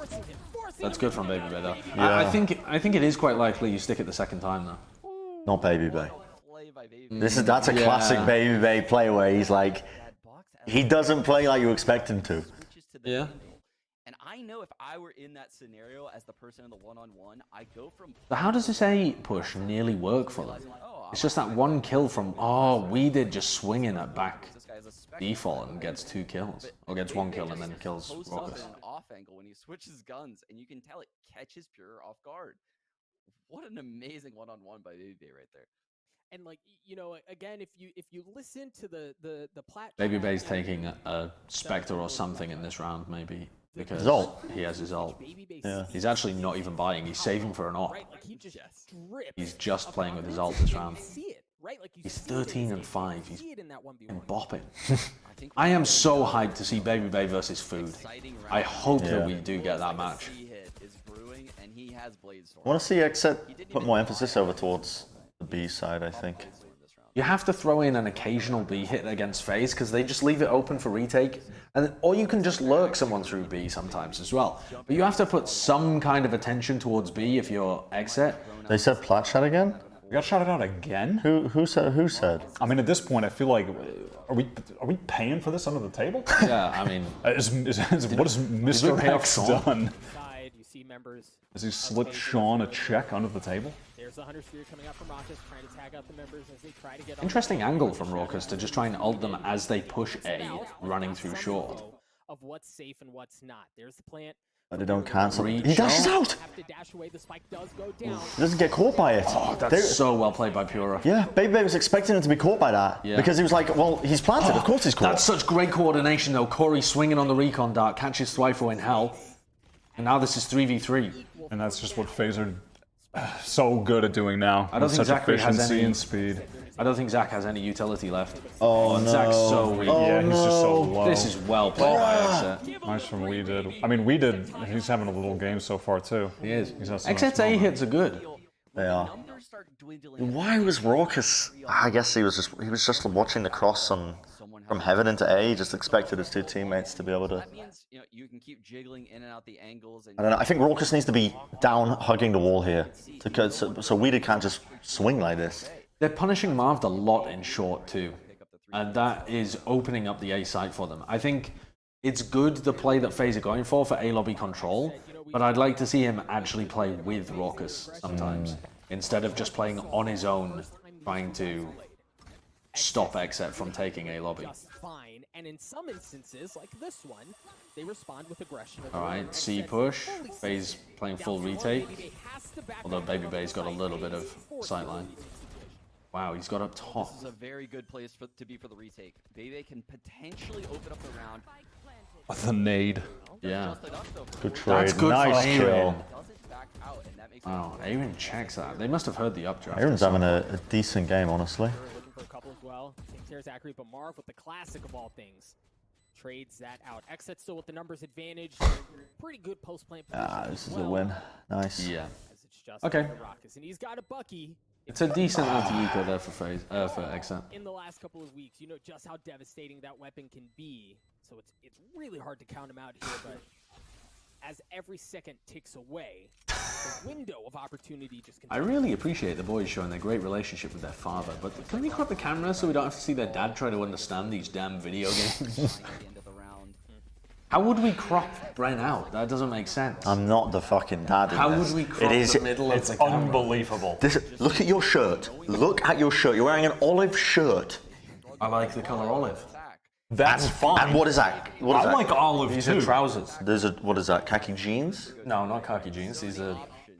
Well, guess what color would they be? Like tan? Tan. Yeah, like tan. Look at you. I mean, it's a nice color scheme, I'm not gonna lie. But you look nice. You look nice, but you're fitting you're not really fitting the vibe of like Valorant. You know what I mean? You're like more suited towards like chess. Chess. Yes. He's like this. You could like put Josh in a chess stream and he'd fit in. Fuck it. You know? Dude, this is just high school all over again. There's nothing wrong with chess. Chess is a good game. Chess is a great game. It's not the game we're watching. I just don't think you're cut out for this game. In terms of the in terms of the drip. Maybe we should. Do I need to take more advice from Coach Trippy? Maybe we should dress you up. Drip actually. like Coach Tripp. Now that would be a segment. Coach Trippy tries to get Sideshow drippy. That's a segment. As soon as the world opens up, I'm pitching that one to Riot. That is a segment. They're allowing the players to rotate off the site. They know if they just wait, someone has to leave. Right. And here's No, we're only bullying Josh because mustard socks. Yeah. I mean, I think that I don't think there's anything particularly bad with that. Is there? No, the color combination. The color combination is good. Olive is a lovely color. You look good. You look good. Thank you. You look good. I look good for a chess stream. Yeah. Well, No, you just look good. you just look good. It's okay. just that also. There's a big juxtaposition. Like it's the scales of. I mean, I look like I've just come out of PE, but it goes from like minimal drip to who knows, and then drippy. You know, it's like the drip scale. It goes up. Wyatt's wearing just slippers and doesn't even have his chain on with the Plat logo. He's got his chain. Oh, he does have his chain. Yeah, listen. But don't want to blind. Relax. Don't want to blind the people. Relax. I had a chain on. Okay. But I'm just lounging. Yeah, it's a chill vibe, you know. The reason I'm wearing a shirt is because the lav mic clips onto it properly. Sure. That is a lovely little shot from Baby Bay. Peaks again. Baby Bay has if there's an opportunity for Baby Bay to peak, you know what he's doing. Yeah. He's peaking. He doesn't have dash. No, he doesn't. He's kind of stuck here, but you can use these Zachary flashes to get Baby Bay out and re-peak angles. I mean, they're As just if going Zachary for goes this, for man. the spray control. From long range. 50-meter spray control instead of resetting his aim there. I don't have a Plat Chat chain, but I want to get one so badly. And I'm going to eventually. Do you think people would buy those if we had a merch store? Plat Chat chains. Walking around with the Plat logo. I mean, we're pretty good. I could see it. I was going to get a What if we made them text in one. platinum? Actual platinum logo Bruh. for the chain. I mean, But I want to get the full text Plat Chat. like- Some serious, How big? heavy fucking ice on my It's neck. that big. How Yeah, big you that says talking? Like Plat this? Chat. Like that big? It's readable talking from a big. distance. Oh, yeah. I'd buy it. That's really Platinum's nice pretty from expensive, Marv. right? That is really nice from Marv. Bays are pulling ahead at this point. Except have worked some nice rounds, but look at Baby Bay as well. Already pushed deep out of C. Behind it, grabs two. Baby Bay is just... He's there's no off button. no. I mean, it would be tilting to play against. It really would. Yeah. Uh-oh, Corey. It's all good. Oh, Nice movement, actually. Yeah. Really nice movement. all right. I mean, still... 7-5 is not bad That's for a- Exet. Yeah. Yeah, It feels respectable like they half. should be losing more, but they did a really good job at finding Marv on A short and translating it into A pushes. Plus, they had the pistol. Yeah. Now I'm interested if they can offset FaZe's aggression Yeah. on the attack, if they can temper it. How do they stop FaZe on attack? I still think this is winnable for Exet. I'm interested in seeing what Exet do against FaZe's sort of A default that they've been doing with this breach now. Yeah. Which is taking fast lobby into A long control off of the flash. Yeah. I wonder if Exet are going to try and contest A long. The team has some good utility usage when they attack C as well, with Baby Bay updrafting on top of the box on C as they flash through it and they clear out Plat with like fault line. Here we go. In B too, Baby Bay loves updraft dashing. All right, a lot Onto of the damage main done there. He's dashing it. Oh, Yeah. he's in. Oh my I mean- god! I mean, it's so silly. It's ridiculous. But this is good from Yeah, Exet. the trades It are is good. from Exet. But oh my god, Baby Bay! God, Baby Bay is Bay? so good. It's unbelievable. Is he cheating again? I mean, it's ludicrous. It's unreal. Oh my goodness. This guy's I mean, whapping people. it's ridiculous. It really is.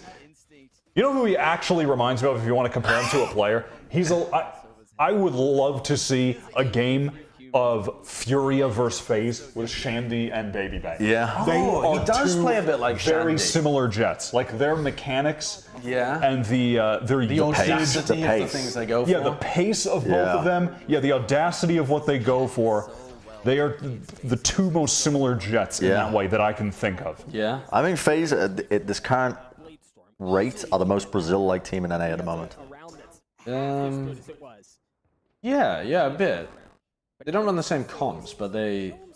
It's the pace. It's the pace. The pace is That's good. the thing that's distinctive for me with Brazil. And the fact that they want to duel so often. Yeah. Space, but they're not fully committing to anything yet. 23 and 8. Posturing over here. Yeah, 23 and 8. We were wondering whether Baby Bay and Food were going to keep up their elite level individual performance and the momentum from their previous 2 tournament wins. Yeah.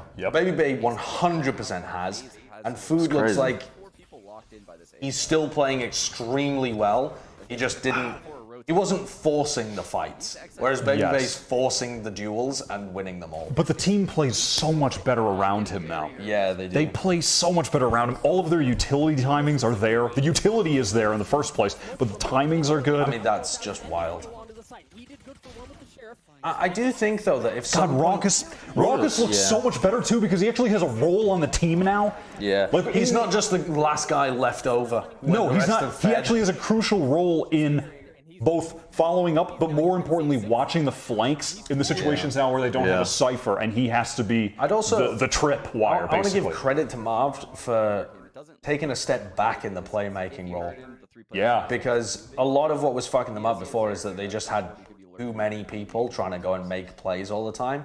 And now Corey's in more of the lurker role. He doesn't push as often. And Marv doesn't push his own smokes that often, doesn't try and force duels. And a lot of the time he's doing this, where he's like watching areas, locking off map control. And he does. It's good. He doesn't. He still gets really high impact plays, but they're impact kills. He's not doing the playmaking thing, making some round winning, like obvious, he just killed 3 or 4 people. But he finds high impact kills in the role that he's in right now. It's just. I still think it's obvious when Raucus is placed in a high pressure scenario that he's not as experienced. Yeah, I think. I mean, he's not a clutcher. Yeah, but I don't think there's not the role he's really being set up for anyway. Yeah, I don't think you need him to be a clutcher. No, of course you don't. The one thing I'm just really pleased at is that look how it's so fast, just off of paranoia. Paranoia and a breach flash, I think, was thrown there. I mean, we all gave up on FaZe, and I'm just happy to see them actually find success with this solid roster. Yeah, it took a while, and it took the right coach. Yeah, very happy to be proven wrong. Yeah, absolutely. Absolutely. I think something we mentioned as well when we were doing co-streams was that FaZe had to find that hunger to actually win. Because they just looked so content with where they were at in the scene for a while. Bebe kind of said that. Yeah, that's what he was saying when we did the interview, that they just decided they didn't want to lose anymore to teams like XSET. And now they've come in and they've... I mean, XSET did like a decent job at the beginning, but FaZe have pulled ahead massively here. I keep saying it, but again, if anyone has the free time and cares enough to do it, go look at the FaZe game against XSET on Haven from the previous challenger. And compare it. The game, the pace and the style is the same, but the way that the players are playing off each other and actually setting each other up with utility is just... It exists now, and it's fast-paced and executed well, and it makes all the difference. Marv paranoia there at the beginning of the round, predicting that there would be some kind of C aggression. That's a very strange, hard read there, and they go for a fast B play. And Marv, now they're just playing post plan. Marv smokes down the connector from C. Marv is still trying to work through C long, but XSET are going really fast. I think it's real bad from FaZe. I think it was so close to being good though. If Marv had been able to push through garage. Marv is actually going to make it in time. It looks like they're not being able to actually get on spot. Oh, nice. God, that is ridiculous. That's really good by I mean, Bucky diff. This is still winnable though in a 2v2. He's thinking it.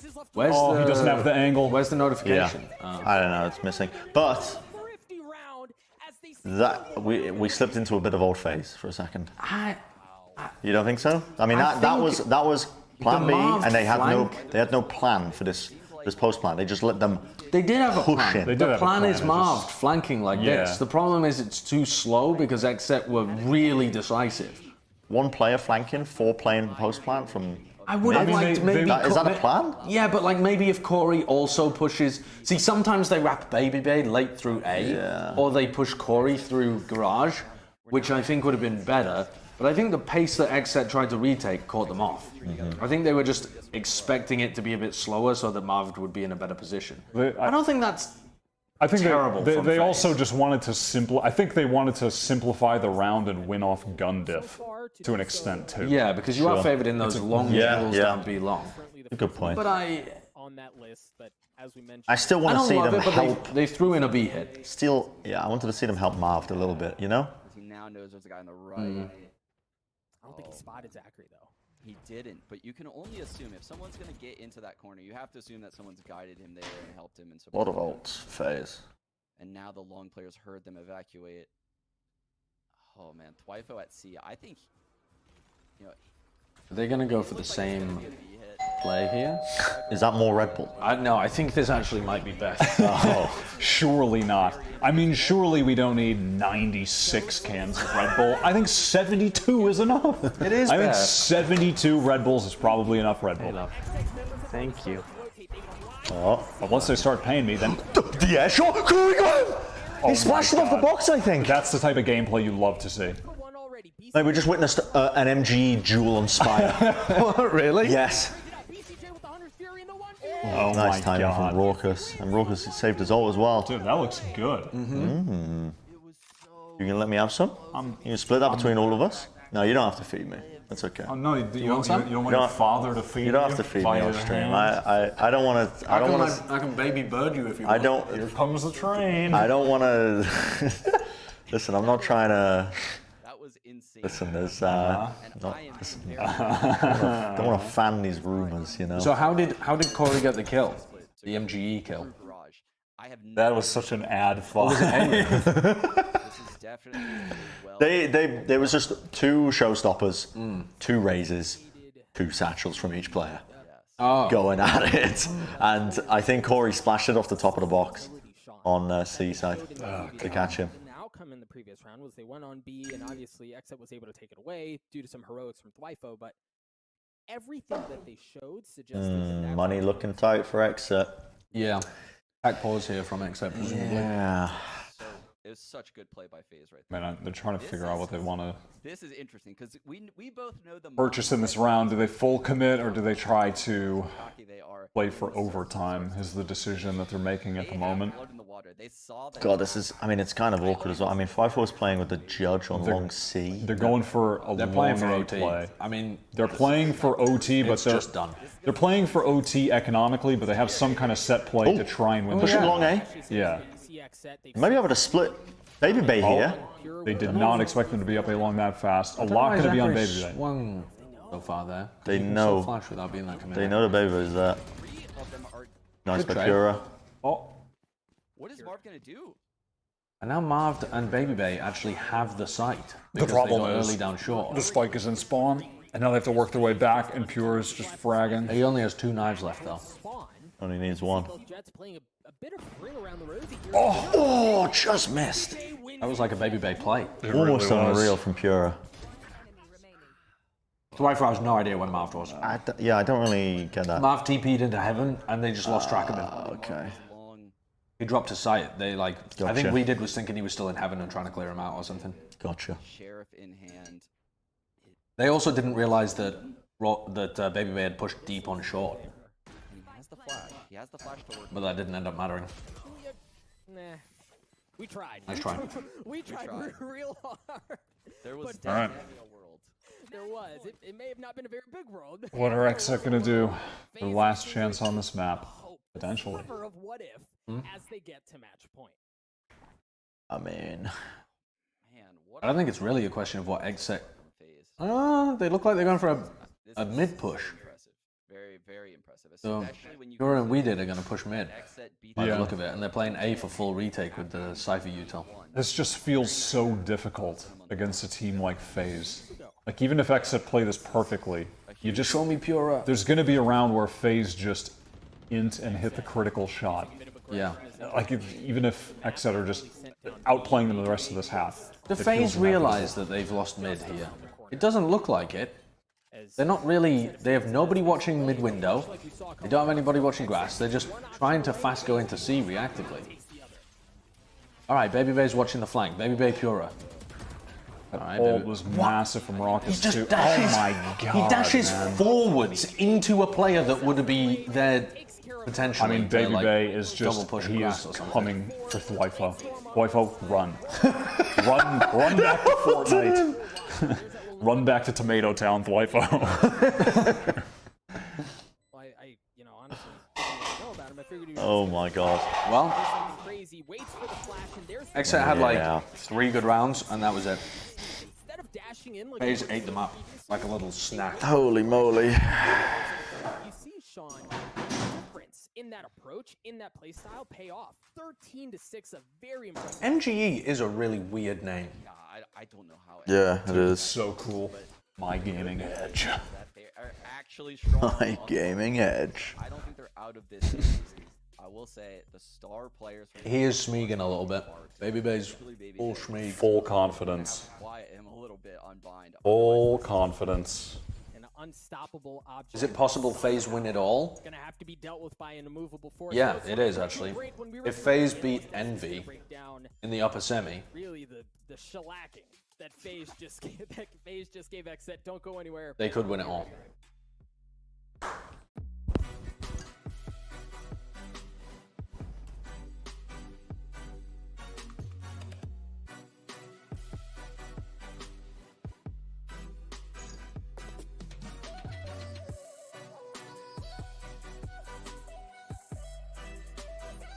I don't think Sentinels are better with 10s MM1.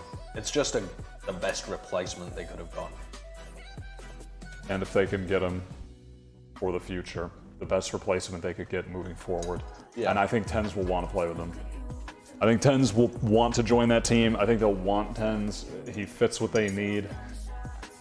Allows Shazam to play Sova, Breach, which he said he wanted to do. Yeah. And that he likes playing those roles. I guess you have to wait to see how it actually plays out a bit in terms of the team coordination and like. I don't know. I could see a situation in which 10s and the rest of Sentinels have a very different vision of how they want to play the game. Maybe. But if they can get that synced up, I think it should work well.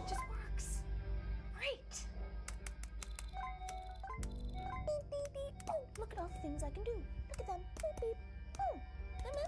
Who's playing for Sentinels? It's 10s. Local fiber. Refreshing internet.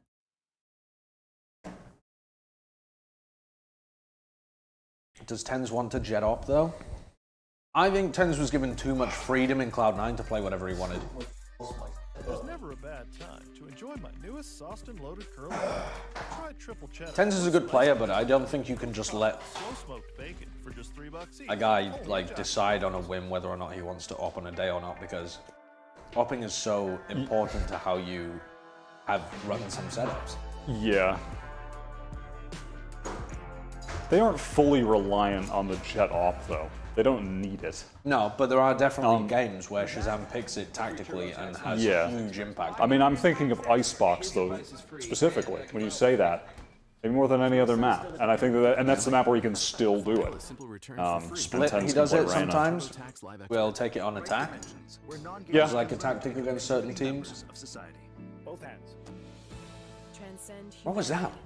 through gaming. Did that guy have a laptop harness? I don't know.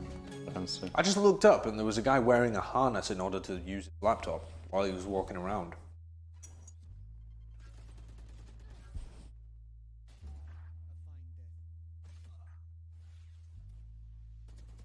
What would I have to do to get a 1v1 against Sideshow and MGE? If you want to do MGE money matches against me, listen, I'll take your money every day of the week.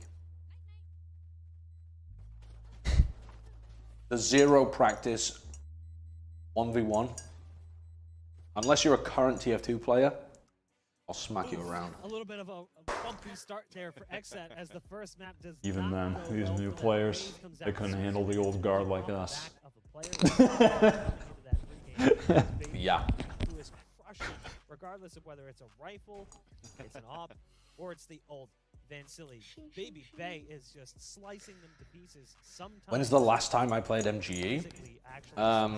I played Mangachu in MGE recently. Oh yeah? I brutalized him. Oh really? Yeah. Still got it. Still got it. This guy's still And got then I it. played someone else afterwards, but I can't remember who it was. I just want to play my own style and play my own game. I've played it and tested It was like a year ago, with Jett, something like that. and I figured out how I could actually catch people off guard, and he's Oh, man. that right now. And when you look All right, at map 2, actually this bind. dash combo of Zachary and Baby Bay, ever since Zachary went over to the free. Yeah, I'm still interested in the phase bind, to be honest, because it's I'm planning to get just cracked out of my mind. Is that your second Red Bull? Uh-huh. I mean, you're going to be playing ranked all night. You're going to be playing ranked all night. Fuck yeah. So what exactly was the Wait, what was I going to say? What was I saying? I don't know. The Red Bull Oh. is just terminating all logical thought and processes of your brain. No. I'm really. I'm worried. No. Please, No. If you consume no. that, if you consume all 8.4 fluid ounces of that Red Bull, I'm worried about you. What if I just leave a little dribble at the bottom? I'm still worried. Okay. Very worried, in fact. I'm still interested to watch the phase bind because the comp they run is really good for bind. Yeah. But they had a game at some point, I can't remember who the opponent was because I couldn't find the match, where I swear they didn't put up very many rounds on attack. They put up like 3 rounds on their attacking half or something. And I haven't seen a ton of it. Marv being the leader for the team, is it his I think there's still a lot that they can develop on their bind. Like on their defense, running way more aggressive trap plays like Envy do. I think FaZe should be going for more of those with the breach. They still do some of them though. We did. My man, I hated had to be we did, right? He teleported over to heaven over on A, and then the next thing you know, Marv is behind him. This is where the beauty of Just cross 8K subs on the channel? Nice. Nice. That's actually pretty sick. That means we got like a couple hundred today. I swear I Yeah, I think it was on like 7.8 or something was this morning. He teleported into the That's crazy. But then at the same time, another call. Make sure to You saw Raze going. Yeah, make sure you hit the sub button. Notification. If you're not subbed to the Sub channel, button? why are you not subbed to the channel, huh? If you're just getting our videos recommended and you're not subbed, well then you're relying on the algorithm, and everyone knows the algorithm can be malicious. Avast incoming? Yeah, we're still figuring out the audio situation to get Avast involved, because we would have to Discord call him, and at the moment we've got it coming in over speakers, and so to crank it loud enough to hear Avast, it would bleed into our microphones, so we're getting another microphone system. Why should we sub, Mr. Egg? I'll tell you why, alright? Because every week you're going to get delivered the finest in analytical recap content. Boom! Straight to your face. Straight to your bloody ear holes. And then, followed up on that, you want to follow us on Spotify, you like things being audio style? Witness this in its glory. You can't see this when you listen on the audio, can you? What's that? Huh? You can't see Wyatt's chain. You can't see what new fresh drip Bren's got. You can't see me looking like a chess streamer. Facts. Yeah. Also, Other side show. live streams of all of the Masters. Avast tweeted he's driving to Austin now. I'm not going to let him in the house. Who knows where he's been? Since there's a pandemic going on, he can sit outside. We actually, you know what? If Avast drove here though, we could set up a chair and a laptop for him in the garden, and he could. The wireless mics would reach. As long as we sanitized everything, we could just set him up like with a little igloo in the garden, and he could watch there. And if it rains, there's a porch actually in the backyard. Yeah, the backyard. You run in and let Pure pop off the way he did. Everyone else has to be behind him, Wait for Brazil. He's going to be really excited about that. Everything that you just offered. Yeah. I think that's a good offer. Distant tempo was too much for him, and that was it. Avast tweeted he's coming. I think he's debating you lot. I don't think he is. No, he's actually driving 3 hours to come down. He's on his way right now on his motorcycle. Yeah, by the time he comes, there's definitely still going to be more games to be played. Yo, these stats are crazy again. I can gather so much useful information from this. It is a nice graphic. It's a beautiful graphic. It just displays no useful info. This is an inevitability. It is. It reminds me so much of just the beginning of OWL. Yeah. We had so many graphics like this that were just made because they were pretty, but they were literally useless. And then you had to talk about the stats on them anyway. Yeah, exactly. And try to glean any crumb of detail from them. Essentially. This graphic is nice, though. If they made some tweaks to the actual stats that were shown, this is a good graphic. These stats are reasonably fine, though. They're okay. I mean, KDA, sure. KDA is kills, sure. Really combat useful. score, sure. It's not useless, though. Yeah, I'd rather see KPR or something like that. Yeah, I mean, yeah, KPR is a much better stat. But. First Bloods or... Yeah, First Bloods are good. But, you know, they want to push the in-game thing that you see, their system of the average combat score. So that makes sense. I'd like to see them make some tweaks to average combat score to incorporate raids. Be able to shoot the other person on the other team, and FaZe did it better. These stats are insane. Well, that was map 1. Entry frag to round wins. Yeah, actually, that's displayed on the timeline within the game, right? Like how many rounds did you get the first pick? Oh yeah, that is. And what percentage of those did you convert? Yeah, like, that would be much better than just seeing team damage across the entire map. You know, like they do have stats, just basic stats that are in the game that would be useful. Yeah. All right, what are we going to see? Wait for Brazil. This guy keeps spamming wait for Brazil, but actually this time he's added onto it. Next thing you guys know is that MW is... I don't know what that means. Don't know what that means. Not going to read it just in case. In your heads. I assume it's just shooting you in your head. Straight at BCJ. You know, he had a I mean... We agree. We talk about that all the time. I mean... We are Brazilian fans. We talk about how good... Yeah. Yes. That these guys on Xset need, but a little bit more than that, you know, pure. What's the next map again? Bind. It's Bind. Yeah. I'm interested to see how they approach this map. I'm interested to see what tendencies from the past kind of carry over still. Well, the players ADR. Yeah, ADR is another one that they're missing. Specifically, I like... Love you guys. I like, but I'm interested to see specifically how does Corey play hookah and sand, because he loves getting aggressive there and pushing out. Yes, he does. On defense. I'm interested to see how Marv likes playing short, because he loves to push up and put a smoke down and play around his smoke and push out of it, try and get into market. I also want to see if they've actually put together some like trap plays around the map on the defense as well. Like, do they post up Zachary at B long and use something to get the information? Like Baby Bay takes first contact and then a breach flash comes through and they swing. Something like that.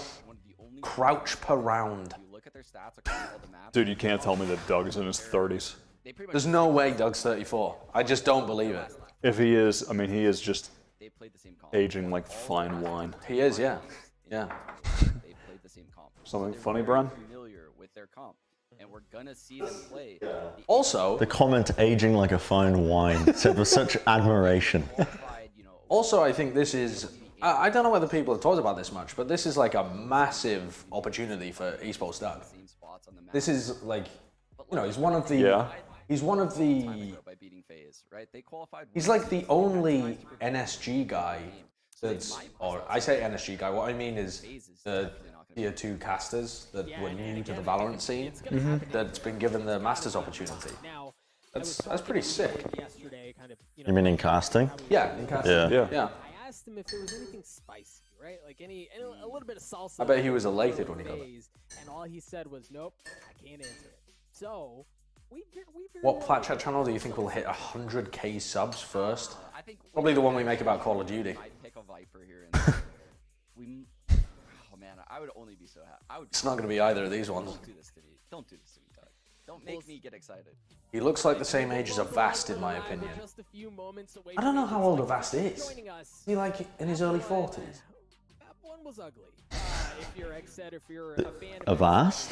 Yeah, Avast. Yeah, I think so. I think he is. So when we get the Dyson out. Historically, XSET are much better. You take a look at their closed performance, really, throughout the first stage of the VCT. 4-2 record. Is there going to be a COD one? That was just a bit You'll of have a to ask jest Mr. from me, Rex but- about it. Yeah, I'll have to pester him. I actually think CDL is going to pop off. But I think the bind thing is very interesting. I feel very, very high on CDL coming into this year. I don't think Yeah. I think it's low key gonna bang. Bind is an excellent map.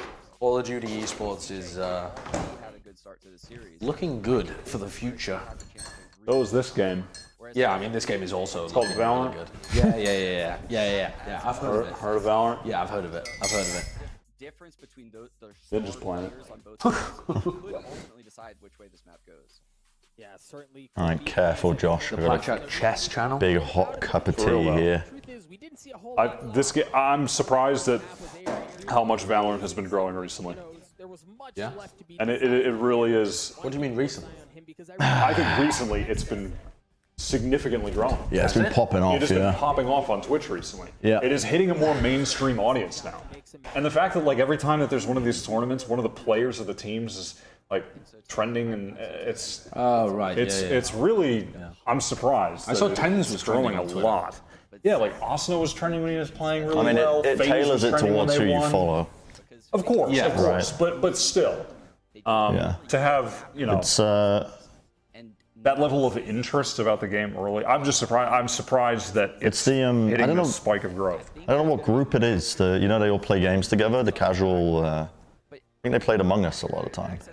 You know what I'm talking about? No. Yeah, like Pokemon. Yeah, Pokemon and Sykkuno and like I don't know what their group's called. Are they called Offline TV or something? OTV? OTV, yeah. Yeah, they've been playing a lot of Valorant recently. Oh, really? It's like injected a bunch. I mean, the game already had a massive fan base, but it just injected even more casual viewers, I think, into the game as well. Pretty, yeah, Pokemon. You said Pokemon? Yeah, I said Pokemon for a second. Pokemon. Yeah, Pokemon, the streamer. Yeah, you guys know Pokemon. A tad loud. I can't help that. I'm just normally loud. All right, this is very fast. Using the flashes to push out B long immediately, funnel them into this is- A. Walker's under a lot of pressure. He needed to get inside that smoke been earlier. revealed. Oh, that's a tragedy. A lot on Marv's shoulders right now, and he's weak. He's getting pushed from two angles. I mean, the fact that he even finds one is remarkable, actually. Yeah. 3v4 is better than this could be looking. I mean, it really feels like this should be a 3v5. I liked the reaction from XSET to push aggressively into A, but Raucus and Marv looked like they were unprepared for it. Like, when you push out B long like that with 3 players, you've got to expect that a fast A hit could come through. And FaZe looked like they weren't quite prepared for, like, in the right positions to hold it off. Oh my god. No Wow, way. he gets that kill. Stun's pretty big. Uh-oh. A Baby Baby trains trains into kill. That's ridiculous. No way, this is into a 3v2. No way, Baby God. gets another one, and now BCJ Oh, and the flash is so good! Yeah, that is beautiful from FaZe. What a retake. Zach and Baby Bay just going around like a 2-man wrecking squad. Yeah, that is beautiful. It's the NA Eccleston screen. A 3v4. I mean, that also, infinite damage? credit to Marv for finding 1 in lamps. He should have found 0 in lamps. I mean, how does Corey get that kill? And then a 3v4 from there. And yeah, Yeah, I mean, yeah. that is the beautiful breach utility patience from is Zach, huge I as think, well. is what that came down to. That is nice. Yeah, XSET didn't really do anything in the post plan. He's 0-1, but he definitely had the most impact on that pistol. They didn't like take back sight or anything like that. They just kind of grouped up in lamps. Very default post plant, but yeah, well played by FaZe. XSET here, down 1. A couple sheriffs. I don't believe they forced up real big at all. See what damage they can do with some of these upgraded pistols. That's a nice cam. Dash through the lamps. Marv gonna paranoia and try to clear it on his own. which okay, he'll be able to do. Gets away with it, and no one's there to help Pure. I mean, with Lamb's control gone, this is a wrap for this round. Yeah, they got a plan down. Unless Raucus gets timing. Yeah. No. And no. That will be that. Yeah. Drops exit down to 1. Member left is it Swipo. He's gonna get all Well, sorts of messed up. that's a GG. Utility phase take the second as well. Leon's reporting that Tens is expected to return to C9 after Masters. Yeah, that was my big question about this entire move, is what happens to him afterwards. In what way? I just don't... I don't know, man. I just don't understand how Riot's rule accomplishes anything. Like, he can't represent Cloud9 while he plays for Sentinels, but then they just structure the contract so he goes back to Cloud9 immediately afterwards anyway. Sean, I know What does that actually... talked about it last time, but he's committing it. He's committing. I don't know. What's the purpose there? Baby Bay with Bit odd. Bucky. Keep a close eye on him. Again. I hope that... Well, It is. take it one step at a time. If you look at this, this is very interesting coming out of Exit because they're just giving up shower control. This is very rare when you watch pro matches and there's just no emphasis on aggression towards hookah, shower, or long B at the start of the round. There is a cam that tells Swipo no aggression. Exit are playing so safe here. I was about to say that. First 30 seconds and they haven't taken any map control. They've now taken showers though, and they always had info towards B long. Oh, Raucus. No. It happens. That's a Zachary moment. Good stun. It forces the dash. Away from the CC, still gonna get flashed up. Nonetheless, as they continue to try to encroach onto the site. So far, everyone's still alive. FaZe have lamps and backside. Exit have not actually pushed backside at all. Alright, well they retake lamps, but they don't hold it, and they don't push backside at any point here.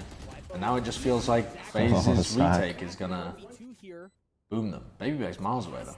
Babybay really is miles away. He's trying to rush over. I think Zach's waiting for a stun, right? Yeah, he is. Yep. Here we go. Oh my god. Nice. That's really well Great done. cross. Yeah, and Zach just holding the angle for Babybay is lovely. It's just... Babybay's gonna push, right? You can't ult, yeah. I mean, it's moments like that when you put in perspective where they were. Yeah. It's just... But also, Exit are doing nothing to make these postmans hard. No, all they're they doing are is just playing the default positions. they're smoking, taking lamps, leaving lamps, and all grouping up. Look at the positioning. No backside control No, whatsoever. they don't even threaten backside. Marv is able to just stay at triple the entire round. Yeah. And they have one player playing towards showers that they can't even synergize with.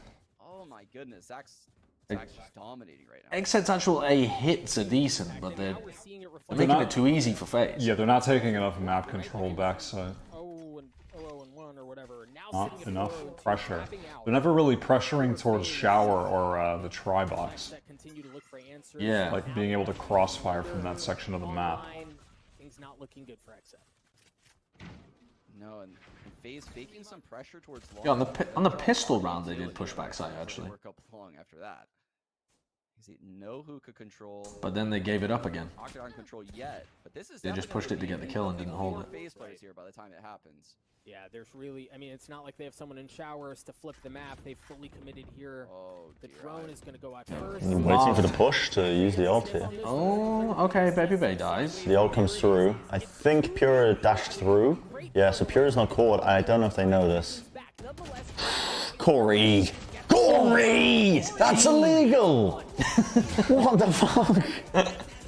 He's downloaded some sort of software. Oh my god. It's so true though. During the interview when Baby was like, yeah, you might beat me in a fight, but you're not going to beat both me and Corey. Yeah. They have spades of mechanical skill. They do. They're not playing that style. They're not playing super aggressive. But they also rely on it a lot. Like I don't.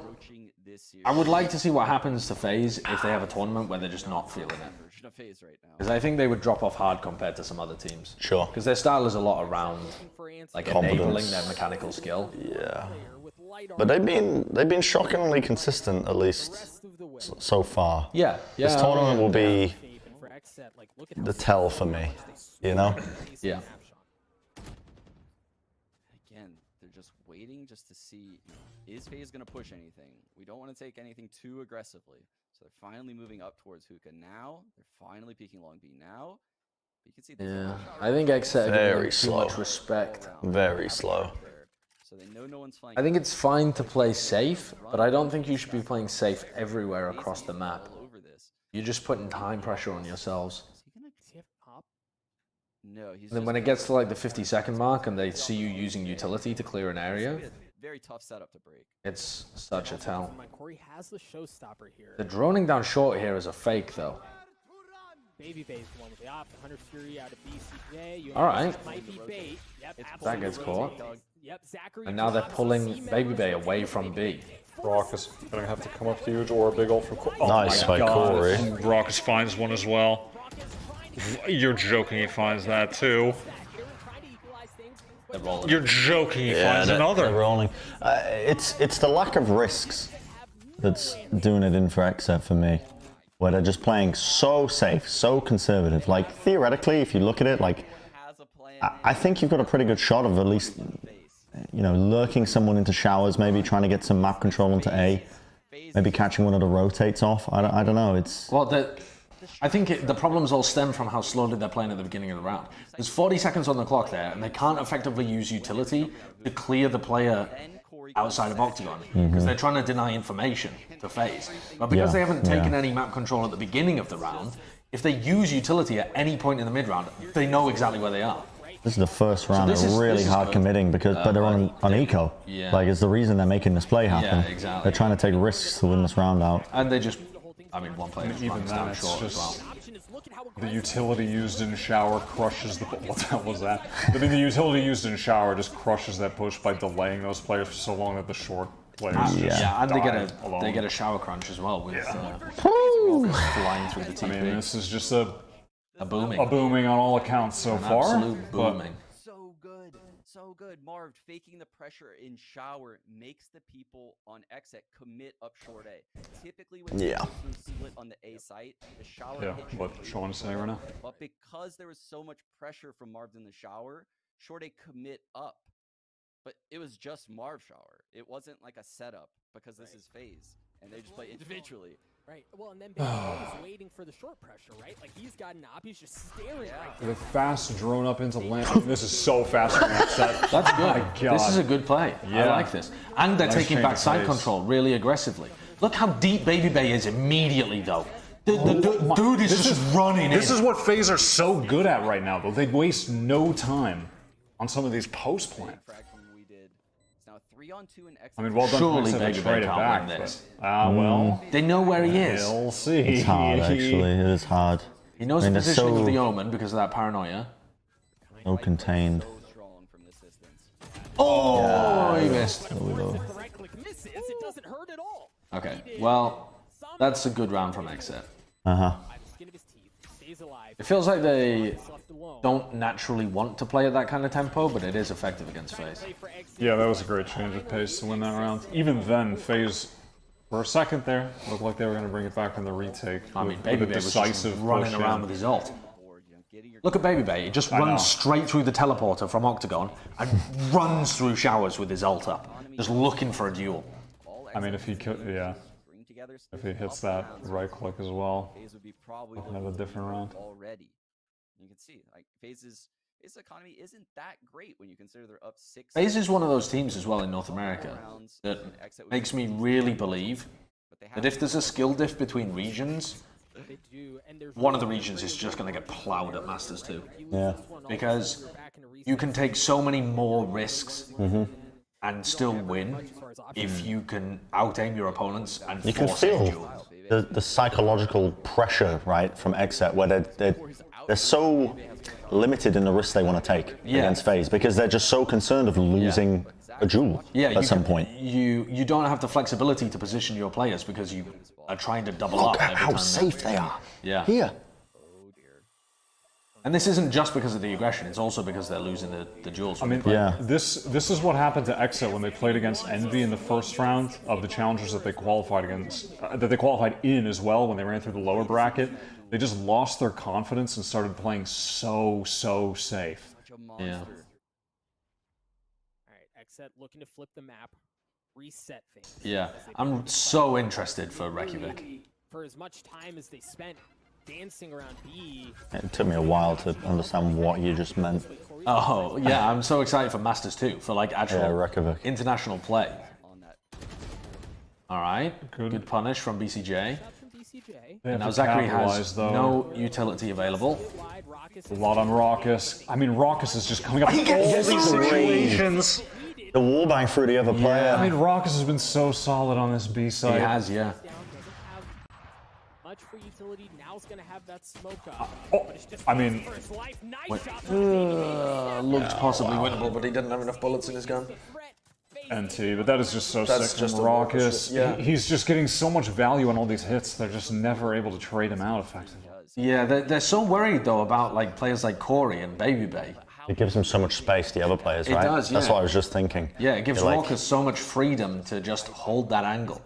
there's no He's pressure like- on him to perform realistically. Like, I Yeah, feel mean, like as a there's pressure to get kills, but he isn't getting pressured by utility or by sure, Exet. yeah, so much focus on Corey and Baby Bay. Yeah, that I think it, relieves the pressure on some of these other players. Is in that one-on-one at that point. Right. So it's just the little things right now. The FaZe is doing so well playing off of each other. We said before this series that this was going to be a clash of like the styles, and you might just see Exet get rolled because of the way that FaZe play. Yeah. We kind of expected this kind of result. I was hoping to see a few more risks, I think, from Exet at least. But Corey's there with the grenade. He's able to get one. Corey gets a second, but Pure gets Okay. on the board and takes care of him. They've given a rifle over. This round winnable at all? Yikes, this is going to be a difficult round. I mean, what are you supposed to do about that? Just fearless from Corey. Yeah, just pushing a smoke, jumping up on a box, still gets a kill. Yeah, what can you? I mean, you have to be able. You just have have be to able kill him. Yeah, you have to kill him. Like that's the thing. That's part of the issue is that the counter to a lot of FaZe's plays is that you have to be able to hold an angle and get the kill. And like predict that they're going to force a duel and win the duel. And if you can't do that as a team, the other answers ruin your strategy. Like the other answers of like, oh, always be doubled up, give up some areas of the map. Like they're all disadvantages. Yeah. Marv is there as well. There's an operator, and it looks like FaZe are just gonna like, give it up. Fine, go ahead and get the spike down. Well, of course, as Tens has always said that Tens has always implied that he's wanted to play in competitive. Yeah. I just the general consensus that we come to, or the conclusion we come to, was that he didn't want to play on the Cloud9 roster, but he was still contractually under that team. So he like benched himself. He kind of like, yeah, that's the kind of speculative conclusion we came to. Ghost. Partly because the team wasn't performing that well, partly because Shinobi ended up getting cut. Mhm. Like for those kind of reasons. I think Tens has always been looking to compete though. Yeah, definitely. I think if Tens was allowed, he would already be competing for some team or another. Like maybe 100 Thieves. But yeah. He's such a valuable asset for Cloud9, they've probably set his buyout to roughly $1 billion. Yeah. Even though they're playing aggressively. And they've probably made the buyout for Sentinels much lower because there's probably something in the contract that says he has to go back to Cloud9 after 30 days. So impressive in their performance in the third close qualifier, and we're seeing some. If I had to guess. Tanking the nade and the shock dart to get that kill. That's ridiculous. I mean, he should die there, but also that's because people should be facing as well as throwing the utility, and they're just scared to. He picks up a Spray the rifle wall. and he's still facing. 5 bullets. He's just going to spray the wall because he sees him. He sees the gun. He knew he legged him. Dude, And Baby he Bay's picks on the op back fire. up. He's on And fire. he gets another one.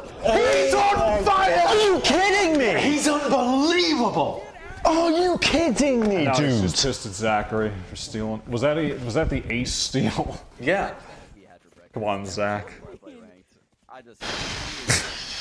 God almighty. I mean, he just runs through the bombardment of utility. Look at this. Look at this. I mean, look at this. Look at this. Look at this. Is, I mean, God, that's sure. great. I mean, dude. What? What? What? Did he just pop his ult at the end to get that kill on the final player? Yeah, he did, and Zachary just stole it. And Zach just stole it. Oh, that's funny. I really don't know. This is so. Wait, difficult. did they try and... I think they need to like. I think Marv just made a teleport noise in short, and they genuinely TP'd Zachary into the teleport. Well, you can distinguish between the TP sounds, right? No. Not an Omen TP. But I mean, like, if Zachary TP'd, well, you're implying that you want them to think that it's a fake. Really gonna ult and push out here? They should have been aware that Zachary was in there. I'm not gonna. Unless if you do it at the exact same time. No. He didn't fake TP. He just used his ability, teleport, in short. The problem is that fake TP means that you go through the teleport and then return. But fake TP also is the thing that Omen can do, not on bind. You know what I mean? Like, what's the name of the fucking ability? Is it Shadow Step or From the shadows? No, from the Shadows is the ult. But anyway, he like Shadow Stepped in short while Zachary took the TP. Gotcha, so they assumed it was a fake, because they could hear the TP. Or like worst case scenario, they think it's... they think it's That's Marv. really smart. I think that's the play that they went for anyway. Also, though, FaZe it's called Shrouded Step. Thank you, chat. FaZe got a little bit greedy over on B, just frag hunting on the eco, to be honest. But they think they've won this. They're just... yeah, absolutely. I mean, yeah, they're playing like they've won already. Winning that duel, but the cavalry has arrived. The other members of FaZe have arrived. Yeah. And they're going to probably gift them a couple of kills by being overconfident here. Yeah, I mean, that was a bit of a gifted round, honestly. Oh, Shadow Step is Reaper's ability, apparently. Never called it. Shadow Step? Or Shrouded? Shrouded Step? No. Just call it teleport. I mean, I just call you know? The problem is, if you call it teleport on bind, it can be confusing. Oh, yeah. Their ults, so they have a huge advantage. They need to name them better. No way I don't both know, Reaper and Omens are called Shadow Step. No. That can't be true, right? They might be. If they both are, that's Shrouded Step. Shrouded Step is Omen. I mean, what is this? Copy era? my homework, but don't make it over. Never seen. I don't It think goes I've- into Yeah, I mean, hookah, it goes I guess. into hookah. I don't think I've ever seen it from that far away, though. Oh, and it sticks on the ceiling. That's pretty cool. Huh.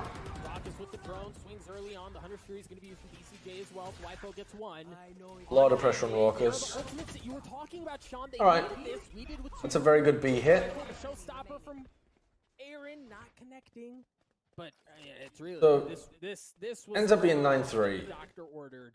If your X set Marv is left. And Marv's FaZe's composition is better on attack as well. Yeah. But except the two of the rounds that they won were just based on really fast aggressive plays into sites. One on A and that one on B. I don't know. That strat was sick. I think we needed to see a lot more of that from Exit. It's like their normal style, right? Where you could feel Valorant agents really are just carbon copies of Overwatch heroes. It was like we were all waiting for it to land. Yeah. The second it landed. I like Zarya in this game. I mean, I think I like the every game takes inspiration from multiple different sources. I like Breach in Overwatch. Like the concept of a shadowy cloaked figure is not exclusive to Overwatch. I mean, that Overwatch 100% did not invent that. It's a concept as old as, I mean, Lord of the Rings. Yeah. Like the actual beginning of the fantasy genre. Yeah, like the concept of a Grim Reaper figure. Certainly for the fact that it sounds like Clydesdales are just marching their way down B long. Okay. This is interesting from FaZe. It's a fast hit, but they're not really taking much site control. They're just playing fairly passive angles. Yeah, well, Babyface trying to take elbow control now off the... Oh, with the paranoia as well. I mean, That's a nice counter though, the boombot. Really good boombot. I mean... That's what I wanted to see from Exet. They're still going to push it. Oh my god, they've just been destroyed. I mean, the utility there is just destructive from FaZe. I think Zach brought 3 flashes in the pistol round instead of buying 2 flash and armor. Oh my Is goodness. that normal for pro player? I'm not even sure. Wow. I wanted to see more stuff like that from Exet in this series overall. Was like the kind of tempering and absorbing of aggression in moments and then punishing it immediately afterwards. Yeah. You know, finding the right timings, like we saw just then with the boom bot. But again, they tried to press their advantage in this small window, but you're pushing into the breach, right? That's the same thing. Like the Boombot is good at countering Babybay's aggression, but the Flashes are really good at countering Exet's aggression. Yeah. There was good examples from both sides of using utility effectively. It's just that it went back and forth. The fact that Pharah can fly in Valorant is just OP. Please nerf. Yeah, Pharah's pretty similar to like Raze. And they're doing it all over again. Yeah, I mean, here we go. Just fast B. Nade back sight. Force out BCJ. No one. Reach utility close out of Octagon. It's clear. Perfect. DP. Boom. Smoke down elbow. This is over. Get into sight. Yeah. Plant the spike.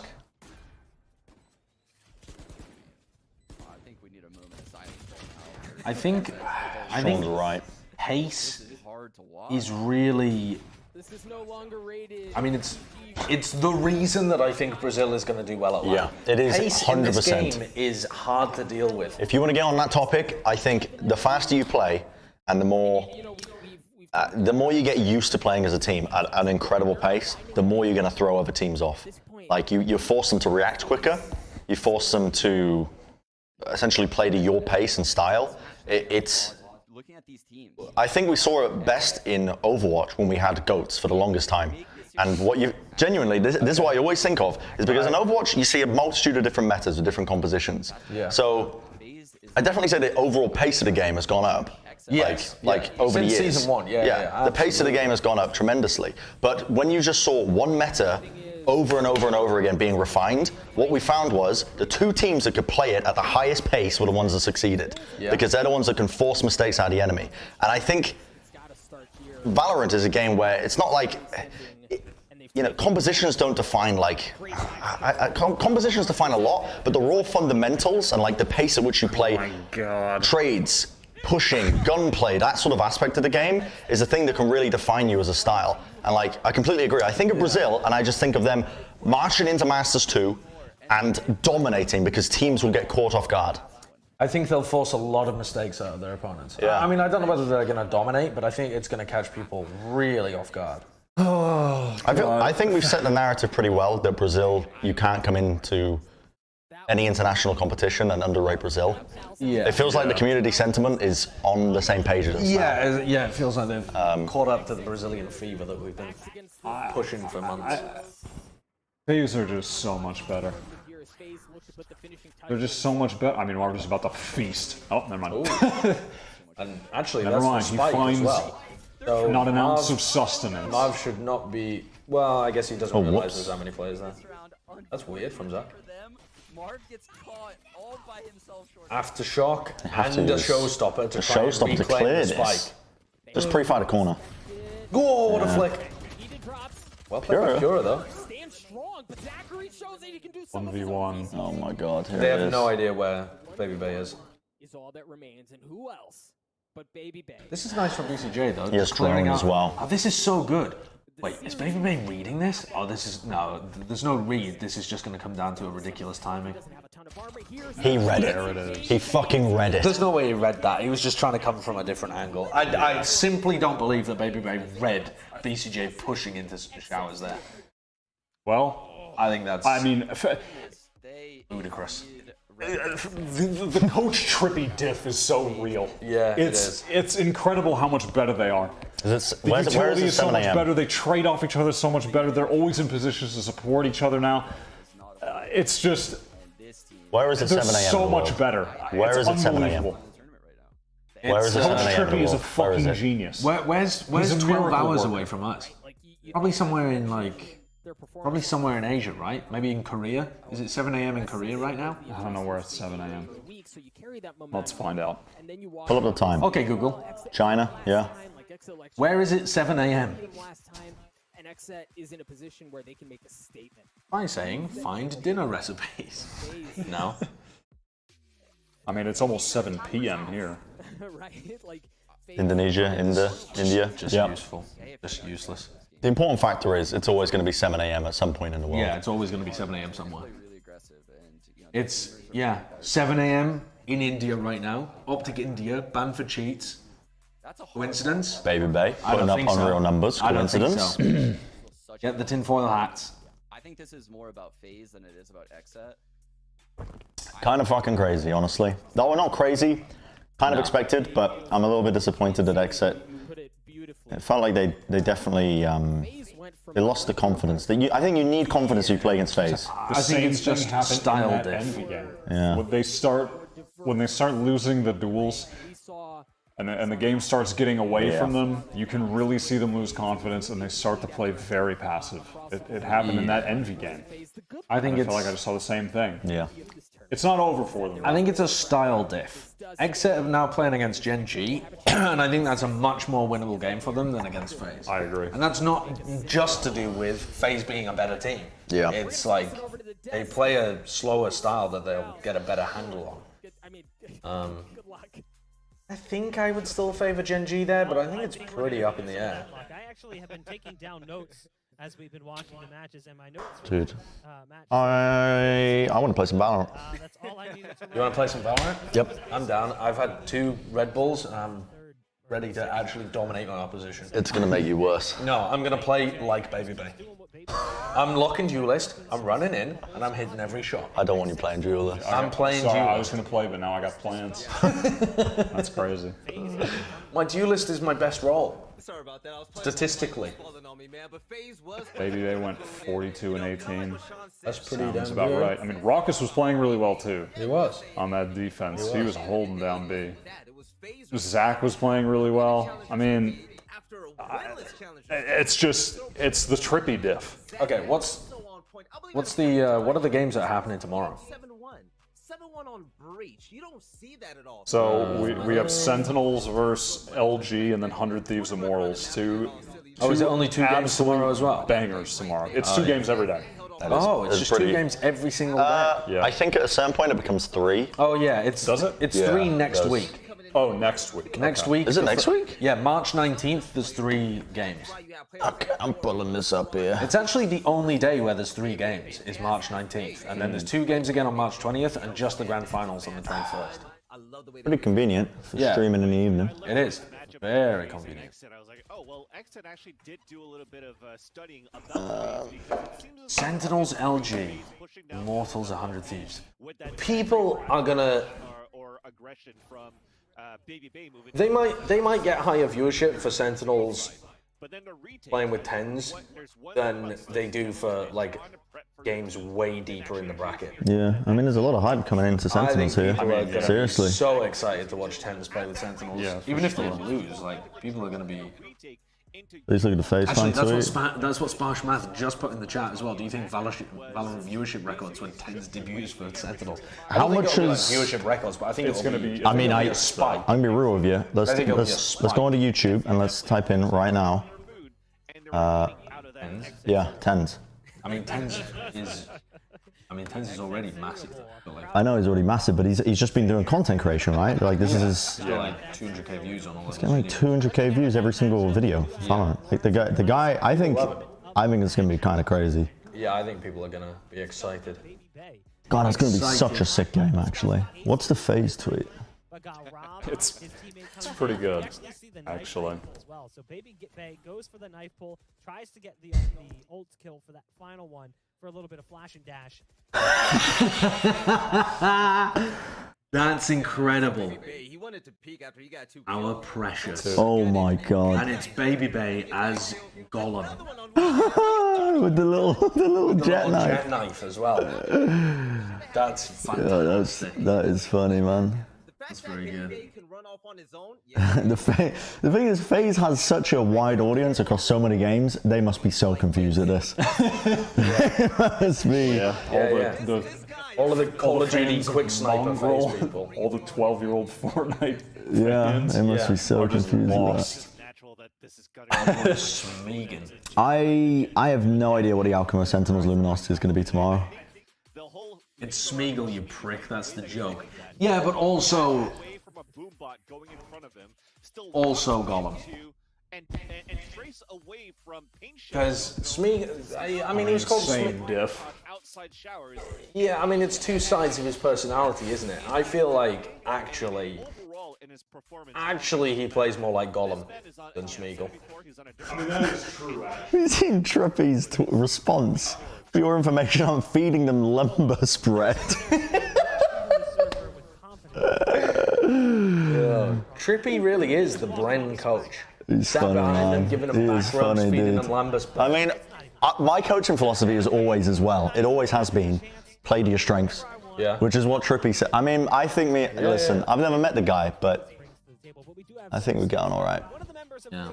Look at Zelsis. Similar philosophies. But I don't know what that is. Yeah. Do we? I mean, I don't know what the hell the outcome is going to be. Wait a second.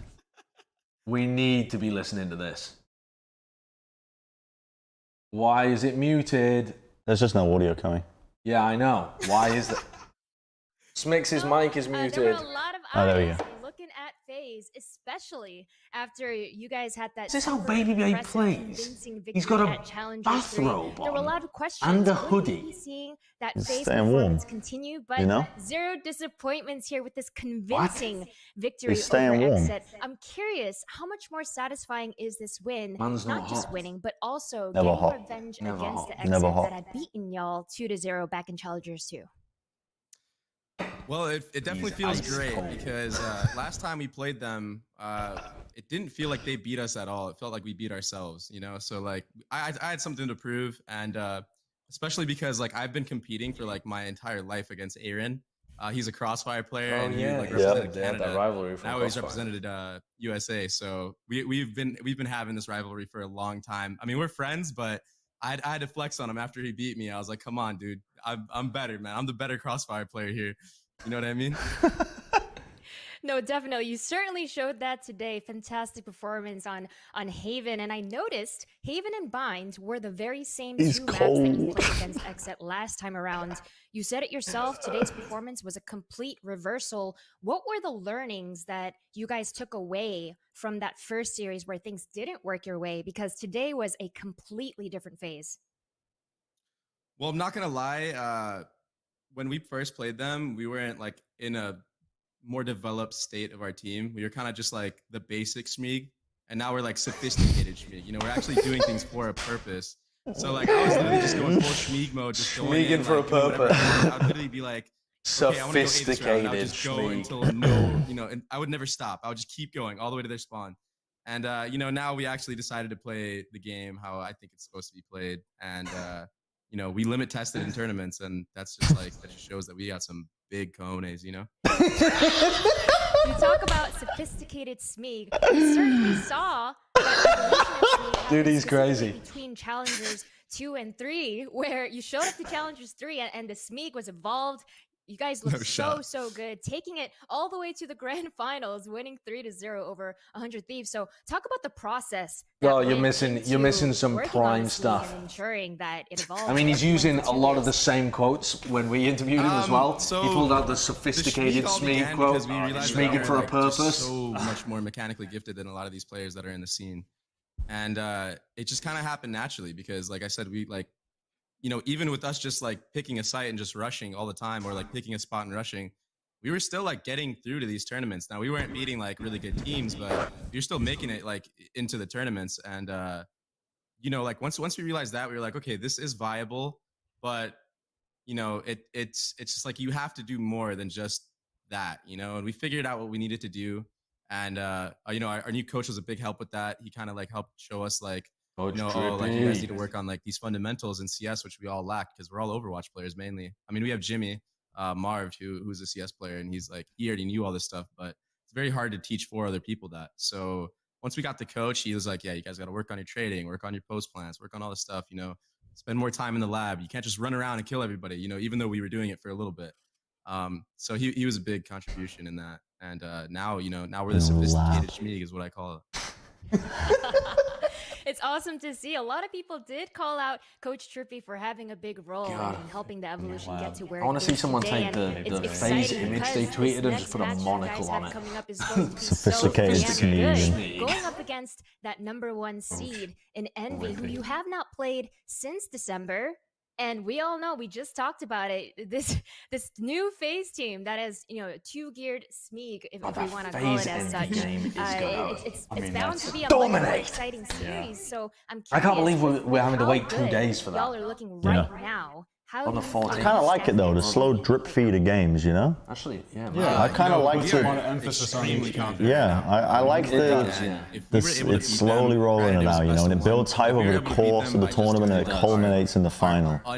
We don't even have to wait 1 day, we have to wait 2 days for it. I think that this will be easier than the last time we played them. But, you know, anything can happen and anybody can beat anybody on the given day, you know? So, like, I know Food's been having really good games lately, and I'm definitely going to be hunting for him, just like I was hunting for Asuna last time we played them. So we'll see who the better duelist is, you know? I did think that was the big win con for... It'll be a battle of the Smeeg, but for now... I mean, Baby said it directly. Once again, Was because Asuna is such a key piece for 100 Thieves' success that if he dies early, it does limit in terms of... It limits him in terms of what they can do. Yeah, I think that's pretty similar to what his plan is going up against Envy as well. Bro, is everyone... Veli have the fucking Versace robe on? Dude, Veli looks like wealth right now. Everyone just... Absolute Everyone just ice cold right now. Everyone just ice cold. Bro, he has a Versace robe on. Is it Versace? We got a fucking What is that? Versace? What is that? On the far right. Is that Gucci? Versace? Oh, for Veli. Veli has a Versace robe on and a gold chain. Hey, baby. Hey, baby. Hey. What a fucking king. God, that is wild, actually. Dude, look at the cuffs on that. Yeah. Veli, show him the cuffs. Yo, Veli's looking good, man. Like, look at the fit.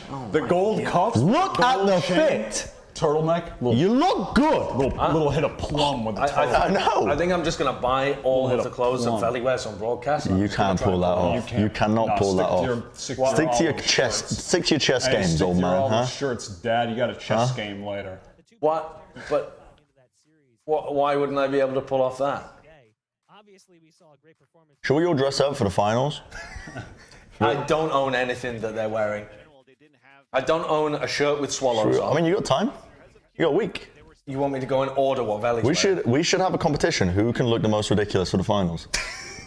I mean... Yeah, I'm down. Listen. Yeah. Dad is trying to be cool again. I might order some drippy clothes. Yeah. I got my... Where did my velvet robe go? Wow. Where? That's a rich man talking right there. I mean, it was very cheap. Do you remember my my Tiberius Wonder Stave? Red. Yeah. Silk velvet robe. I don't own any chains though. I don't have any jewelry. Wyatt's probably got 7 that he can share with you. Yeah, you got how many chains you got? You don't wear all of them. I'm gonna start my stream. Yeah. I mean, I don't think there's much more to discuss here. No, I think the games are over for today. We return again at 2 p.m. tomorrow. Yeah. Well, are we all playing some ranked? Yes. I am, I mean, it depends. Are you going to try to be Baby Bay? I'm not going to try. Was Avast here? Did he show up? Is that someone actually knocking on the door? Or was that Kurt trapped inside his room? Desperately begging for air. Is that you? Did you knock on the door? Oh. Did you knock on anything? I don't know. There was a knocking noise. I'm gonna check. All right. Well, anyway. All right. Well, we're gonna go and stream. You can catch us at on Twitch. We'll see you tomorrow. Bye bye. 2 Why am I PM. using that as if that's the way to turn off 2 the stream? p.m. tomorrow. If you haven't subbed to the channel already, go and sub. Bye. Veli is so drippy right now. No, he's actually fucking dripping. He's. I don't think so. He's wet. Like a pot of macaroni. He's dripping.